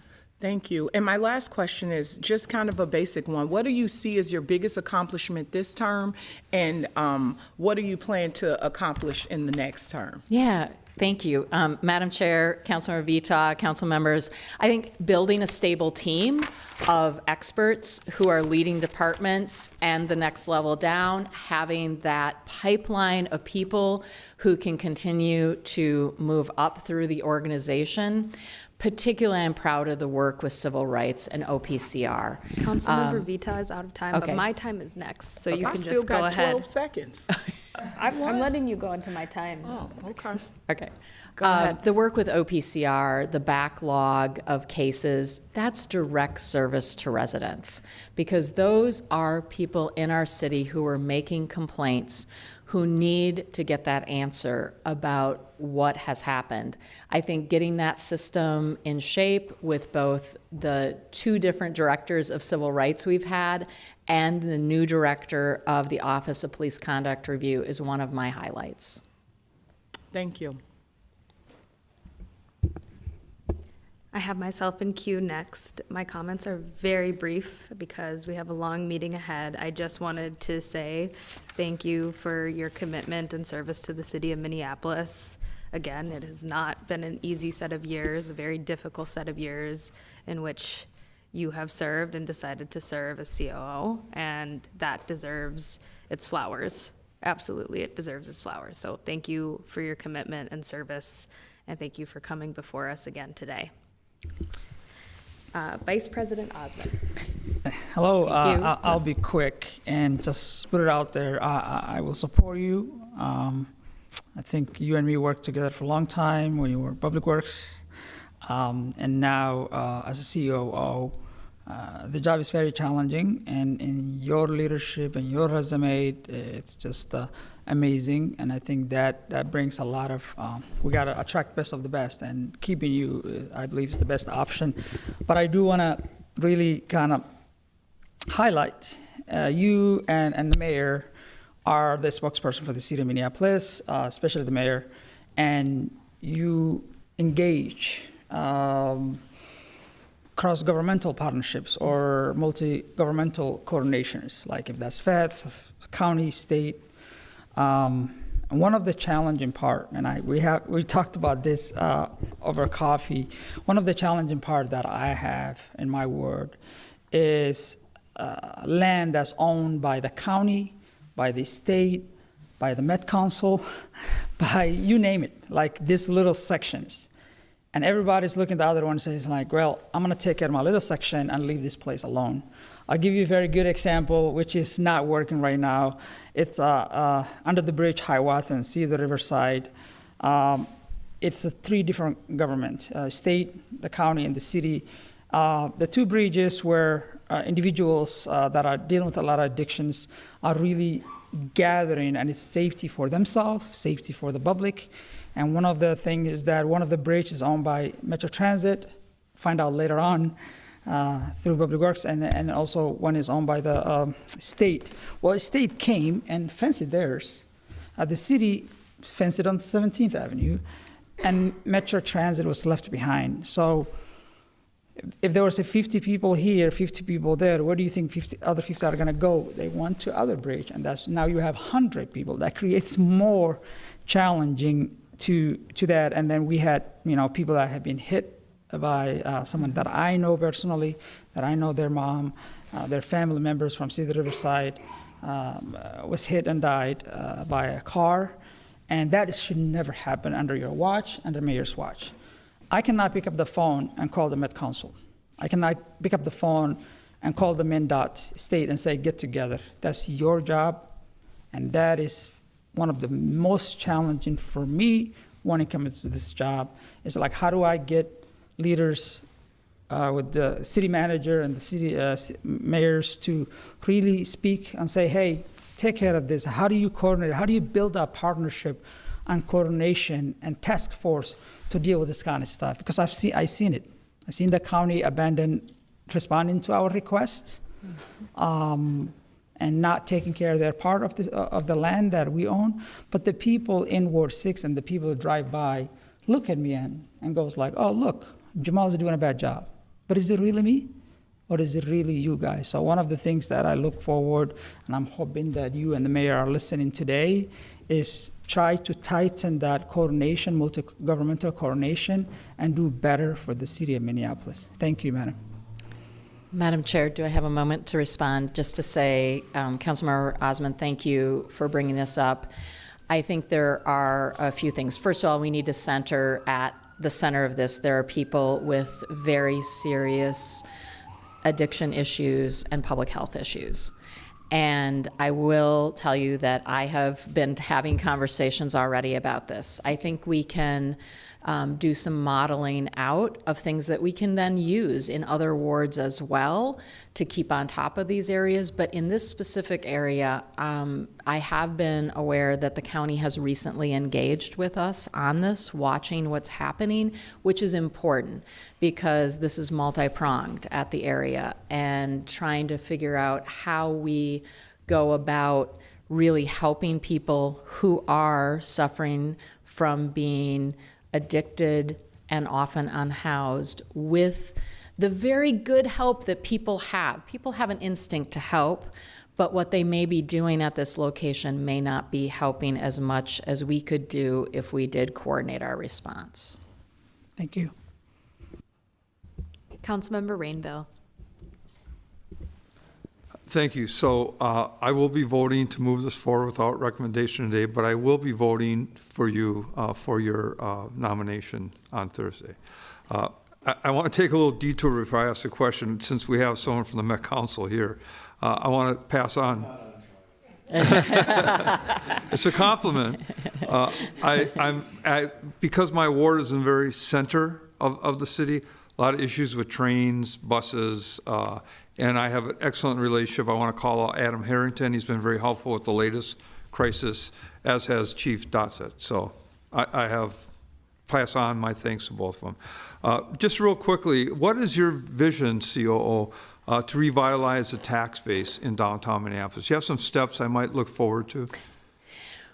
Madam Chair, Councilmember Rainville, well, working with the director of CPED and his team, as well as other partners, I think there are a number of things that we can be doing. First of all, we need to get buildings filled again. We need to get buildings filled in some cases with services that would benefit folks who are working downtown and coming downtown, whether it's for work or what we see more of now, which is the after work. And that is really important, to have good things that people can come and do.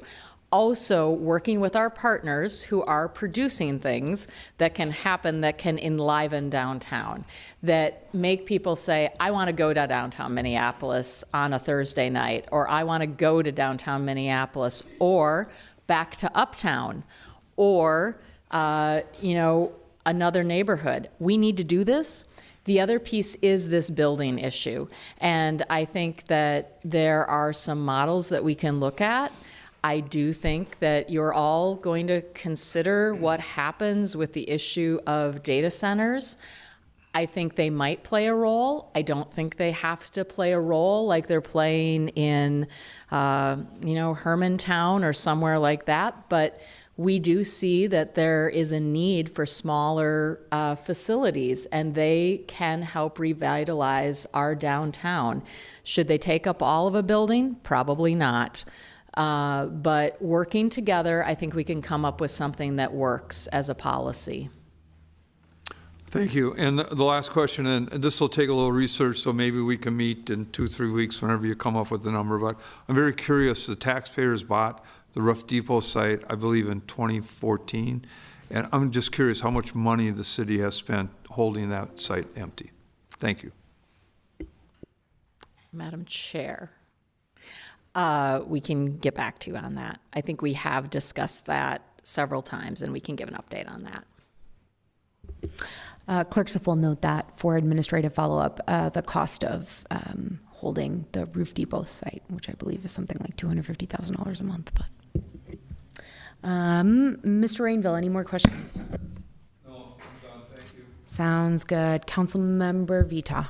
Thank you, Chair. The first time I had questions, this time I just have some comments. I just want to make sure I say this because I appreciate your relationship, especially your relationship with the North Side, so much. I say this a lot to my colleagues. It's really hard for me sometimes down here because I represent Ward 4, not Ward 5. And I have to introduce people at the city of Minneapolis to Ward 4. We're very different. And where you always shine bright for me is you get the difference. You understand that Ward 4 is a very different place and it's not West Broadway. Because when you talk to people, they always talk about West Broadway when it comes to the North Side. And we have some amazing and vibrant corridors that we're just waiting for life to be put in them, and you get that, and that's what I appreciate about you. Even if you have to get in your car and drive over to something I'm talking about, you'll do it and let me know you're over there by either texting me photos or just calling. You're extremely accessible. You love this city. You're a cancer survivor just like I am. You volunteer at Ascension Church in North Minneapolis so you can keep yourself connected to that community. And I mean, it just really is refreshing to have someone serve in this way who gets the city the way that you do. I think I fight the most with you of everyone at the city of Minneapolis, but that is a really good thing. It's okay to fight. I always say to you too, you have the unique way of saying no like my father used to. You don't say no, you say we'll see.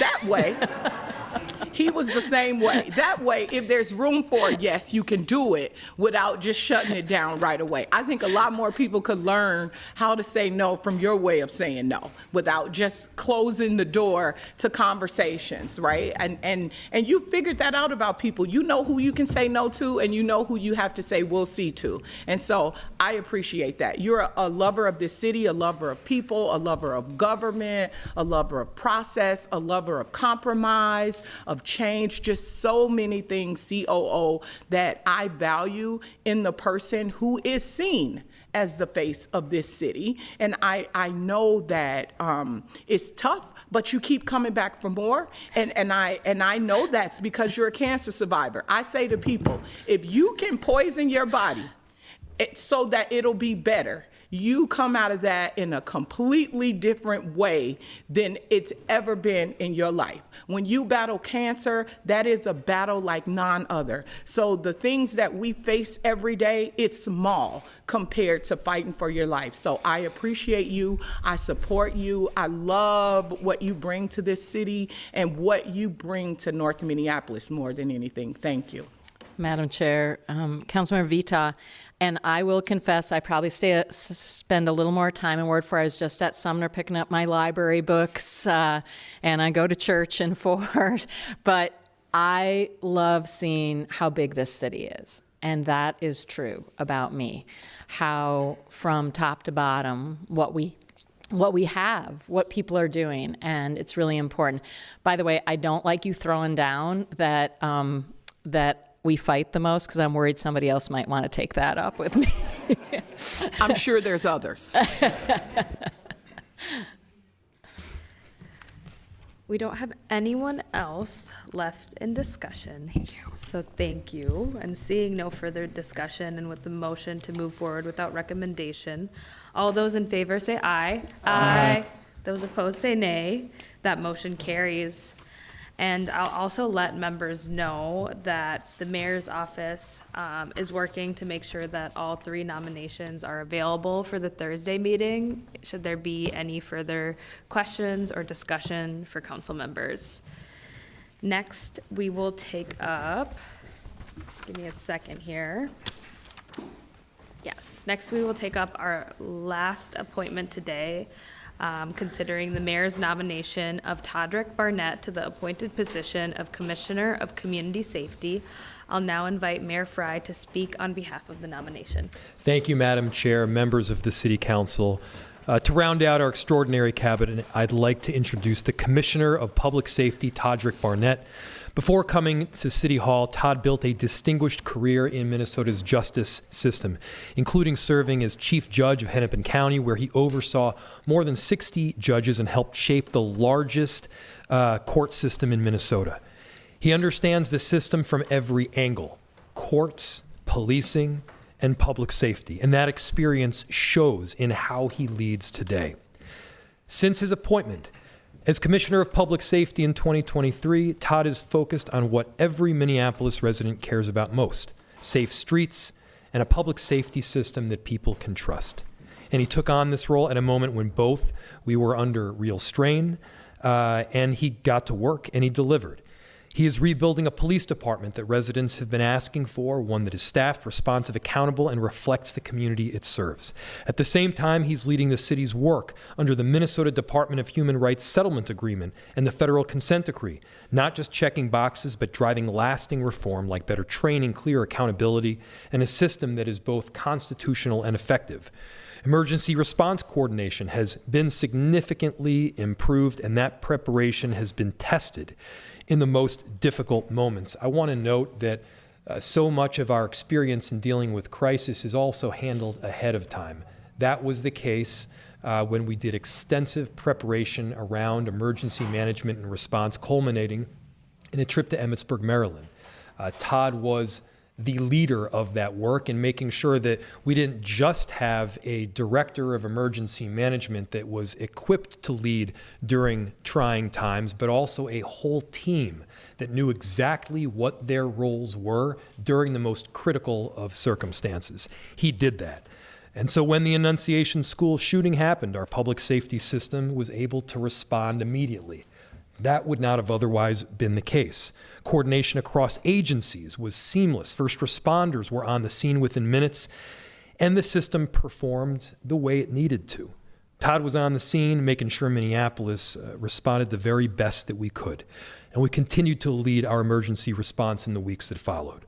During Operation Metro Surge, that same level of coordination and leadership was on display, aligning with departments, improving response, and making sure that our streets were safe. Other cities have noticed. They're still reaching out to learn about what we did in Minneapolis to get through that.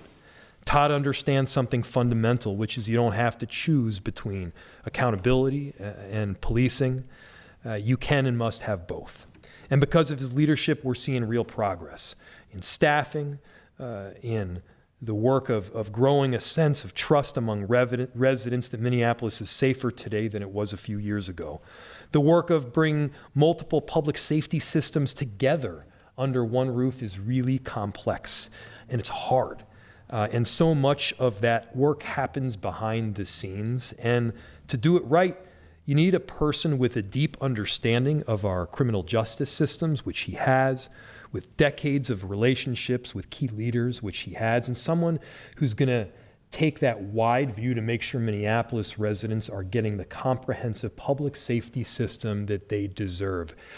In conclusion, I'll just note that when you put together a cabinet, you want to have not just different perspectives, but also different approaches.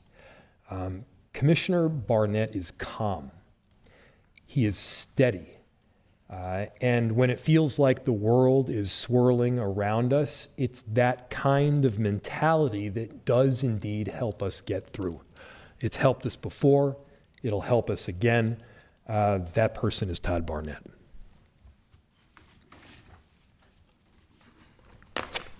Thank you so much, Mr. Mayor.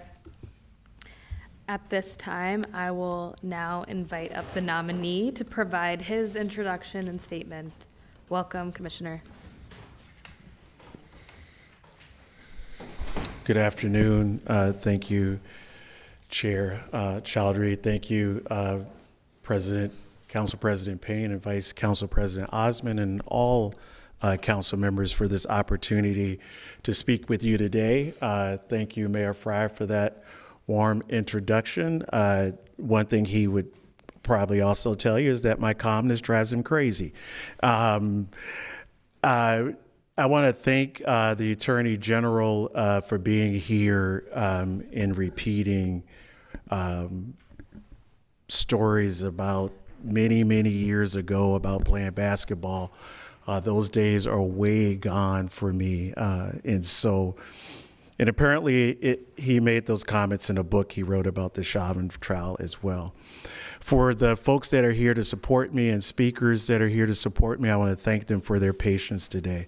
I'm honored to be here. I stand before you not just to ask for your support in my reappointment, but also to confirm my commitment to the city of Minneapolis as regards to safety, justice, and the well-being for everyone that lives here, works here in the city of Minneapolis, and visits here. I believe my nomination, along with the nominations of Margaret Anderson Kelleher and our city attorney, Kristen Anderson, represents the mayor's commitment to the continuity of this administration and to the work that we do for the city of Minneapolis. When I transitioned my career from the Hennepin County courts as chief judge to the Office of Community Safety, I did so with a clear understanding of the heavy weight that this role carries. I recognize that safety is more than the absence of crime. It is the presence of well-being. I understood the complexities of building a comprehensive community safety ecosystem beyond the Minnesota Department of Human Rights Settlement Agreement and the provisions of the consent decree is a long journey, but we are on the right path. My career has been defined by a dedication to public service. I was a defense attorney in the Hennepin County Public Defender's Office for 15 years. I was a prosecutor in the Hennepin County Attorney's Office for 2 years, and then a judge in Hennepin County for 17 years. And then the last 2 years, of course, as the Commissioner of Community Safety. In each of these roles, my commitment to public service has come with a cost in my personal life, particularly to my family and friends. So I want to just take a moment and thank my wife, my kids, my family, and my friends for their love and support. They have allowed me to serve all of you. The city has been moving forward with a comprehensive safety system in which our residents and visitors feel safe. They receive the right response at the right time. And we have done this through focus, coordination, and collaboration. We're breaking down silos, not just with police and fire and 911, emergency management, and neighborhood safety, but we're doing this with other city departments because we know that community safety is beyond the 5 departments under me. We're strengthening our partnerships with our county and state partners. This has allowed us to have unified responses to crises like Annunciation and Operation Metro Surge, where OCS departments work side by side with other departments like Public Works, like our city communications department, our county partners, state partners, and community organizations. We're implementing rigorous standards of accountability and data-driven decision-making to ensure our departments are efficient and transparent, because we know that these things lead to better responses and community trust. One of the things I'm most proud of, and giving you an example, is uplifting emergency management department with the leadership of Director Rachel Serra. She's put the city in the best position to be prepared for unplanned and planned events. We really carry the motto that she has, and that is: we prepare, we respond, we recover, and we learn. We prepared through numerous tabletops exercises following the National Incident Management System, which is NIMS. As you know, this is a comprehensive national framework that provides standard vocabulary, standardized structures, and processes for managing emergencies of any size, cause, or complexity. By following NIMS, this has ensured an effective, coordinated response at all government levels. Then we recover. We know that recovery is usually a long-term process, one in which it really causes us to look at the community that is most impacted. Lastly, we learn from each other to better be prepared and to provide the best response to our residents and visitors at the right time. When it comes to our workforce, we are addressing staffing shortages by fostering a culture of professional respect and community-oriented service. We continue to work with human resources to identify the best candidates and the factors that increase their likelihood that the applicant will choose us for employment and be successful in their roles. We continue to identify those factors that are likely to retain people we hire, and we aim to provide the best trained and best supported employees for our residents and visitors. Over the next 4 years, it is imperative that while we implement and comply with the settlement agreement and the provisions of the consent decree, we stay equally laser focused on the work that's required by the Minneapolis Safe and Thriving Community Report. All of you know this report is our roadmap for a comprehensive ecosystem, safety ecosystem. The challenges that the city faced are complex. There are no shortcuts to building a city where everyone feels safe, regardless of where they live. My background and experience provides a unique lens, one that balances the necessity of law enforcement with the vital systematic reform and restorative justice that our communities have been demanding. I'll close my remarks with a story about coming to the city of Minneapolis. When I was exploring this job, there were a couple of people that said, you don't want to go work for the city of Minneapolis. When I got here, I quickly found out they were wrong. I found, just like I think our other two nominees talked about, our employees are dedicated. They want to do right for the city and its residents. Like them, I want this city to be one where businesses are thriving, where people feel safe. Like them, I want to be a part of change and community safety reform. Our employees are awesome. They do a tremendous amount of work for the city, and I'm proud to work with them. Thank you for your time. Thank you so much for your statement. At this time, I'm going to proceed to open the public hearing for the appointment. The first person that is signed up is Jackie Cherry Holmes.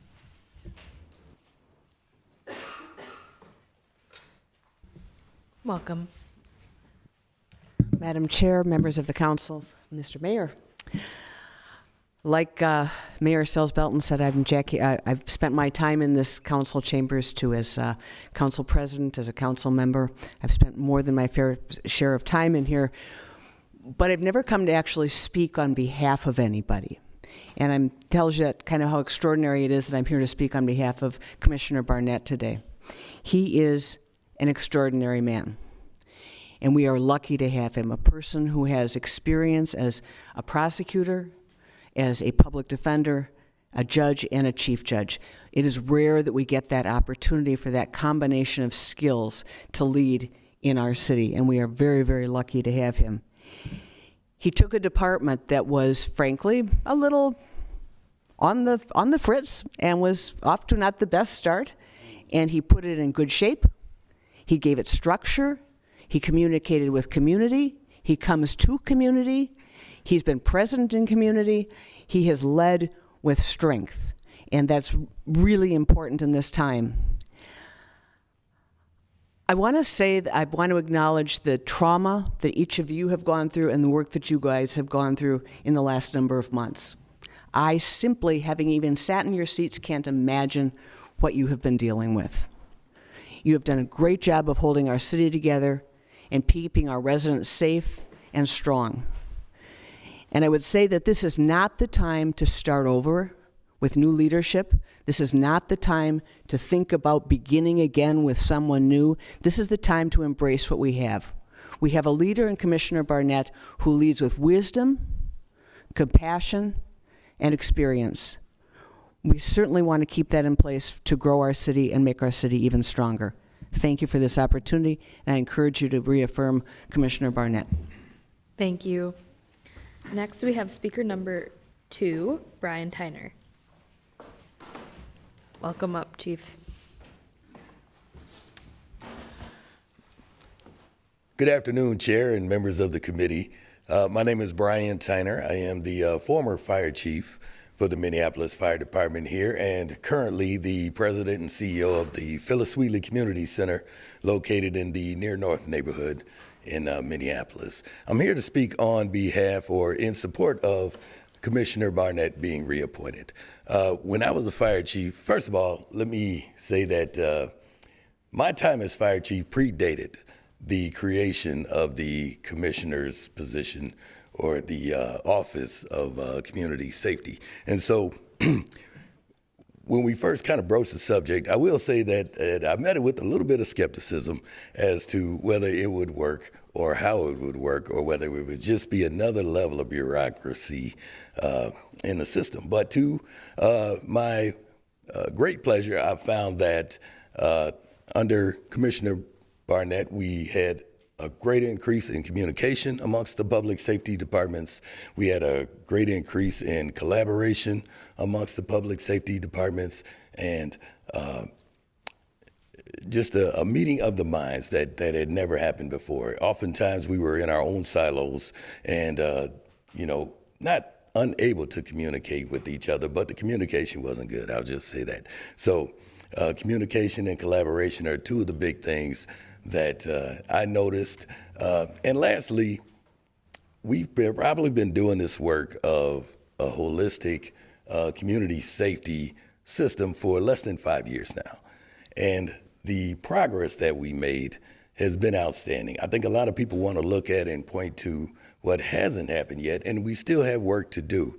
But I think the progress we made has been really outstanding, and I think we need to continue that work. And I think the right person to lead that work is Commissioner Barnett. So I ask that you reappoint Commissioner Barnett. Thank you. Thank you. Next, we have speaker number 3, Justin Terrell.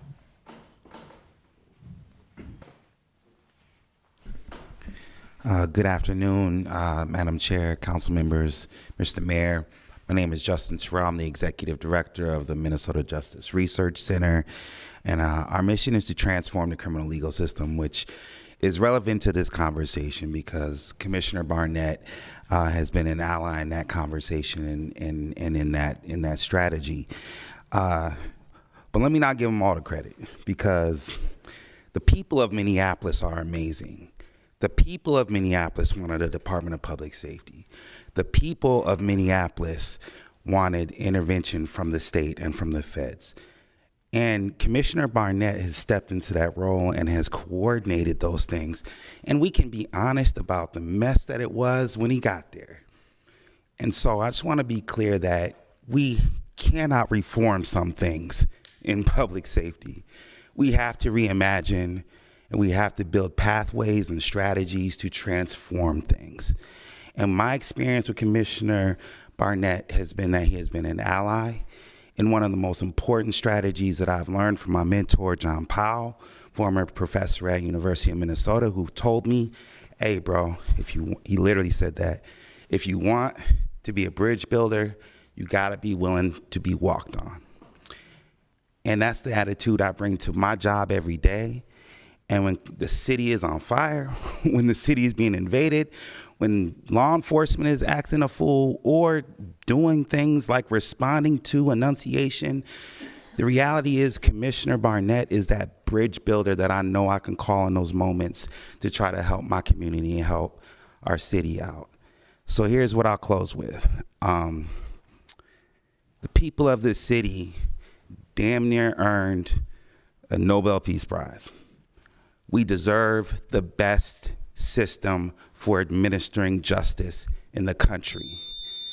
A leader like Barnett, I know, will work with me and with y'all to help us get there. Thank you. Thank you. Then we have one final speaker signed up, speaker number 4, Mike Johnson. Hi, my name's Mike. Just to take you back to the Super Bowl, how much crime was there in the city? 0, other than some public drunkenness. Why? Because the cops were doing their mission. And when can we get some reform in that direction? Cops were acting the fool. Give me a break. I tell you, it wasn't the cops who stole my son's car and used it in the commission of a crime. It wasn't the cops that stole a minivan 2 or 3 nights ago with a baby in it. You can keep crapping on the cops all you want, but and I hope the city gets the police department it so richly deserves. So you can keep reforming. Oh, and I'm against all 3. Because restorative justice is nothing more than victims getting fucked over. That's all it is. And I'm about sick of that shit. And I guarantee you another thing. There was I think this year or last year, you had this memorial for some kids who were shot, some little kids.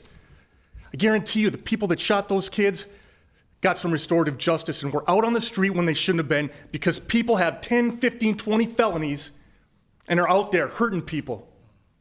And it's bullshit. Little kids can't even play outside, needles, but it's a good thing you have a city council that's decriminalizing crime.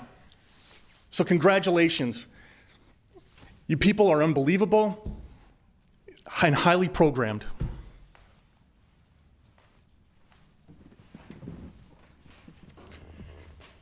Is there anyone else wishing to speak for this nomination before we close the public hearing? Anyone else that's wishing to speak? Okay. With that, we will close the public hearing and we will go right into discussion with members. Vice Chair Chugtai. Thank you, Madam Chair. I will move to forward this nomination to Thursday's council meeting without recommendation and ask for a second. Second. Great. The motion has been made and seconded to forward without recommendation. We'll now go to Councilmember Stevenson. Thank you. I have a few questions for you, Commissioner Barnett.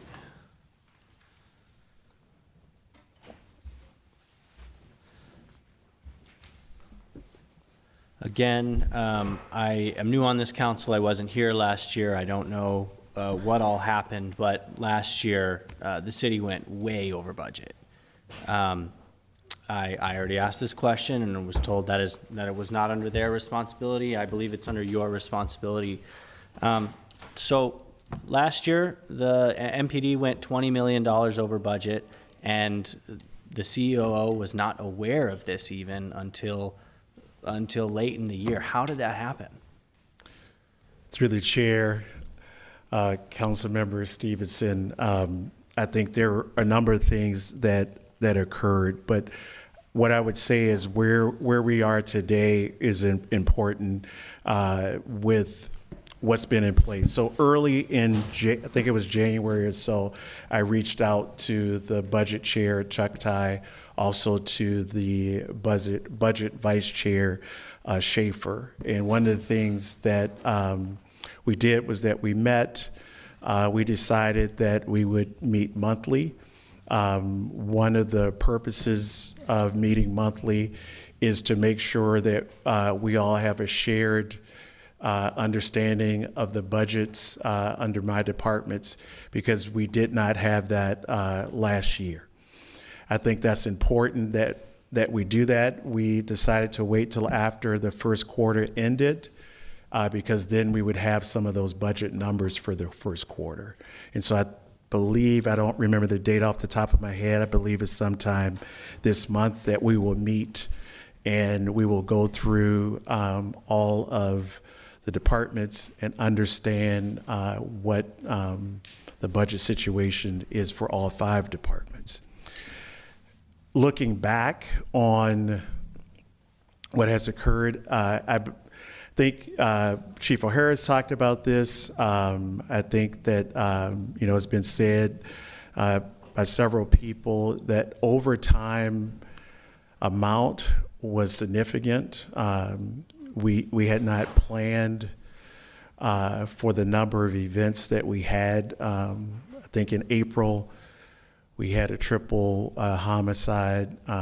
In June, we had the assassination of Speaker Hortman and her husband, and the shooting of legislator John Huffman and his wife. And then in August, we had the Annunciation shooting. And then November, December started Metro Surge. All of those incidents required us to have all hands on deck to counsel, to make sure that people who had scheduled time off come in, that we really approach the situation with all hands on deck. That was a significant issue with our overtime. But I think that we have some things in place now to address it with monthly meetings with the chair and vice chair of budget. We pay closer attention, and you heard our CEO, Margaret Anderson Keller, talk about, at the cabinet level, we're paying more attention to it. And then with my director of administration in our office is with each department at their monthly budget and finance meetings to make sure we're aware of any of the situations as they occur. So I think we'll know about things earlier. I have to, totally agree with the COO. We will be over budget when it comes to overtime. Metro Surge has definitely been very taxing, not only on the police department. Excuse me, sorry, Yes. I only have limited time, so Okay. I want to get to my next question, Sure. but I appreciate your answer there. I want to drill down about what exactly happened last year as to why members of this body and others weren't aware of the major overtime until the end of the year. Through the chair, Councilmember Stevenson, I think that from my perspective, I think that all of us, well, one, I think with the way that we receive information, it really wasn't until middle of third quarter that we really started noticing the amount of overtime that was there. And like I said earlier, I think we're in a better place going forward this year. Okay. I only have a little bit of time left. One of my constituents in Ward 8, Davis Maturi, was shot 3 times in his front yard in 2024. This coming after months of reporting racist threats. And under your supervision, MPD and OCS failed to keep him safe, and it nearly cost him his life. How do you explain this? Through the chair, Councilmember Stevenson, what happened with Mr. Maturi is, something that is very unfortunate. I think that since then, our MPD leadership has been looking at that issue. I think when the audit report comes out, you'll find out more information with the processes that were in place then and how we move forward here. And so you never ever want to be in a situation where on your watch that someone gets hurt. And so it's very unfortunate. And like I said earlier, we learn when these incidents happen, and we prepare to be better to respond later. Yes. And I only have a few seconds left, so I'm just going to read this from this letter we got from Yes. AFSCME Local 9. How does this individual foster a respectful and inclusive work environment? While the members spoke positively of Todrick's communications with employees in the community, Council particularly in member, public. unfortunately, that's your time if you want to come back into queue to read the rest of it. Councilmember Vita. Thank you, Chair. Chair, I think your clock may be different than ours, because it showed, like, when you call time, there's still seconds in there. Okay, Yeah, well, so I think it might a be little off. different too, Okay. because Jameson and I have the same clock, and Okay. it's showing that it's ending. If I may, my clock is the same as Chair Chowdhury's as well. I can look at your computer though after this too. Okay, all right, thank you. Thank you, Commissioner Barnett. To you too, thank you for accepting the nomination. I really do appreciate what you've done in your time here. I will admit, though, I was very confused about this department and the role and responsibilities that you and your staff would take on, because it's new. It's only a few years old, and I think someone else said we got a rough start in this department. You're not the first commissioner of public safety, you're the second. And I am proud of some of the work you've done in this department that meant a lot to me. One being 911. When you got here, that is what we had the most conversations about, was the department as a whole, how people felt in the department, how the department was operating, the support we could get, we could give them from the council level. And I think you've done a phenomenal job at navigating through the 911 department and figuring out how I could help as a council member and how my colleagues could help. Just boosting morale. If I ever see someone in 911, they always speak highly of you and talk about how you just drop in to visit, and just how you boosted the morale in the department. You are also a person who will meet me out on the streets to talk. I wouldn't advise that with anybody, because he knows everyone in North Minneapolis. I've never seen a judge be so warm welcomed in North Minneapolis. If you hang out on Penn with him, all the cars pull over and stop, and people want to talk to him and thank him for changing their lives around. And so I highly recommend that you meet with him in a room by yourself if you have conversations that you need to have, because if you go outside, it won't happen. So I really do appreciate that everyone knows you on the north side and respects you, and even though you were with them at the toughest points of their life, they still respect you, and they appreciate you being down here at the city of Minneapolis in this capacity.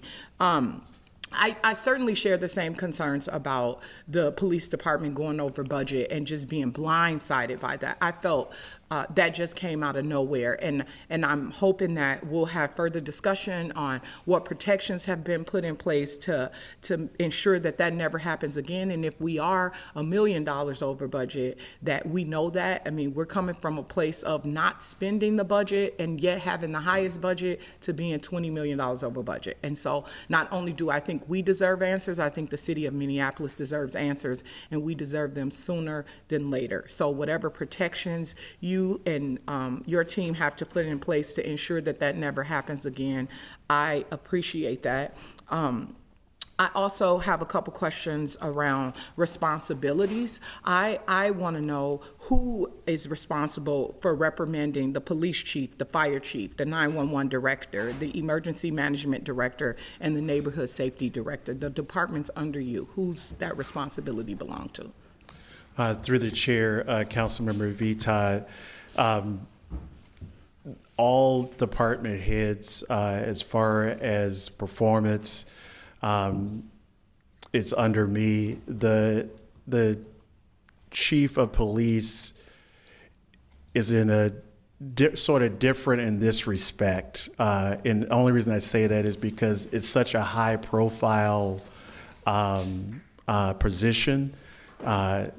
None of my other department heads have a dashboard with complaints. None of my other department heads are as recognizable as the chief, but he's held at the same standard as the other four department heads when it comes to expectations. We meet weekly as a group. That's our executive team. We meet as a group weekly with all 5 department heads and my staff. We regularly, each department reports out. We talk as a group about different situations, whether it's specific to their department, how we can address issues, whether it's us giving suggestions to other departments. But also, I meet with each department head about every 2 weeks. And there we can have individual conversations about performance when necessary. But I don't want to forget one thing, and you didn't ask this question, but 911 was, when you look at the report, them in emergency management were not in a position where they should be when you talk about safety. And so I thought it was so important for that 911 staff to be in the same conversation as first responders, because they're the forgotten ones, because they get the calls and don't know what happens later. And so whether Director Hodney likes it or not, I've been down there to visit, and the group has just been wonderful. They know how much their service means is just as important as fire or police. And so I'm glad to hear that you've had those conversations with them. So thank you. Thank you. My next question is, I'm going to ask this of everyone who gets nominated. What's your biggest accomplishment in this term, and what do you hope for the future to accomplish? Yeah, I think my biggest accomplishment was the enunciation response, and this is why. You do all of this work and training to prepare for big events, especially for the city since 2020. And when the response to enunciation happened, because we had trained in this NIMS protocols for safety, everyone really stuck to their roles and responsibilities and allowed our first responders to do their jobs in a way that didn't happen in 2020. And so seeing all of that come together, because you just never know when you train what's going to happen in reality, and to see it come together and unfold in that situation, for me, was a sense of pride. Councilmember Vita's time has expired, but Councilmember Whiting will allow you to continue okay, through. thank you, Councilmember Whiting. Was to be able to see it come together, but the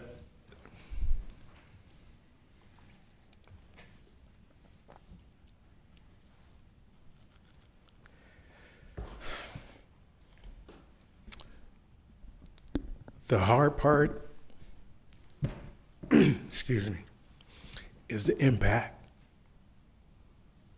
to our employees and to the community.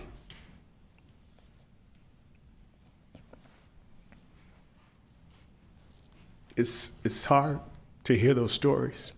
And so as we look long term, especially since Operation Metro Surge, we really have to focus on the mental health and well-being of our employees and residents. And so really long-term big picture is, now that behavioral crisis response is under fire, how do we keep and sustain that service long-term when we know that cost will never go down? So how do we defray that cost long-term? And so that's important because, for example, Hennepin County's been able to use Medicare or Medicaid, I'm not sure which one, because they can be reimbursed by statute. So sorry to take up your time, Councilmember Whiting. No worries at all. Thank you, Chair Chowdhury. And I won't have any specific questions for you. What I do think, first one, I think I take some time to kind of frame where we're at, particularly with the Office of Community Safety. And as Mr. Terrell noted, right, this was an ask of our community, of our residents. And actually, you know, if we look back even before that, it was something that was voted down and that this city decided to move forward with. And so we are kind of on this first frontier of something new. And when you build out new things, there are going to be hiccups. There are going to be places where you need flexibility. And I think those at the top, those that are leading those departments, is where we should look into their character and their ability to lead. And so that's kind of what I want to have this conversation about. Is particularly Commissioner Barnett's character, and you know, I think some know our relationship, but I think it is helpful to kind of paint that picture as well. And so, you know, it was an 18-year-old kid here in the city of Minneapolis, and I think as a lot of us know up here, for the men of color in this community, as a mixed race black kid in this community, seeing somebody in a position that I wanted to be. Was extremely powerful. It reached out to the only black chief justice in the history of this city, of this county. Within a couple days, I received an email back, come on down and get some lunch. And that was as an 18-year-old. That relationship has stayed strong and true and tested for decades, right? And for me, I think when we look at these positions, when we look at the people in this, my first question goes to that individual and their character. And I cannot speak more highly of the character and the person that you are, not just for myself, but this community and the people of this city. And particularly, you know, the other question I ask of my colleagues and others is who else? Right? Who else would we want that has the character that embodies what we believe is in this job? And I think that's Commissioner Barnett. Who else would we want in this position that has a commitment to the city, that is directly committed 17 years at the bench to Hennepin County, that has raised his family in this community? Who else? And I think I come up with blank answers because we have the leader that I think is directly representative of what that looks like here in this city of Minneapolis. And the last kind of piece I'll add here, and it was, again, when I was considering coming to the city of Minneapolis, you know, I was the mayor reached out, and I thought he was trying to trick me to come work for the city of Minneapolis, as he looked like he probably tricked you to come work here as well. And you know, it's the first person I asked for advice was Commissioner Barnett, and as you all know, he's not the most tight-lipped individual, has a lot to say, and the only thing he said is absolutely go do it. And then I found out a couple weeks later that he was coming to the city too. And so for me, I think there are people in this state and in the city that are directly committed to the efforts of moving our reforms, our city forward in the positive direction, and I think we have that. And what I would also like to note is with our Office of Community Safety, this is where the foundational reforms for our public safety ecosystem will happen in this department. As much as I believe that these reforms will happen broadly in the Minneapolis Police Department, sorry, Chief O'Hara, but I think there will be other areas in this avenue that this actually reform will take shape.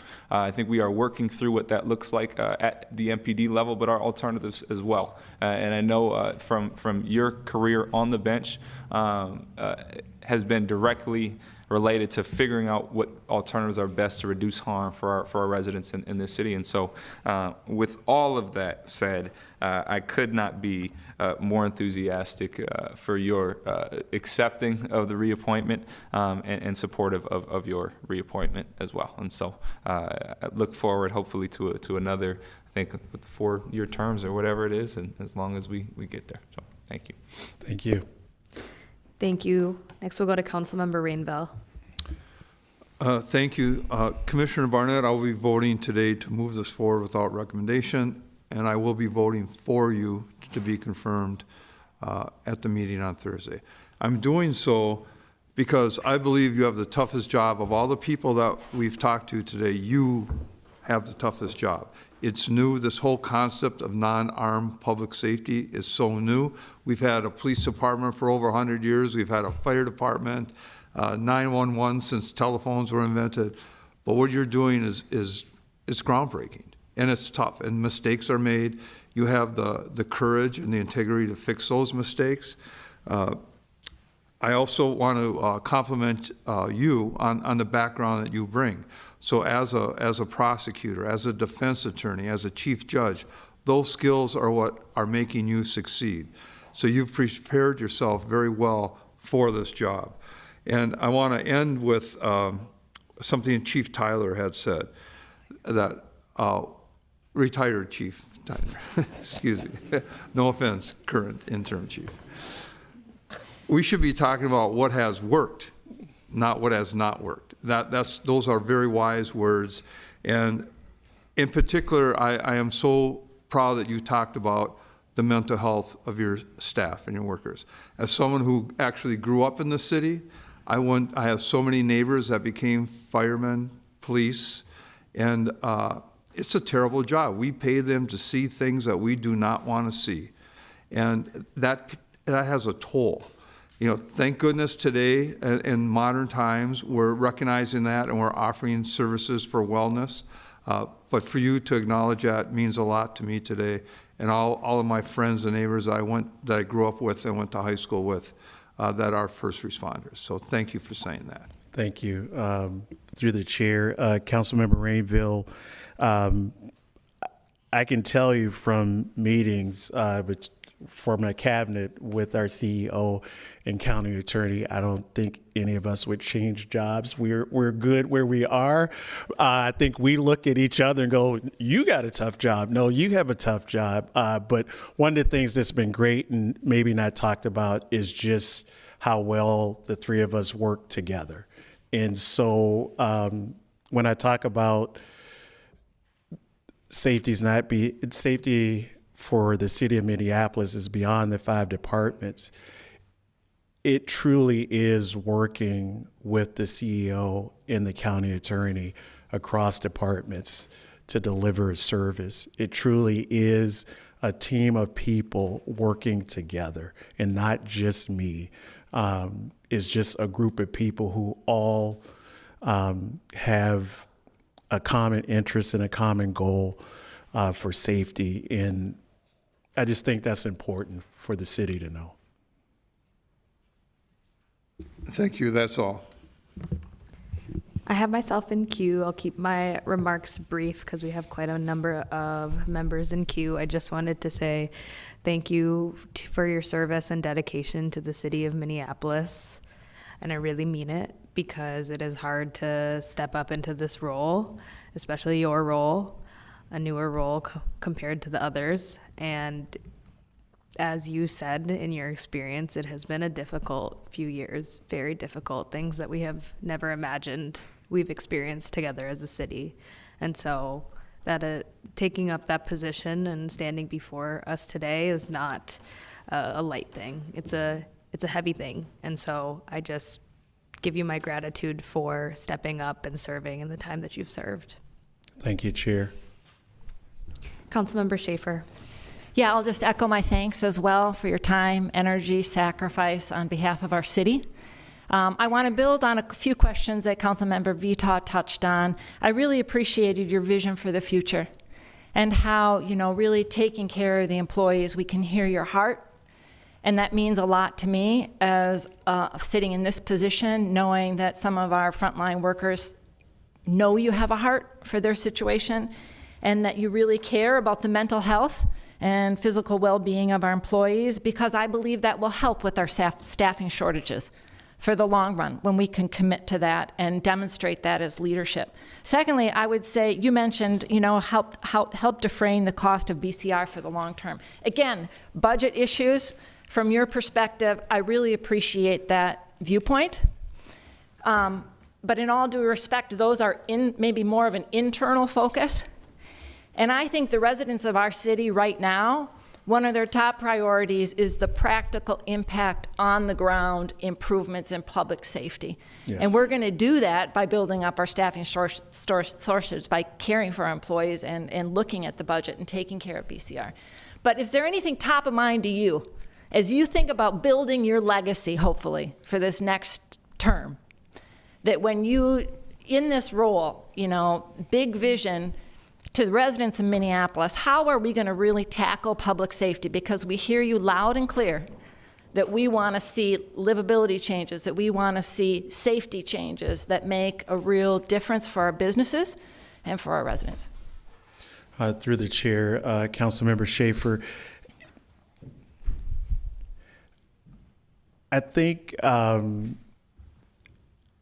the credit won't come probably to the Office of Community Safety, because the issues that we need to address are some of the toughest issues when it comes to crime, when it comes to livability, that really involves us as a city. We're not the social service provider.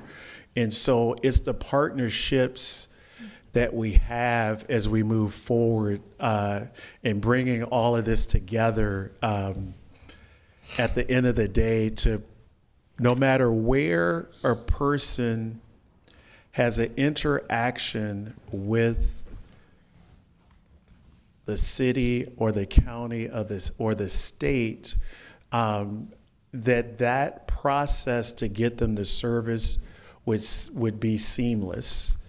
And the reason I bring that up is because we ask a lot of people in crisis to do things like call this number, go to this department, stand in line. We tell them, this is not a city issue, this is a county issue. Oh, it's not a county issue, it's a state issue.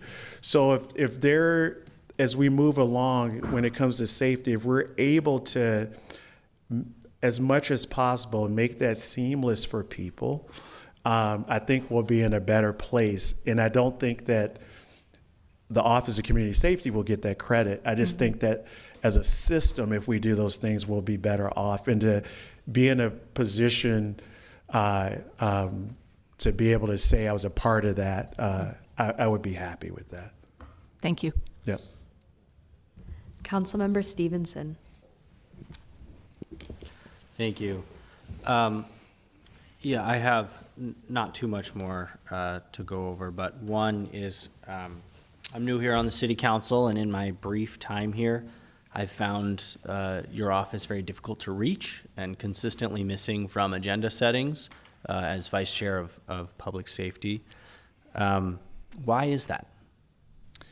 Through the chair, Councilmember Stevenson, I'm sorry to hear that, but the expectation is that if there is an issue in which there's going to be discussion at agenda setting, the expectation is that someone from either that department directly will be present, or that the chief of staff will have information to be able to present.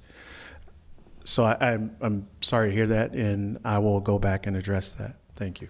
Thank you. Yeah, and then I just want to read two things from this letter that we got from AFSCME workers. These are their words, not my words. Again, so the question was, does this individual foster a respectful and inclusive work environment? And this is what they're saying. While members spoke positively of Todrick's communications with employees and the community, particularly in the public, members were very critical of the work environment under Todrick's control. Members indicated Todrick's greatest flaw is that he does not hold the police chief accountable for his toxic behaviors, resulting in a culture of fear and strained relationships across the enterprise. And then another question is, does this individual follow the terms of your collective bargaining agreement? Members get the sense that he does not know anything about their collective bargaining agreements and does not care. These are troubling. Can you speak to either of these for me? Yes, through the chair, Councilmember Stevenson. I did get a copy of that letter yesterday. Surprise is the first time, in an executive role I really heard that.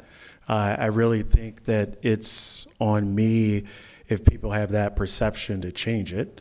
I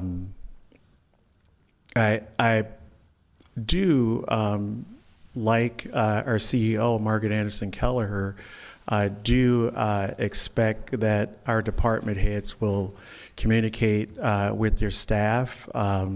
I know that it's impossible for me to reach I think 14 or so hundred staff members under all of my departments, but we do issue a newsletter. You heard me talk earlier. We have monthly executive meetings. I meet with the department heads individually.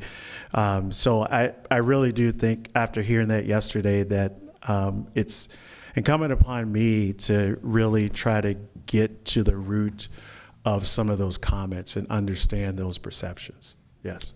Okay, I hope you do, because you have a very important work to do, and these, when it comes to the collective bargaining agreement, and when it comes to a respectful, inclusive work environment, that's critical for public safety across the city. So I appreciate your attention on those things. Thank you. Councilmember Vita. Thank you, Chair. Commissioner, I just have a couple more questions. You brought up that you meet with your department heads regularly, whether they're weekly or bi-weekly meetings. I'm just wondering if in those meetings, do you discuss the budgets of those departments?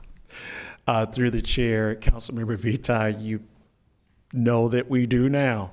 Right. It's a regular topic for us. And we've met I know I've met with all of the department heads individually about budget. I know that the chief of staff has been on top of it. Also, like I said earlier, our director of administration, Martin Anderson, also has been involved. So I think we're all on the same page of no surprises. I think our monthly meeting with the budget chair and vice chair would be helpful, that we have a shared understanding of where the budget is and what's happening in those departments.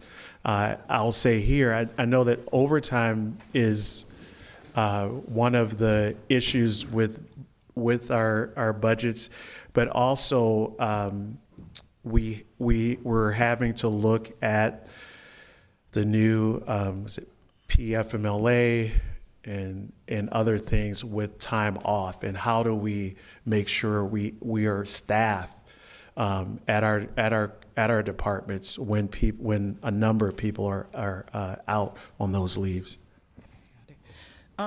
Another thing you talked about was staff development of your leaders in these 5 departments, and I'm just wondering if you have a regular occurrence of performance reviews. Do they happen? When were the last ones, and how often do they happen? Through the chair, Councilmember Vita, I'll have to get back. I'm not sure. I know that each department, we've talked about performances as we've gone along. I don't remember when each one's had a review.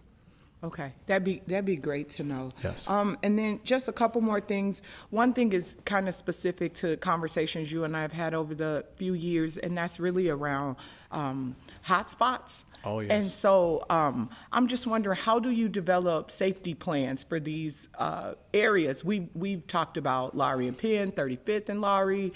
We've talked about 19th and Nicollet. These hotspots are extremely problematic, and I'm just wondering, have you developed some type of plans for how you work with all the departments to, make sure we have something that's a lot more proactive than reactive? Yes, through the chair, Councilmember Vita, that is a challenge for us as we, as our individual departments address those hot spots and how we use our community organization contracts to help.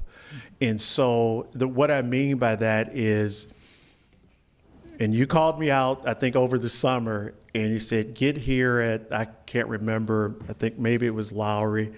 And I said, I'm aware, I drove by there. You're like, no, come down here. And the issue is being able to address a specific area, knowing that it's going to move.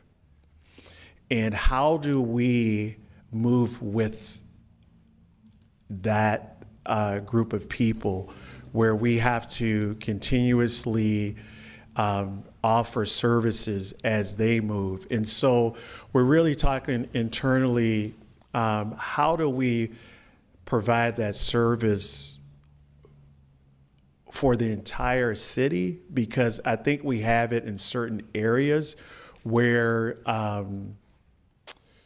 when we have the resources for the police department to be able to deal with hotspots, they can, but they can't deal with all in their precinct, right? So I think Councilmember Schaefer talked about, increasing staff for our police department. When you have increased staff, you're able to deal with multiple hotspots in when they happen. But also that challenge with that is we want to use our community organizations to help engage folks, because they are trusted messengers in hopefully meeting people where they're at when they're ready to accept any services that might be available. So it is a challenge for us. Thank you, Commissioner. My time's up. Councilmember Rainville. No, you go ahead. Thank you. Just a couple quick things that came up, and I don't expect you to have the answer for this question now. It'll take some research, but I'm curious how the family medical leave is affecting all 5 areas. Like, how many people are out now? And do you have any inkling or anticipation of how that will affect your departments going forward into the year? Through the chair, Councilmember Rainville, we are looking at that. That is, I guess, a data point that we want to use in our monthly meetings with the chair and vice chair of the budget committee. I don't remember all of them off the top of my head, but what I can tell you is that for, I believe, each of the departments, mainly 911, fire, and police, there are concerns as we move forward how many people will be out on leave. I don't know that number off the top of my head, but one of the things that we've talked about in our executive meetings is making sure we all are using the same number, because I think that number should come from our HR department. Although an individual department might know something's coming up or pending, but that we all use the same official number, I think is important as we have these conversations about how these leaves will affect. But it is a concern going forward of just, do we have enough staff? And my concern is that if you do not have enough staff, you're going to run up the overtime for fire, police, and 911. So you've heard loud and clear, everybody's heard about the budget, and I just want to have an idea on how this new family medical leave law affects the staffing. And through the chair, Councilmember Rainville, I think we'll have some ideas of those numbers by the time we meet with the chair and vice chair of the budget committee. So we can share that with you. Great, thank you very much. Thank and you. My last, it's just kind of a comment. I really agree with you how you say that people or the trouble move from one hotspot to another. What's real new the last couple of years has been our park system, and that it's very important to work with the park police and park management, because those big green open spaces, when the sun goes down, there's a whole different clientele that use them. So you're very wise to say that the trouble really doesn't go away, it just moves, and it moves from one part of the city to the other, and it moves a lot to the parks. So thank you. Thank you. That looks like the end of discussion, unless any other council members are getting in queue, which I am not seeing. So thank you so much, Thank you. Commissioner. Appreciate it. We no longer have any other further discussion, so we have the motion to forward without recommendation to full council. All those in favor say aye. Aye. Those opposed say nay. That motion carries. And now, committee members, we have our discussion agenda, but prior to that, we do have to let staff leave and have new staff come in, and it's been a long time we've sat through this, so let's take a 10-minute break and come back at 4:42.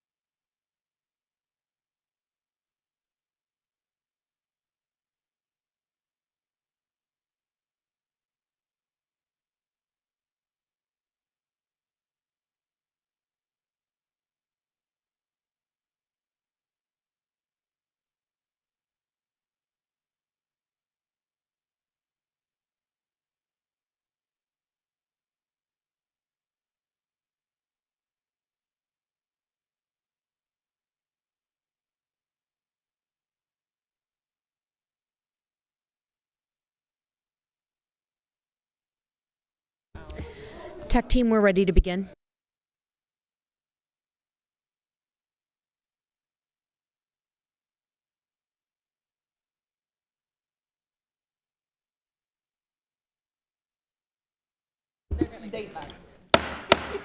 Colleagues, welcome back to our last Super Committee of the Whole meeting. We are going to continue with our discussion agenda. And we'll start with item number 56, the agreement with Minneapolis Public Housing Authority for emergency housing vouchers. I will invite staff to give a presentation on this item, and I'll turn the chair back over to Chair Chowdhury.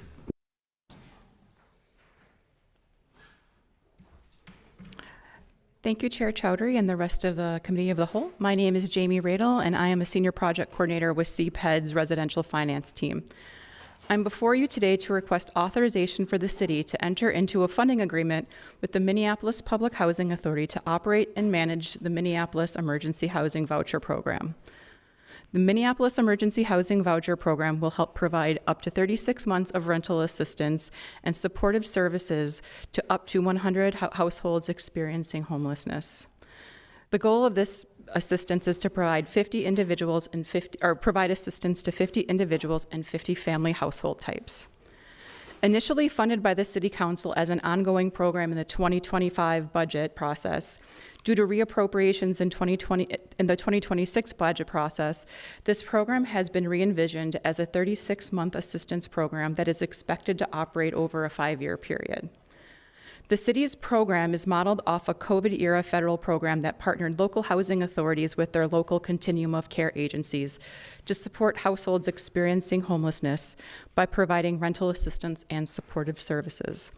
Under the Minneapolis Emergency Housing Voucher Program, the city will fund the program's share of rental assistance and supportive services, housing coordination services, and housing stabilization services will be offered through the existing Hennepin County programs and/or the Minneapolis Public Housing Authority. Referrals to the program will come from Hennepin County's Coordinated Entry Program's priority list. For those who may be less familiar with the coordinated entry system, I'll provide a bit of information about the system.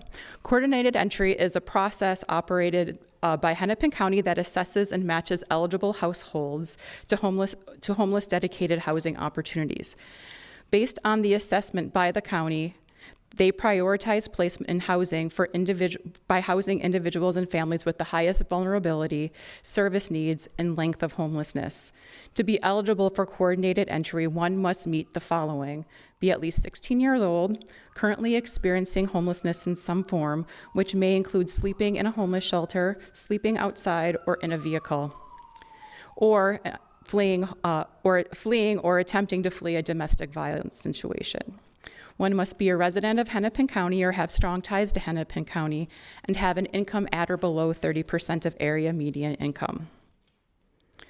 To be eligible for the Minneapolis Emergency Housing Voucher Program, households need to be assessed and referred by the Hennepin County Coordinated Entry System and planning to reside in the city of Minneapolis.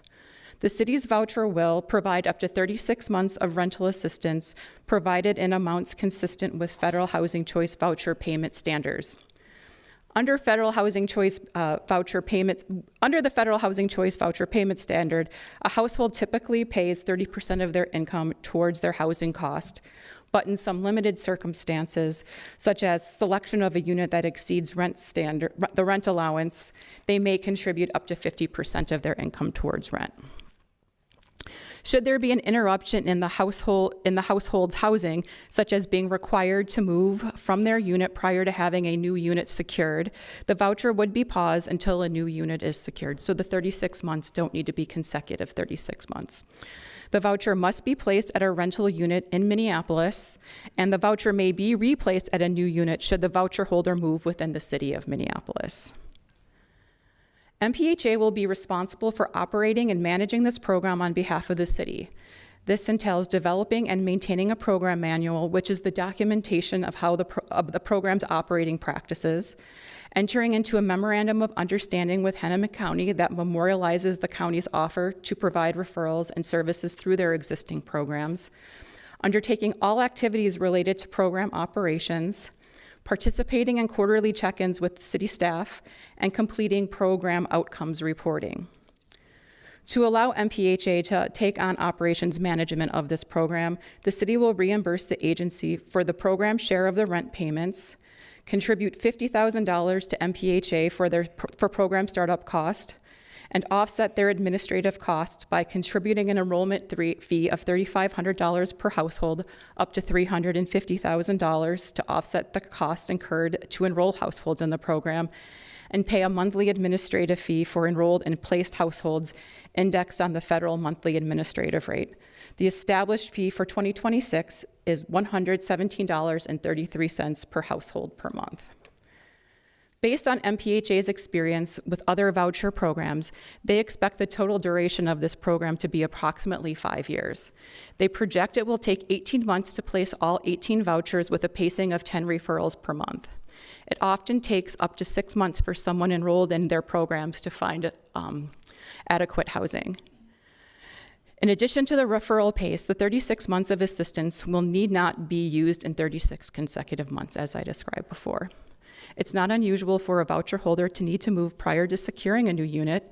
In that case, the city would not lose their voucher, but it would be paused until such time a new unit is secured. MPHA may continue to issue vouchers up to a cumulative leased voucher number of 100, subject to funding availability for up to 18 months after program start.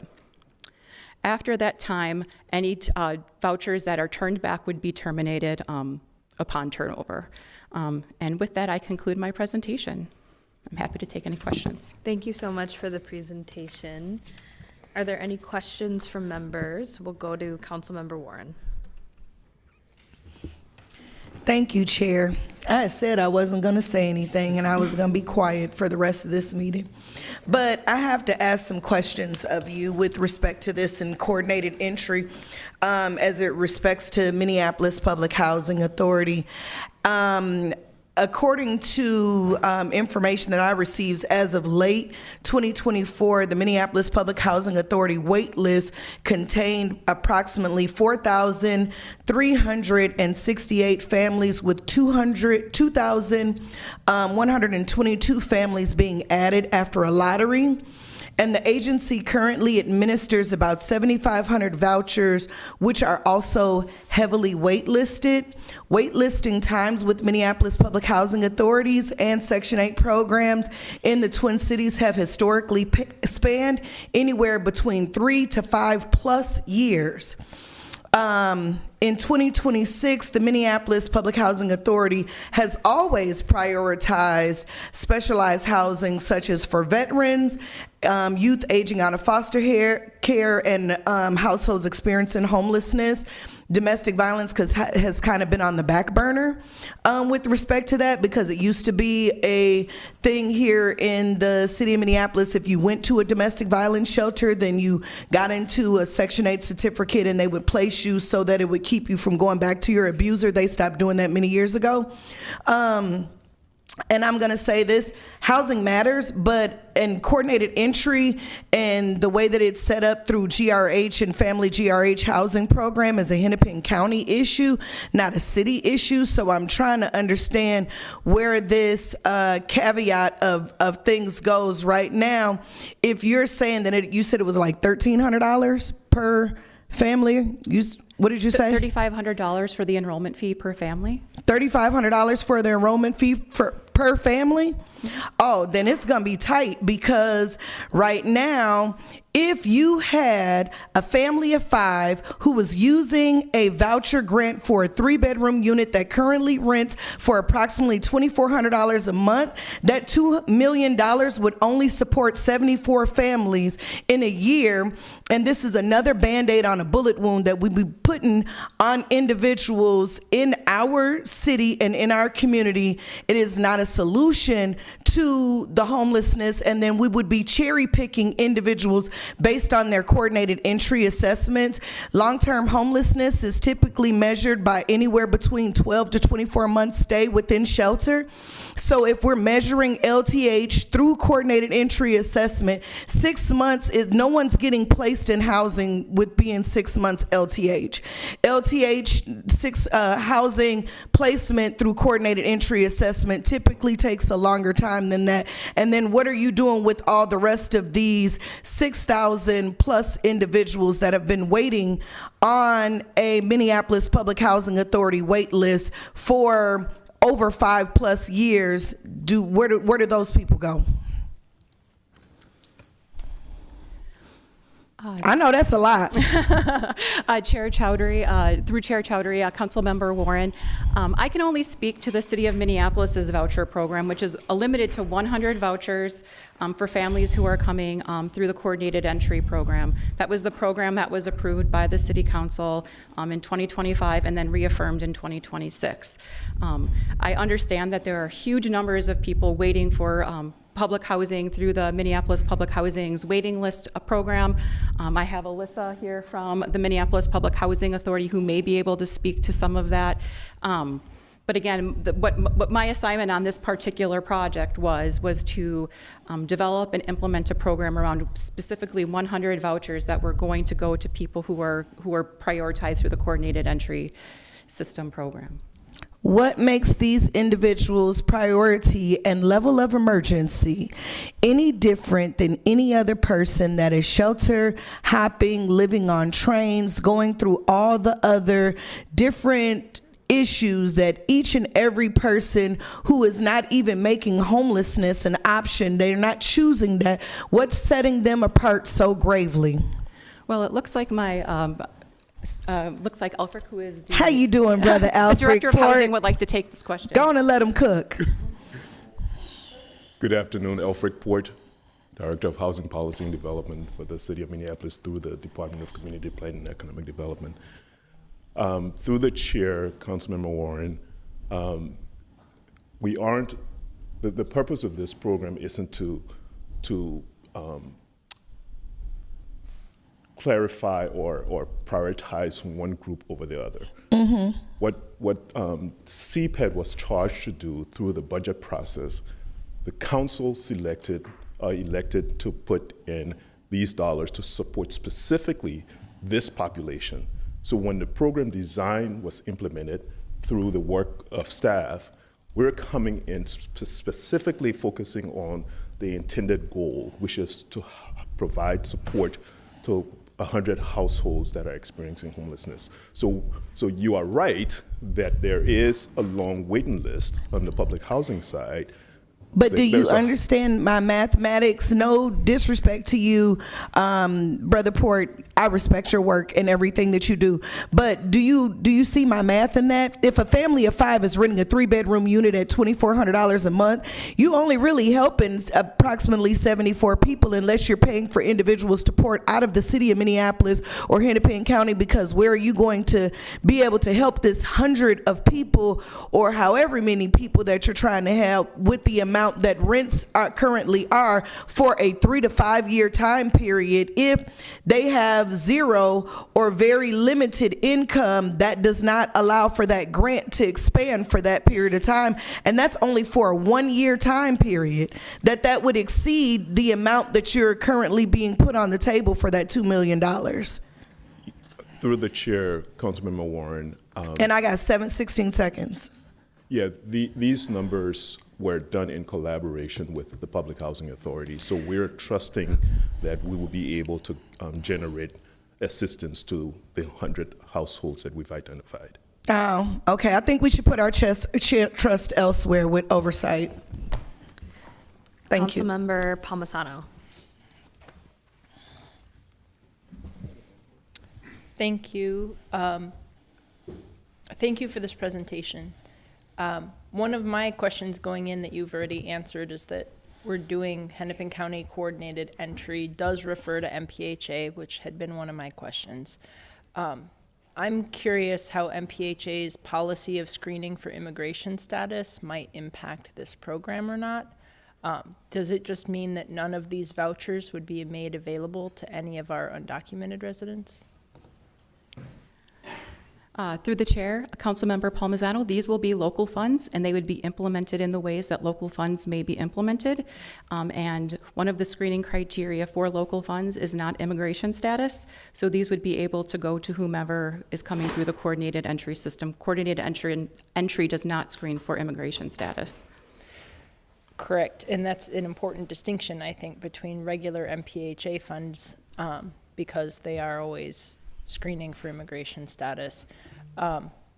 So we've had a lot of conversation about rental assistance up here on this dais, and even here from the audience today on how people are accessing that or failing to be able to successfully access it.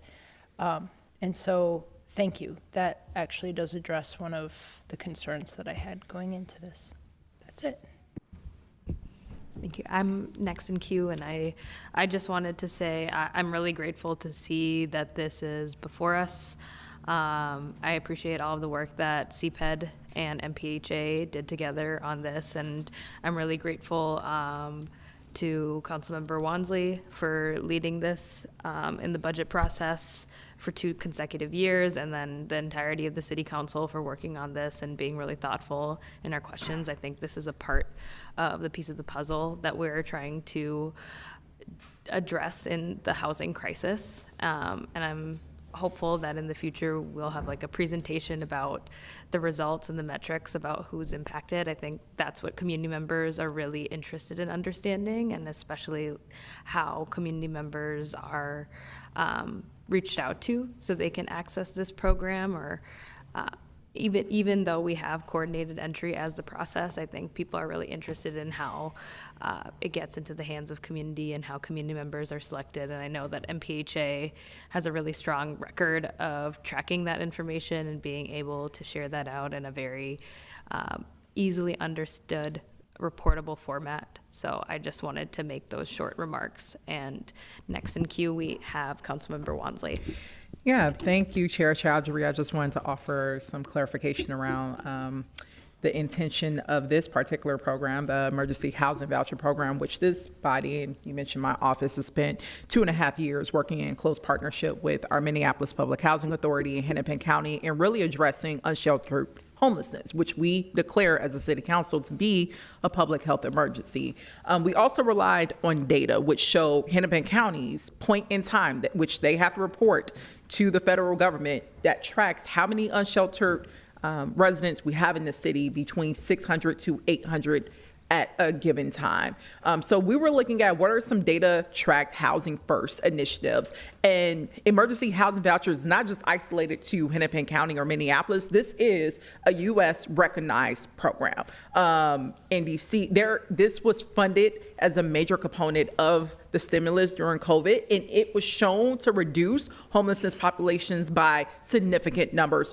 And we're talking about all across the country, in places from Texas to places and in other parts of our country. And we wanted to be able to bring those same effects and benefits here in Minneapolis, where we're constantly trying to figure out how to offer permanent housing solutions to people navigating housing insecurity. And this shown to be one of those data-backed initiatives. Now, where I will have agreement with Councilmember Warren is we did originally have the intent to fund this ongoing. You mentioned that. That was my original budget amendment, because I don't want to see this program be put in the same predicament that we just had to deal with, for instance, stable homes and stable schools, where it met a financial cliff, and last year we had to rapidly respond with figuring out a sustainable funding solution for that program. Essentially, we're setting up emergency housing vouchers in the next 36 months to experience that same fiscal cliff. That was not my intent. That was the will of this body. I know our budget chair, Chuck Tye, really led with partnership with the mayor to get to this particular iteration of this program.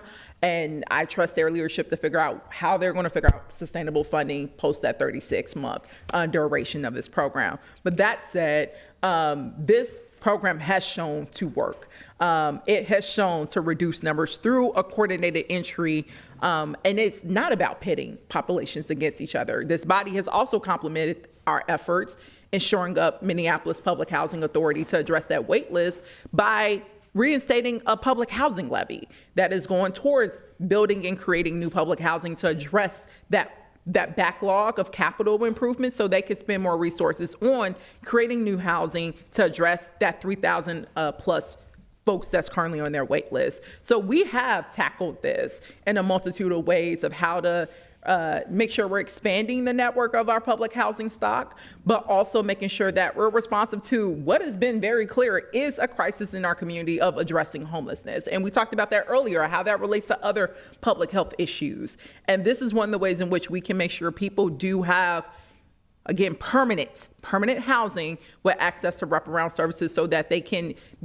enter into a phase of recovery, be able to reunite with their children, be able to have a safe place, which is what we all deserve. And I'm very grateful that we finally, after almost 2 years of work, actually have a legal agreement and program to get this program out and running and actually getting people off the streets and into homes. So thank you, CPED staff, for your continuation. I look forward to my colleagues' further conversations on how we can actually make this a permanent aspect of our city's budget. Did you want to make a motion on this? You can. I'll motion to approve this. Second. Going to Councilmember Warren. Thank you, Chair Chowdhury, and all of the council colleagues, CPED, you wonderful folks there. In 2016, when the Hennepin County implemented the Homeless Information Management System and coordinated entry in order to better manage what was happening amongst our homeless population through GRH housing and what have you, individuals were able to sign up for those services through what was called a professional statement of need. Now I'm trying to understand now with this PSN and individuals basically saying either I'm struggling with chemical dependency or these are things going on, mental health, whatever else, and measuring long-term homelessness that way, then am I being told that that program now is not effective? It's not an effective measure. We're utilizing this instead, or this is the same as that. It's duplicative services. Either way it goes, it feels like to me people are skipping the line. And we have a multitude of families and people who are in shelter, may not be on the street, but are in shelter, couch hopping, laying here and there, and sitting on these waiting lists. And I don't think I'm having a hard time understanding where you're gathering these individuals from and saying that they are separate or set apart from other folks that they now get to skip the line and move forward. And then how long is there, if this is long-term housing or this voucher lasts for 3 years or what have you, it sometimes takes longer than that for individuals to get out of whatever their situation is. Is that going to be enough time, or are we going to come back in a 3-year time period and say that we tried and it didn't, we did the best that we could during that time? Like, what is this? I'm confused at what all of this looks like here. Can you give me some clarity on this? Through the chair, Councilmember Warren, this is a collaborative effort. Our hope is once we go through the implementation of this program or commence the implementation, we will come back to you all and provide some updates. We'll provide you regular updates on how the program is operating, and we'll be in a better position to understand if there are areas to tweak as we move forward. But I think the structure that we currently have in place is what we believe is the best system to get us to that next phase. We're trusting in the coordinated entry process through the assistance with the county, and it's hoped that we will meet some of the goals that you're identifying, Councilmember Warren. Okay, because I'm just saying, we're handing over millions of dollars and public taxpayer dollars with very limited clarity and oversight in this, where I'm trying to understand, what makes this so different than that? You know what I mean? Why is there a difference between someone who is housing individuals in and out of shelter, pulling their names and their information from the homeless information management system, going to go get them from there, going to go and help them find housing and stabilizing themselves through GRH housing or whatever supportive housing program, however individuals are being pivoted off to these agencies now, because I understand they don't call it GRH anymore, but whatever, that's what it was. But what makes them so separate and these people so separate when everyone's need is still the same? Yes, through the chair, Councilmember Warren, the directive that was given to staff was this program was intended or is intended to serve families that are experiencing homelessness. So that's the target audience that we have other programs that we implement that may meet some of the needs that you're talking about, as well as getting families into home ownership. So there are an array of tools. They serve families with this program too. Mothers with children, the whole 9 yard. Everybody gets a fair shot through LTH and long-term homelessness. I'm not getting the clarification that I'm looking for, but thank you so much for your time. Have a wonderful Tuesday. I got 13 seconds left, so I'm gonna let that sit right there and we could talk about it again on Thursday. Thank you very much. Councilmember Rainville. Thank you. Councilmember Warren, do you want to use some of my time? No, I'm okay. You can't Okay. give your time to others. Like if Sharing is caring. So I'll just provide some clarity. When we've had members go overtime and there's another member in the right after them as someone is speaking, finishing their answer, that's when members have been able to let that answer be finished. But offering your time for other members to ask another question is not typical. And honestly, I mean, perhaps I shouldn't have even allowed people to go into each other's time. Just wanted to be courteous to our appointments today when they were speaking so they can go and finish their answer because it was of interest to the entire body. Okay. So, Director Porter, I just want to say this a different way than what Council Member Warren has said. I think what she's asking for and I'm asking for, because we're picking out a certain population to help, is there another population that will be delayed in getting that help? Through the chair, Councilmember Rainville, I'm going to respond this way, that the need is great, the resources are scarce or limited. You as a body made the decision in putting dollars aside for this activity. And we as staff was charged with the responsibility of implementing a program to support what your desires were. And what we're coming before you today is the recommendation to authorize us to move forward with the contracting of these resources as it was intended. Okay. So, but can you see the concern that's being raised, and perhaps some type of regular reporting or an analysis of what the effects this will be would help us understand the effects?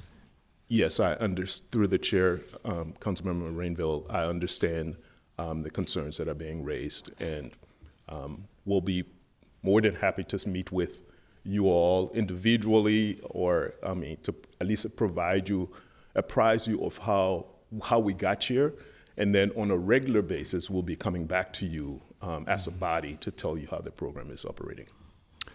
Thank you. If I could give advice, I would appreciate connecting with Councilmember Warren as time goes on and getting her comfortable. Thank you. Thank you very much. Councilmember Stevenson. Thank you. I just have a couple of quick things to say. The main problem with coordinated entry is that there are not enough funds to get people into homes. If there was more money in coordinated entry, there would be more people in homes. Coordinated entry has other problems, but that is the number one thing. And so many people who are on coordinated entry, they might find the system cruel. And the reason that it is cruel is because they are waiting for money to become available for them to get a new home. What we're doing right now is we're making money available for more people to get into homes than would otherwise be in homes. This is incredible work. It has incredible results and is such a massive benefit to our community. No one is skipping the line. Coordinated entry has a very, very well thought out path about who gets chosen for which homes, and I have a lot of faith in Hennepin County. They do an incredible job, and we need to be in a place where everyone is saying homelessness is our problem, not in a place of homelessness is their problem. So this is the city saying homelessness is also our problem, not just the county's problem. And the last thing, I think the worst case scenario of this policy is that we provide stable homes for families for 3 years. And I think that's pretty good as far as worst case scenarios go. So whether 3 years goes by and we don't renew the funding, that would be a tragedy. It would be terrible. But also, I would really love to see some families have stable homes for 3 years. I think that's really worth it. And if that is the worst case scenario, then we're in a good place. Thank you. Councilmember Wansley. Yeah, thank you. I just wanted to offer some clarity too, and thank you for reiterating this, Councilmember Stevenson, that this is, again, not about pitting different populations who are in desperate need of public and permanent housing against each other. This is being targeted with our resources and also using data to inform how we target those resources, especially with addressing shelter homelessness. And I'm glad that we're giving a tool and providing this as one of those efforts. Again, I encourage all my colleagues to join us in finding other ways to move money, as we've been doing, towards our public housing authority to actually address, again, the $200+ million capital backlog that they had, and also that wait list that's been extensive and constantly building up because there aren't a number of increased units being added to the portfolio needed to get those people off the wait list. So I think that is a shared invitation for everyone. This body has moved funding by 500%, I believe, as an increase over the past 4 years into our public housing authority, and we are barely meeting the need. So it's going to be a group project, and I'm happy to hear that there is an interest amongst newer council members to see more resources go towards that. But this is not about pitting groups against each other. And I also wanted to provide clarity about the reporting guidelines, and just this will be helpful for staff. We brought forth a legislative directive to accompany this budget appropriation to have quarterly updates because, again, after 2 years, we wanted to be able to come to this body and constantly have this ongoing data be shared around how this program is effectively helping us reduce homelessness in our city. So I just wanted clarity. Is that correct? We will be having quarterly updates. Will the next one be in June, likely?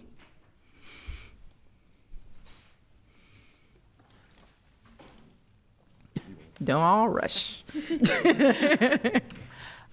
the chair, Councilmember Wansley, the program is expected to roll out sometime in early June. So we could come back in June with just an update on how program rollout has occurred, but there would not probably be very many statistics or information like that to share at that point in time. Just again, with people's newish encounters with this work. I know we've been at it for a few years now. It might be good to still come back in June with updates, because the whole legislative directive is around implementation progress and giving this body and newer members that information around what that looks like, and then being able to have the next update, really gauge some of the data that you've collected since this implementation. So I'm really happy that staff is going to be doing that regular reporting, not only just for this body, but for the public to see the benefits of us actually taking a tangible housing first solution and doing so in partnership with other government agencies to address what we all have collectively recognized as a public health emergency. So sounds great. We can work with, I believe that's Council Vice President Osmond and Council Member or Chair Chowdhury over biz around what those follow-ups will be. But I at least want to name, we don't have to start over from scratch. There's already a reporting directive that accompanies this, and we'll be getting those updates. Thank you. Seeing no further discussion, On the motion to forward with recommendation, could I please have the clerk call the roll? Councilmember Payne. Aye. Wansley. Aye. Rainville. Aye. Vita. Aye. Warren. Abstain. Osman. Aye. Schaefer. Aye. Stevenson. Aye. Chavez. Aye. Whiting. Aye. Palmisano. Aye. Vice Chair Chugtai. Aye. And Chair Chowdhury. Aye. That is 12 ayes and one abstention. That motion carries. Next, we'll take up item 57, which is a resolution amending the 2026 appropriation resolution to support community mental health and well-being services at the South Minneapolis Community Safety Center. I'll ask April Graves and Will Christensen to come present on this item. Welcome, and thank you for your patience today. If I use this one, thank you.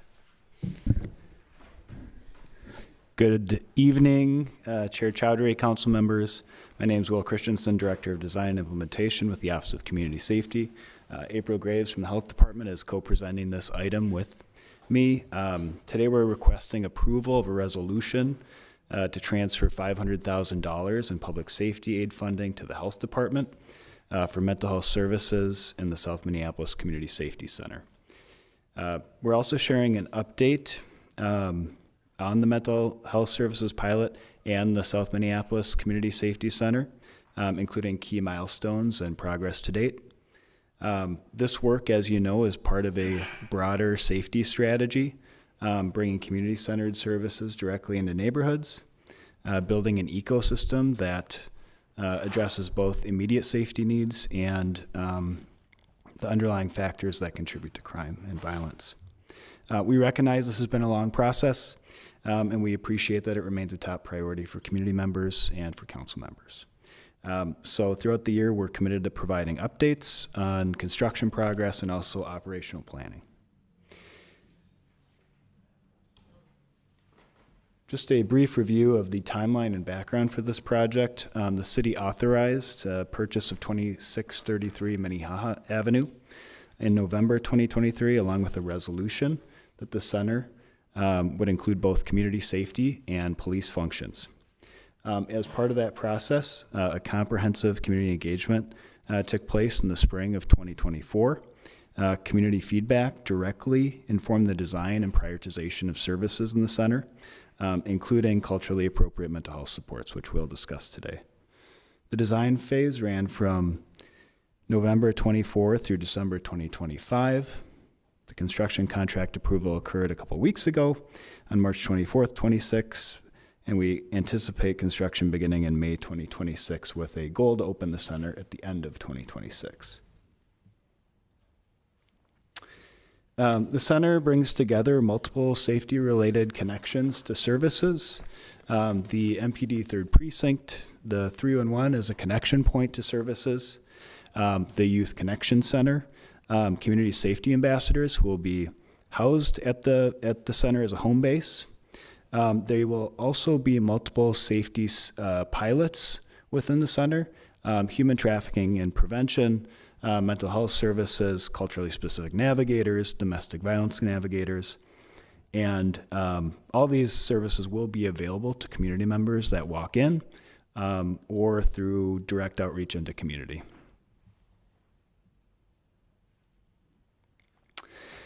During the 2023 budget process, the city set aside $4 million in public safety aid funding for pilot programs in the center. For 2026, the city has just over $2 million in public safety aid funds available for community safety center pilot programming. From this amount, we are requesting transfer of $500,000 to the health department to support mental health services. Other PSA allocations, as you'll see on this slide, include $500,000 that was transferred to the Neighborhood Safety Department for human trafficking prevention and intervention, and two other planned programs or service areas we have on there: culturally specific navigators through Neighborhood Safety and domestic violence navigators through MPD. As you can see, we have just over $1 million remaining in public safety aid funding after this transfer of funding to the health department. So at this time, I'll turn it over to April Graves, who's going to give you an overview of that program. Thank you. Hello, Chair, Council members.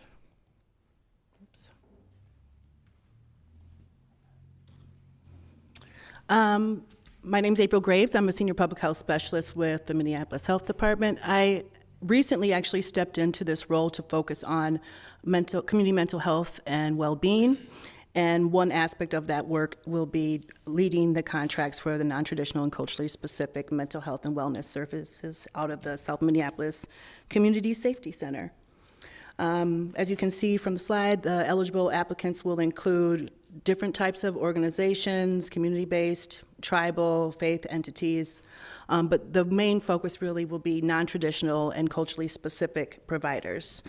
I have been working on the RFP. It was actually pretty much ready to go, and then I found out that I had to come and ask permission to move the funding first. So it won't be too long before you'll see me back in front of you to talk specifically about the RFP that I've been working on. But I will say that in the long run, it actually ended up being a positive because I was able to get into a deeper conversation with the director of REIB about really what culturally specific is and some of the work that he did in Ramsey County, as well as work that was done out of Multnomah County, around specifically defining what culturally specific means. And so I've been able to tweak a little bit of the language and make sure that that's clear in the RFP. The plan is really to release the RFP on June 2nd, tentatively have a pre-proposal conference on June 24th, and then have an opportunity to respond to those questions. And hopefully we'll be able to close the proposals or the RFP and accept all the proposals by July 15th.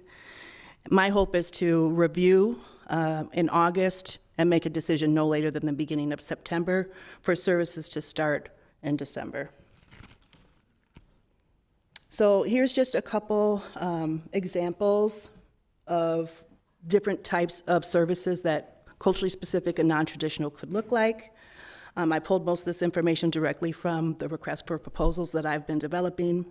I also was involved with some of the discussions before taking the role that were happening between health department staff and staff within the Office of Community Safety, and have reviewed the information that was gained from the engagement series that was done over the course of 2 years prior. I think that's about all I have to share, but if there's any questions, I'd be happy to stand for that. Thank you. I'm seeing one member in queue, Councilmember Rainville. Thank you. So I just want to give you a compliment. Your eligible applicant list, very impressive. I think you really covered all the bases on how to help people. And I noticed that these services are to be delivered at the safety center. So do you anticipate that the center will be done when the services are being offered, or do you have a backup plan in case the building is not done? Through the chair, Councilmember Rainville, we hope to have the center open by the end of 2026. Our plan is to have services available in the center when it opens, but we'd also like to make sure that we have the RFP process underway so that when the building opens, the services are ready to go. So essentially, when the building opens, the services will also begin. Okay, so how about a direct answer? Do you anticipate that the building will be open? I mean, is that a hope? Do you know something that you can share that they will be done? We currently, the process is where Property Services is having conversations with the contractor that was selected. They will determine a timeline for construction, and then we can get you a better answer on exactly what that timeline looks like. Okay. Yeah. Thank you. Our goal is the end of 26, but thank you. Thank you. Yeah. Thank you. I have myself next in queue. Just first of all, thank you for the presentation and the update. It's really great to see like the considerations that you're making for mental health services. I really appreciated the LGBTQIA, gender affirming care, culturally specific mental health resources. Like the community in the area really, really needs that type of support, and just thank you for stepping into this work and just being so intentional about it. Many people through the different engagement sessions said that this was a huge priority for them, especially for our youth, really, especially for our youth. So I'm excited to see that this process is moving. I know that the finance and property services side of things, that's out of your control, and I think we will see when the opening is. That was kind of my question too, was if the building is not open on schedule, the contractors that are selected, will they just wait until, are they able to just wait until construction is completed before it's offered to the community? Chair Chowdhury, I can take that one too. I know it's related to the previous question. So I think once we have that timeline, that estimated timeline, that'll give us a sense of when the opening date will be. We can certainly have those conversations about what it looks like operationally for services in the center, and if they need to, if something needs to happen before the center's open. But we'll make that determination, I think, when we have that Great. info. I'll be excited to report this back to my constituents. I get an email and a text message every single week about the South Side Community Safety Center, so I really appreciate the presentation. Councilmember Wansley.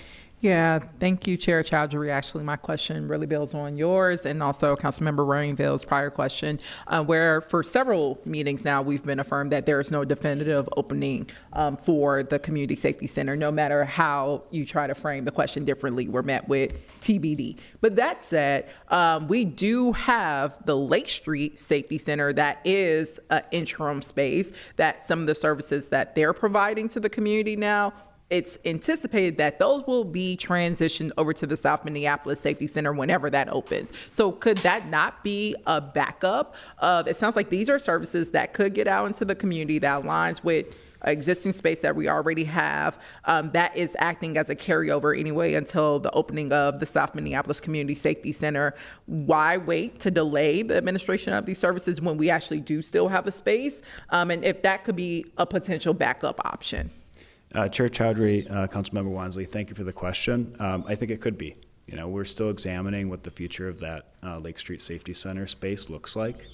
And so I think as we do some of our operational planning and once we get that estimated timeline, that'll give us some more information to make those decisions. Yeah, and I would say more specifically, because it's not like we can do a RFP in June that these services, a vendor for these services could be selected.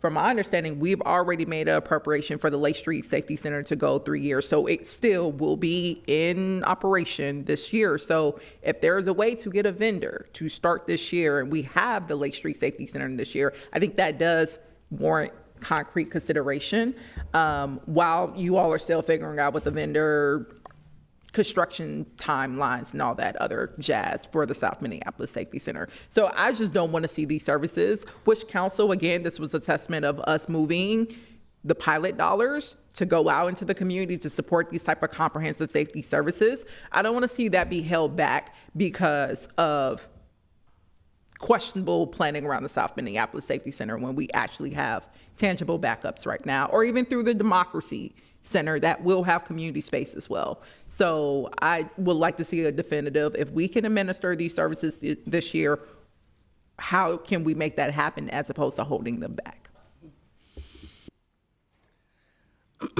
Chair Wansley through Chair Chowdhury through Councilmember Wansley. I actually had some of those same questions when tasked with, coming up with the RFP language and figuring out the timeline, which continues to shift. But I have a lot of experience in being able to lift up some programming out in community spaces. So I'm not, if there's flexibility there and the providers are in place and they're anxious to move forward, then I don't see why we couldn't start some of the work prior to, so from my perspective, I think that would be good. In fact, we could start to make sure that this trust is being built and continue to do outreach to recruit people to the South Minneapolis Safety Center. I also just want to add that this is just one aspect of some of the community work that I'll be doing around mental health and community well-being. So there's good stuff that's going to be happening even sooner. Yeah. Thank you. Thank you. Councilmember Osmond. Yeah, I'll be quick. First of all, this is really something to celebrate. I remember sitting here years ago debating leaving traditional precinct away and kind of getting this. This was something that we even negotiated. There was a resolution out that having mental health services, domestic violence services is very important.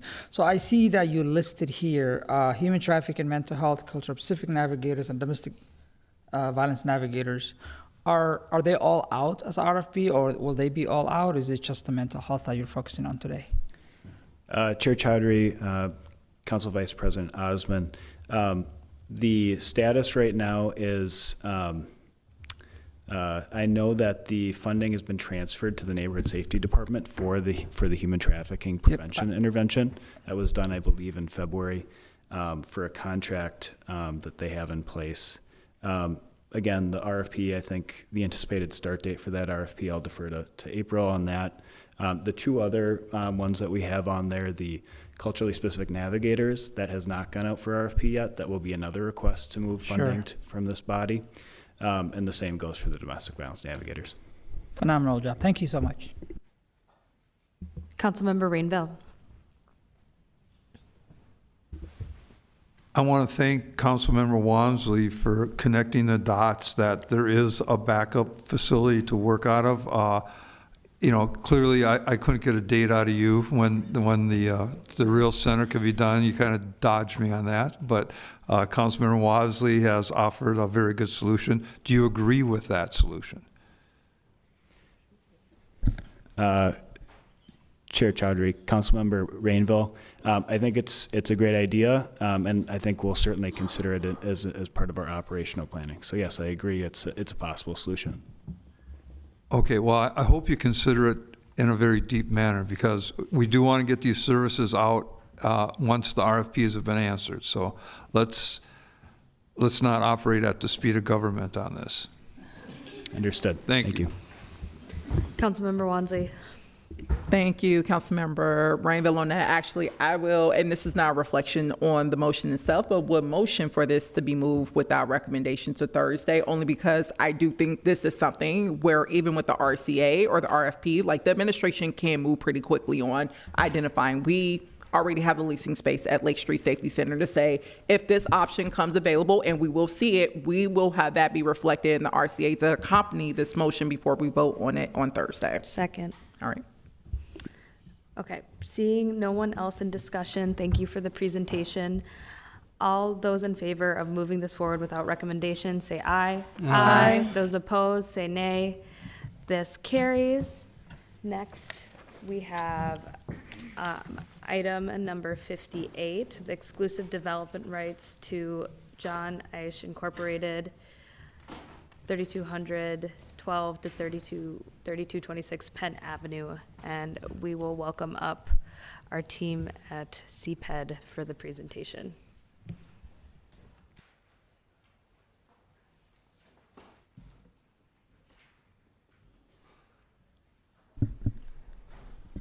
Thank you, Chair Chowdhury and the rest of the Committee of the Whole. My name is Jamie Radel, and I'm a Senior Project Coordinator with CPED's Residential Finance Team. I'm before you today with a recommendation to grant exclusive development rights to John Eisch Inc. for 3212 to 3226 Penn Avenue North. My presentation today will focus on how we came to this recommendation by describing the RFP process and learnings from the community engagement. I'll then move on to describing the selected project and anticipated next steps.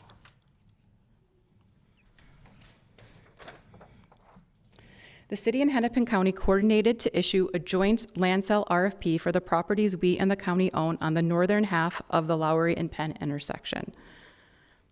This RFP was issued in late November 2024, and proposals ultimately due on March 24th after an extension was issued. The RFP did not require specific development types, but provided general priorities on configuration of uses, design, and site amenities. These were based on previous community engagement efforts for the Penn Avenue Community Works Project, as well as policy guidance provided by the city's Unified Housing Policy and the city's 2040 plan. We received 9 proposals from 7 development teams. These submissions were reviewed by a staff team that includes specialists in planning, housing, business development, and finance from the city and Hennepin County. This team looked at how the proposals aligned with the stated priorities, demonstrated consistency with the 2040 plan and zoning, financial feasibility, and experience of the project teams. Based on input from a joint city-county leadership team, staff held interviews with each of the proposers. Using outcomes from the proposal review and learning from the interview, finalist proposals were selected and invited to participate in a community open house. The open house was held on October 9th. It was well attended with approximately 70 people signed into the event. I would like to take this moment to thank the Falwell Neighborhood Association, Cleveland Neighborhood Association, and Jordan Area Community Council for helping to publicize the event. Their help was critical for bringing people into the event. A community survey was developed for the open house and then adapted to an online survey. The online survey was posted on October 24th and closed on the 31st. We received a total of 552 surveys that answered at least one question. This winter, the city and Hennepin County have been working to select the finalist project. While the RFP included properties on both the east and west side of Penn Avenue, the city's recommendation is limited to the Penn East side, as the city does not own property included on the RFP on the west side of the street. What we heard at the open house and through results of the community survey is that the community is interested in community sportive development on the city and county-owned land, on the city and county-owned properties. The survey focused on the types of uses and design elements that were part of the finalist projects. What the survey showed was affordable housing is highly supported. There was more support for non-age restricted housing and for housing that had services for at-risk individuals and youth. I do want to acknowledge that those living in the area expressed interest in ownership housing. While the selected project does not include ownership housing, this information has been shared with CPED to help inform other RFP processes. There was also significant support for community serving locally owned businesses with very strong support for a public grocery or convenience store. Respondees wanted to see sustainably designed buildings on sites that included trees and green landscaping.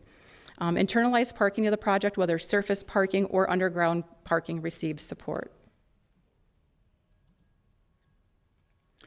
The joint city and county recommendation is to grant exclusive development rights to the Penn East site to John H. Inc. for its Penn and Lowry proposal.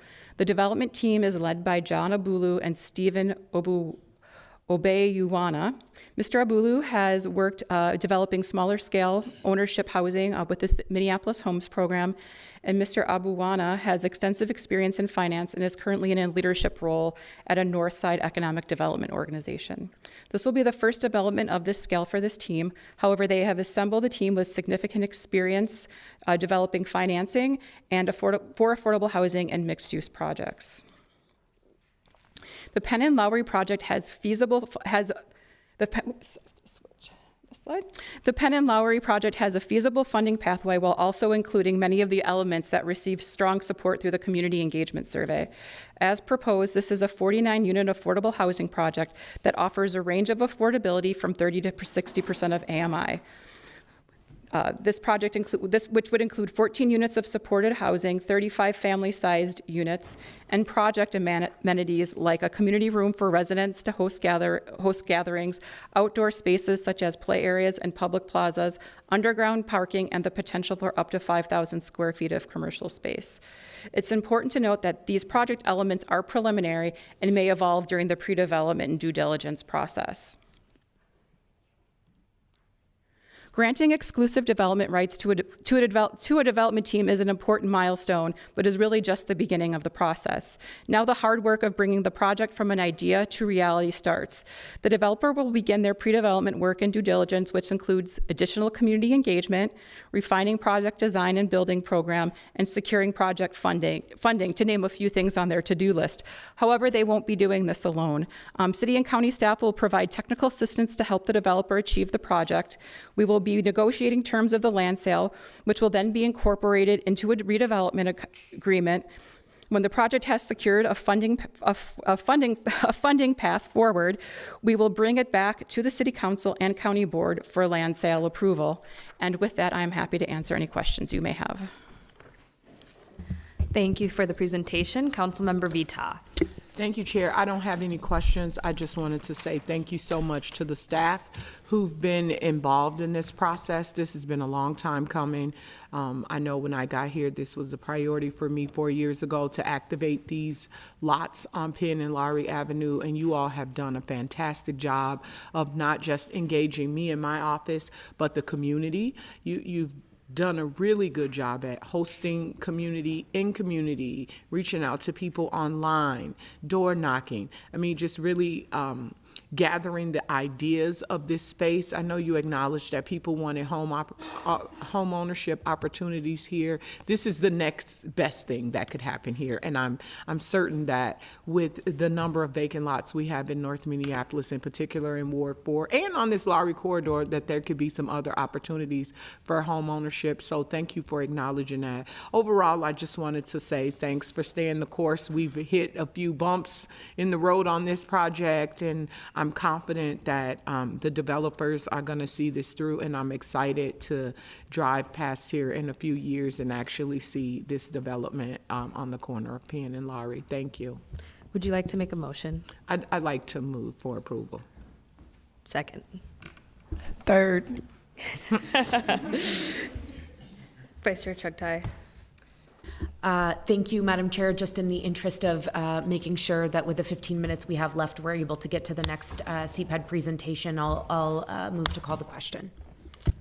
Unless the body is willing.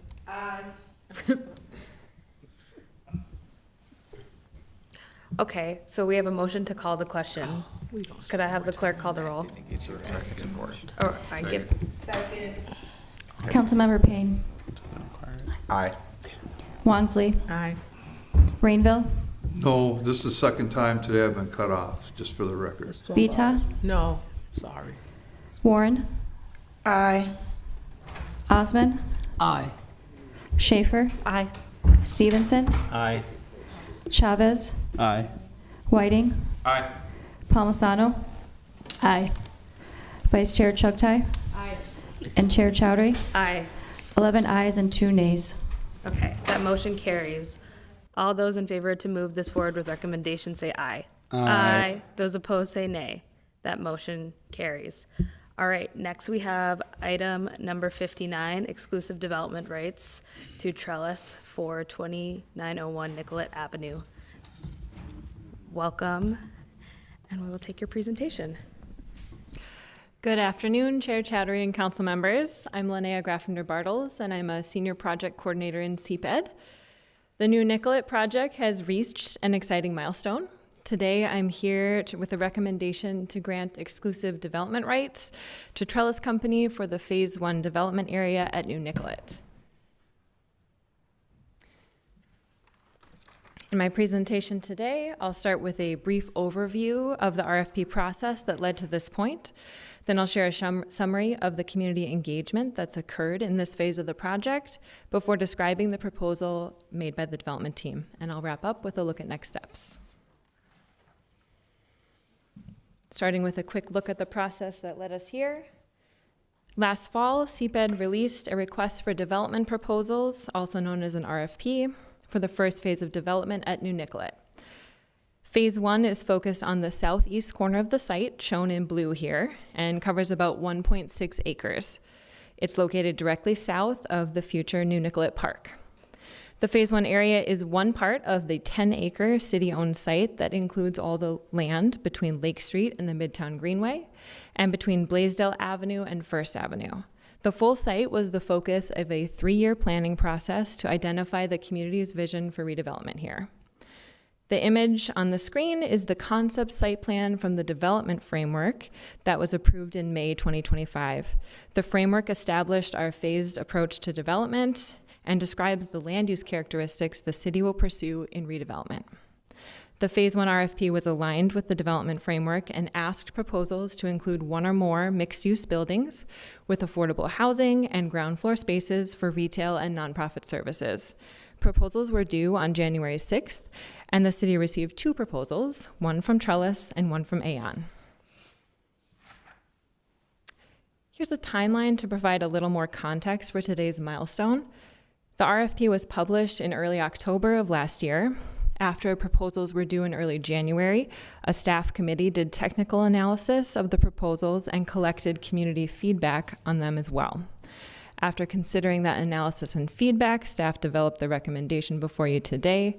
Pending approval, the selected developer will begin applying for affordable housing funding this spring. Assuming a typical 3 to 5 year time frame for pre-development work, the earliest possible construction start date could be sometime in 2028, which means the first building at New Nicollet could complete as soon as late 2029 or 2030, if all goes well. I mentioned that community feedback informed the recommendation before you today. In March, CPED published summaries of the Aon and Trellis proposals for community review. Those proposal summaries were available in English, Spanish, and Somali. Community members were asked to provide feedback via an online survey, also available in 3 languages. Staff also gave 3 presentations to community groups, including Whittier Alliance, Lyndale Neighborhood Association, and Horn Towers residents. A full summary of community feedback is included as an attachment to the staff report in LIMS. The feedback survey was open for 20 days, from February 13th to March 5th. The survey asked people what they liked and disliked about each proposal, with specific prompts related to affordable housing, outdoor public spaces, retail space, community serving nonprofits, sustainability, and building and site design. The survey received 1,168 responses. 90% of respondents said they live in Minneapolis, and 48% said they live in the area around the project. 35% said they live in one of our project focus area neighborhoods, which are Whittier, Lyndale, Central, and Phillips West.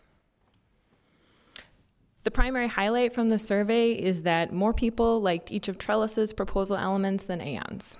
The charts you see here show the distribution of responses to the question, what do you like about the proposal, for both Trellis and Aon.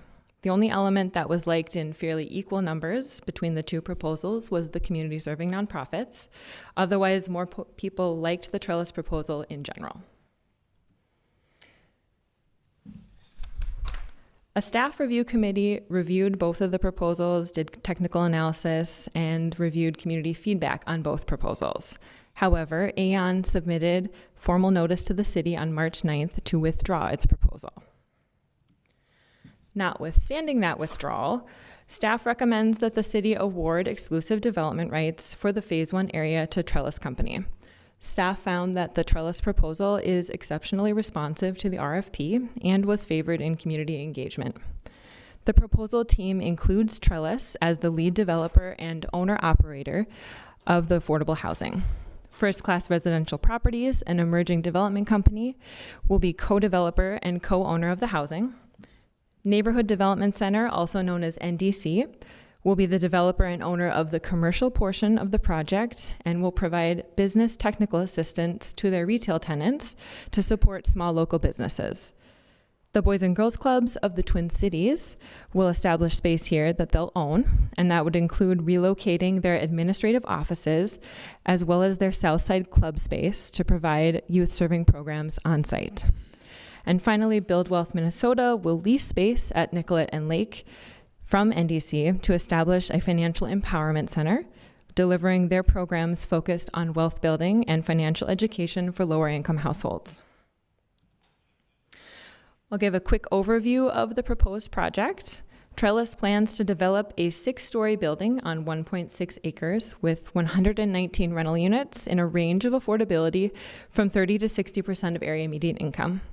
24 of those units are proposed to be supportive housing with services from Simpson Housing. The affordable housing also includes 32 3- and 4-bedroom units that will be suitable for families. The building will include about 40,000 square feet of administrative and program space for Boys and Girls Clubs, including a gym, and spaces for study, health, and job training. The Boys and Girls Clubs will occupy space on floors 1, 2, and 3 of the building, anchored next to the future park. The building also includes up to 15,000 square feet of ground floor commercial space along Lake Street and Nicollet Avenue. About 5,000 square feet of that will be for Build Wealth Minnesota, and the rest will be supported by NDC's business incubation programs. Next to the future park will be space rented by the park board for a small rec center with park programming. Other highlights of the proposal include a creative building and site design that creates pedestrian connections through the site. The building is designed in a U-shape for floors 2 through 6, and that U-shape sits atop 4 ground floor pedestals shown in white in this image. The yellow, orange, and red areas illustrate the outdoor public spaces, including a pedestrian promenade through the site connecting to the park. The plan includes both surface and underground parking, and Trellis will pursue geothermal and solar panels to reduce their reliance on natural gas. These proposal elements are subject to some change as the project gets further refined, but the essential elements that need to endure are described in the staff report. I'll wrap up here with a look at next steps for the development team and for the city. If awarded exclusive development rights, the Trellis team will have a term of 24 months plus 2 optional 12-month extensions to complete their pre-development work. That includes securing the financing required to construct and operate the building, further refining the project design, continuing community engagement to include neighbors in the process of design refinement, and ultimately negotiating the terms of the land sale and redevelopment contract needed to acquire the land. And those terms will need to be approved by the governing body. While Trellis works on those milestones, the city will continue to plan for the development of the new park to be located north of the Phase 1 development. The goal is for the new park and the new building to be ready to open around the same time. City staff and park board staff are working in close coordination to support that goal. And I'll conclude here. Thank you for considering staff's recommendation, and I'm here for any questions you may have. Thank you. Vice Chair Chugtai.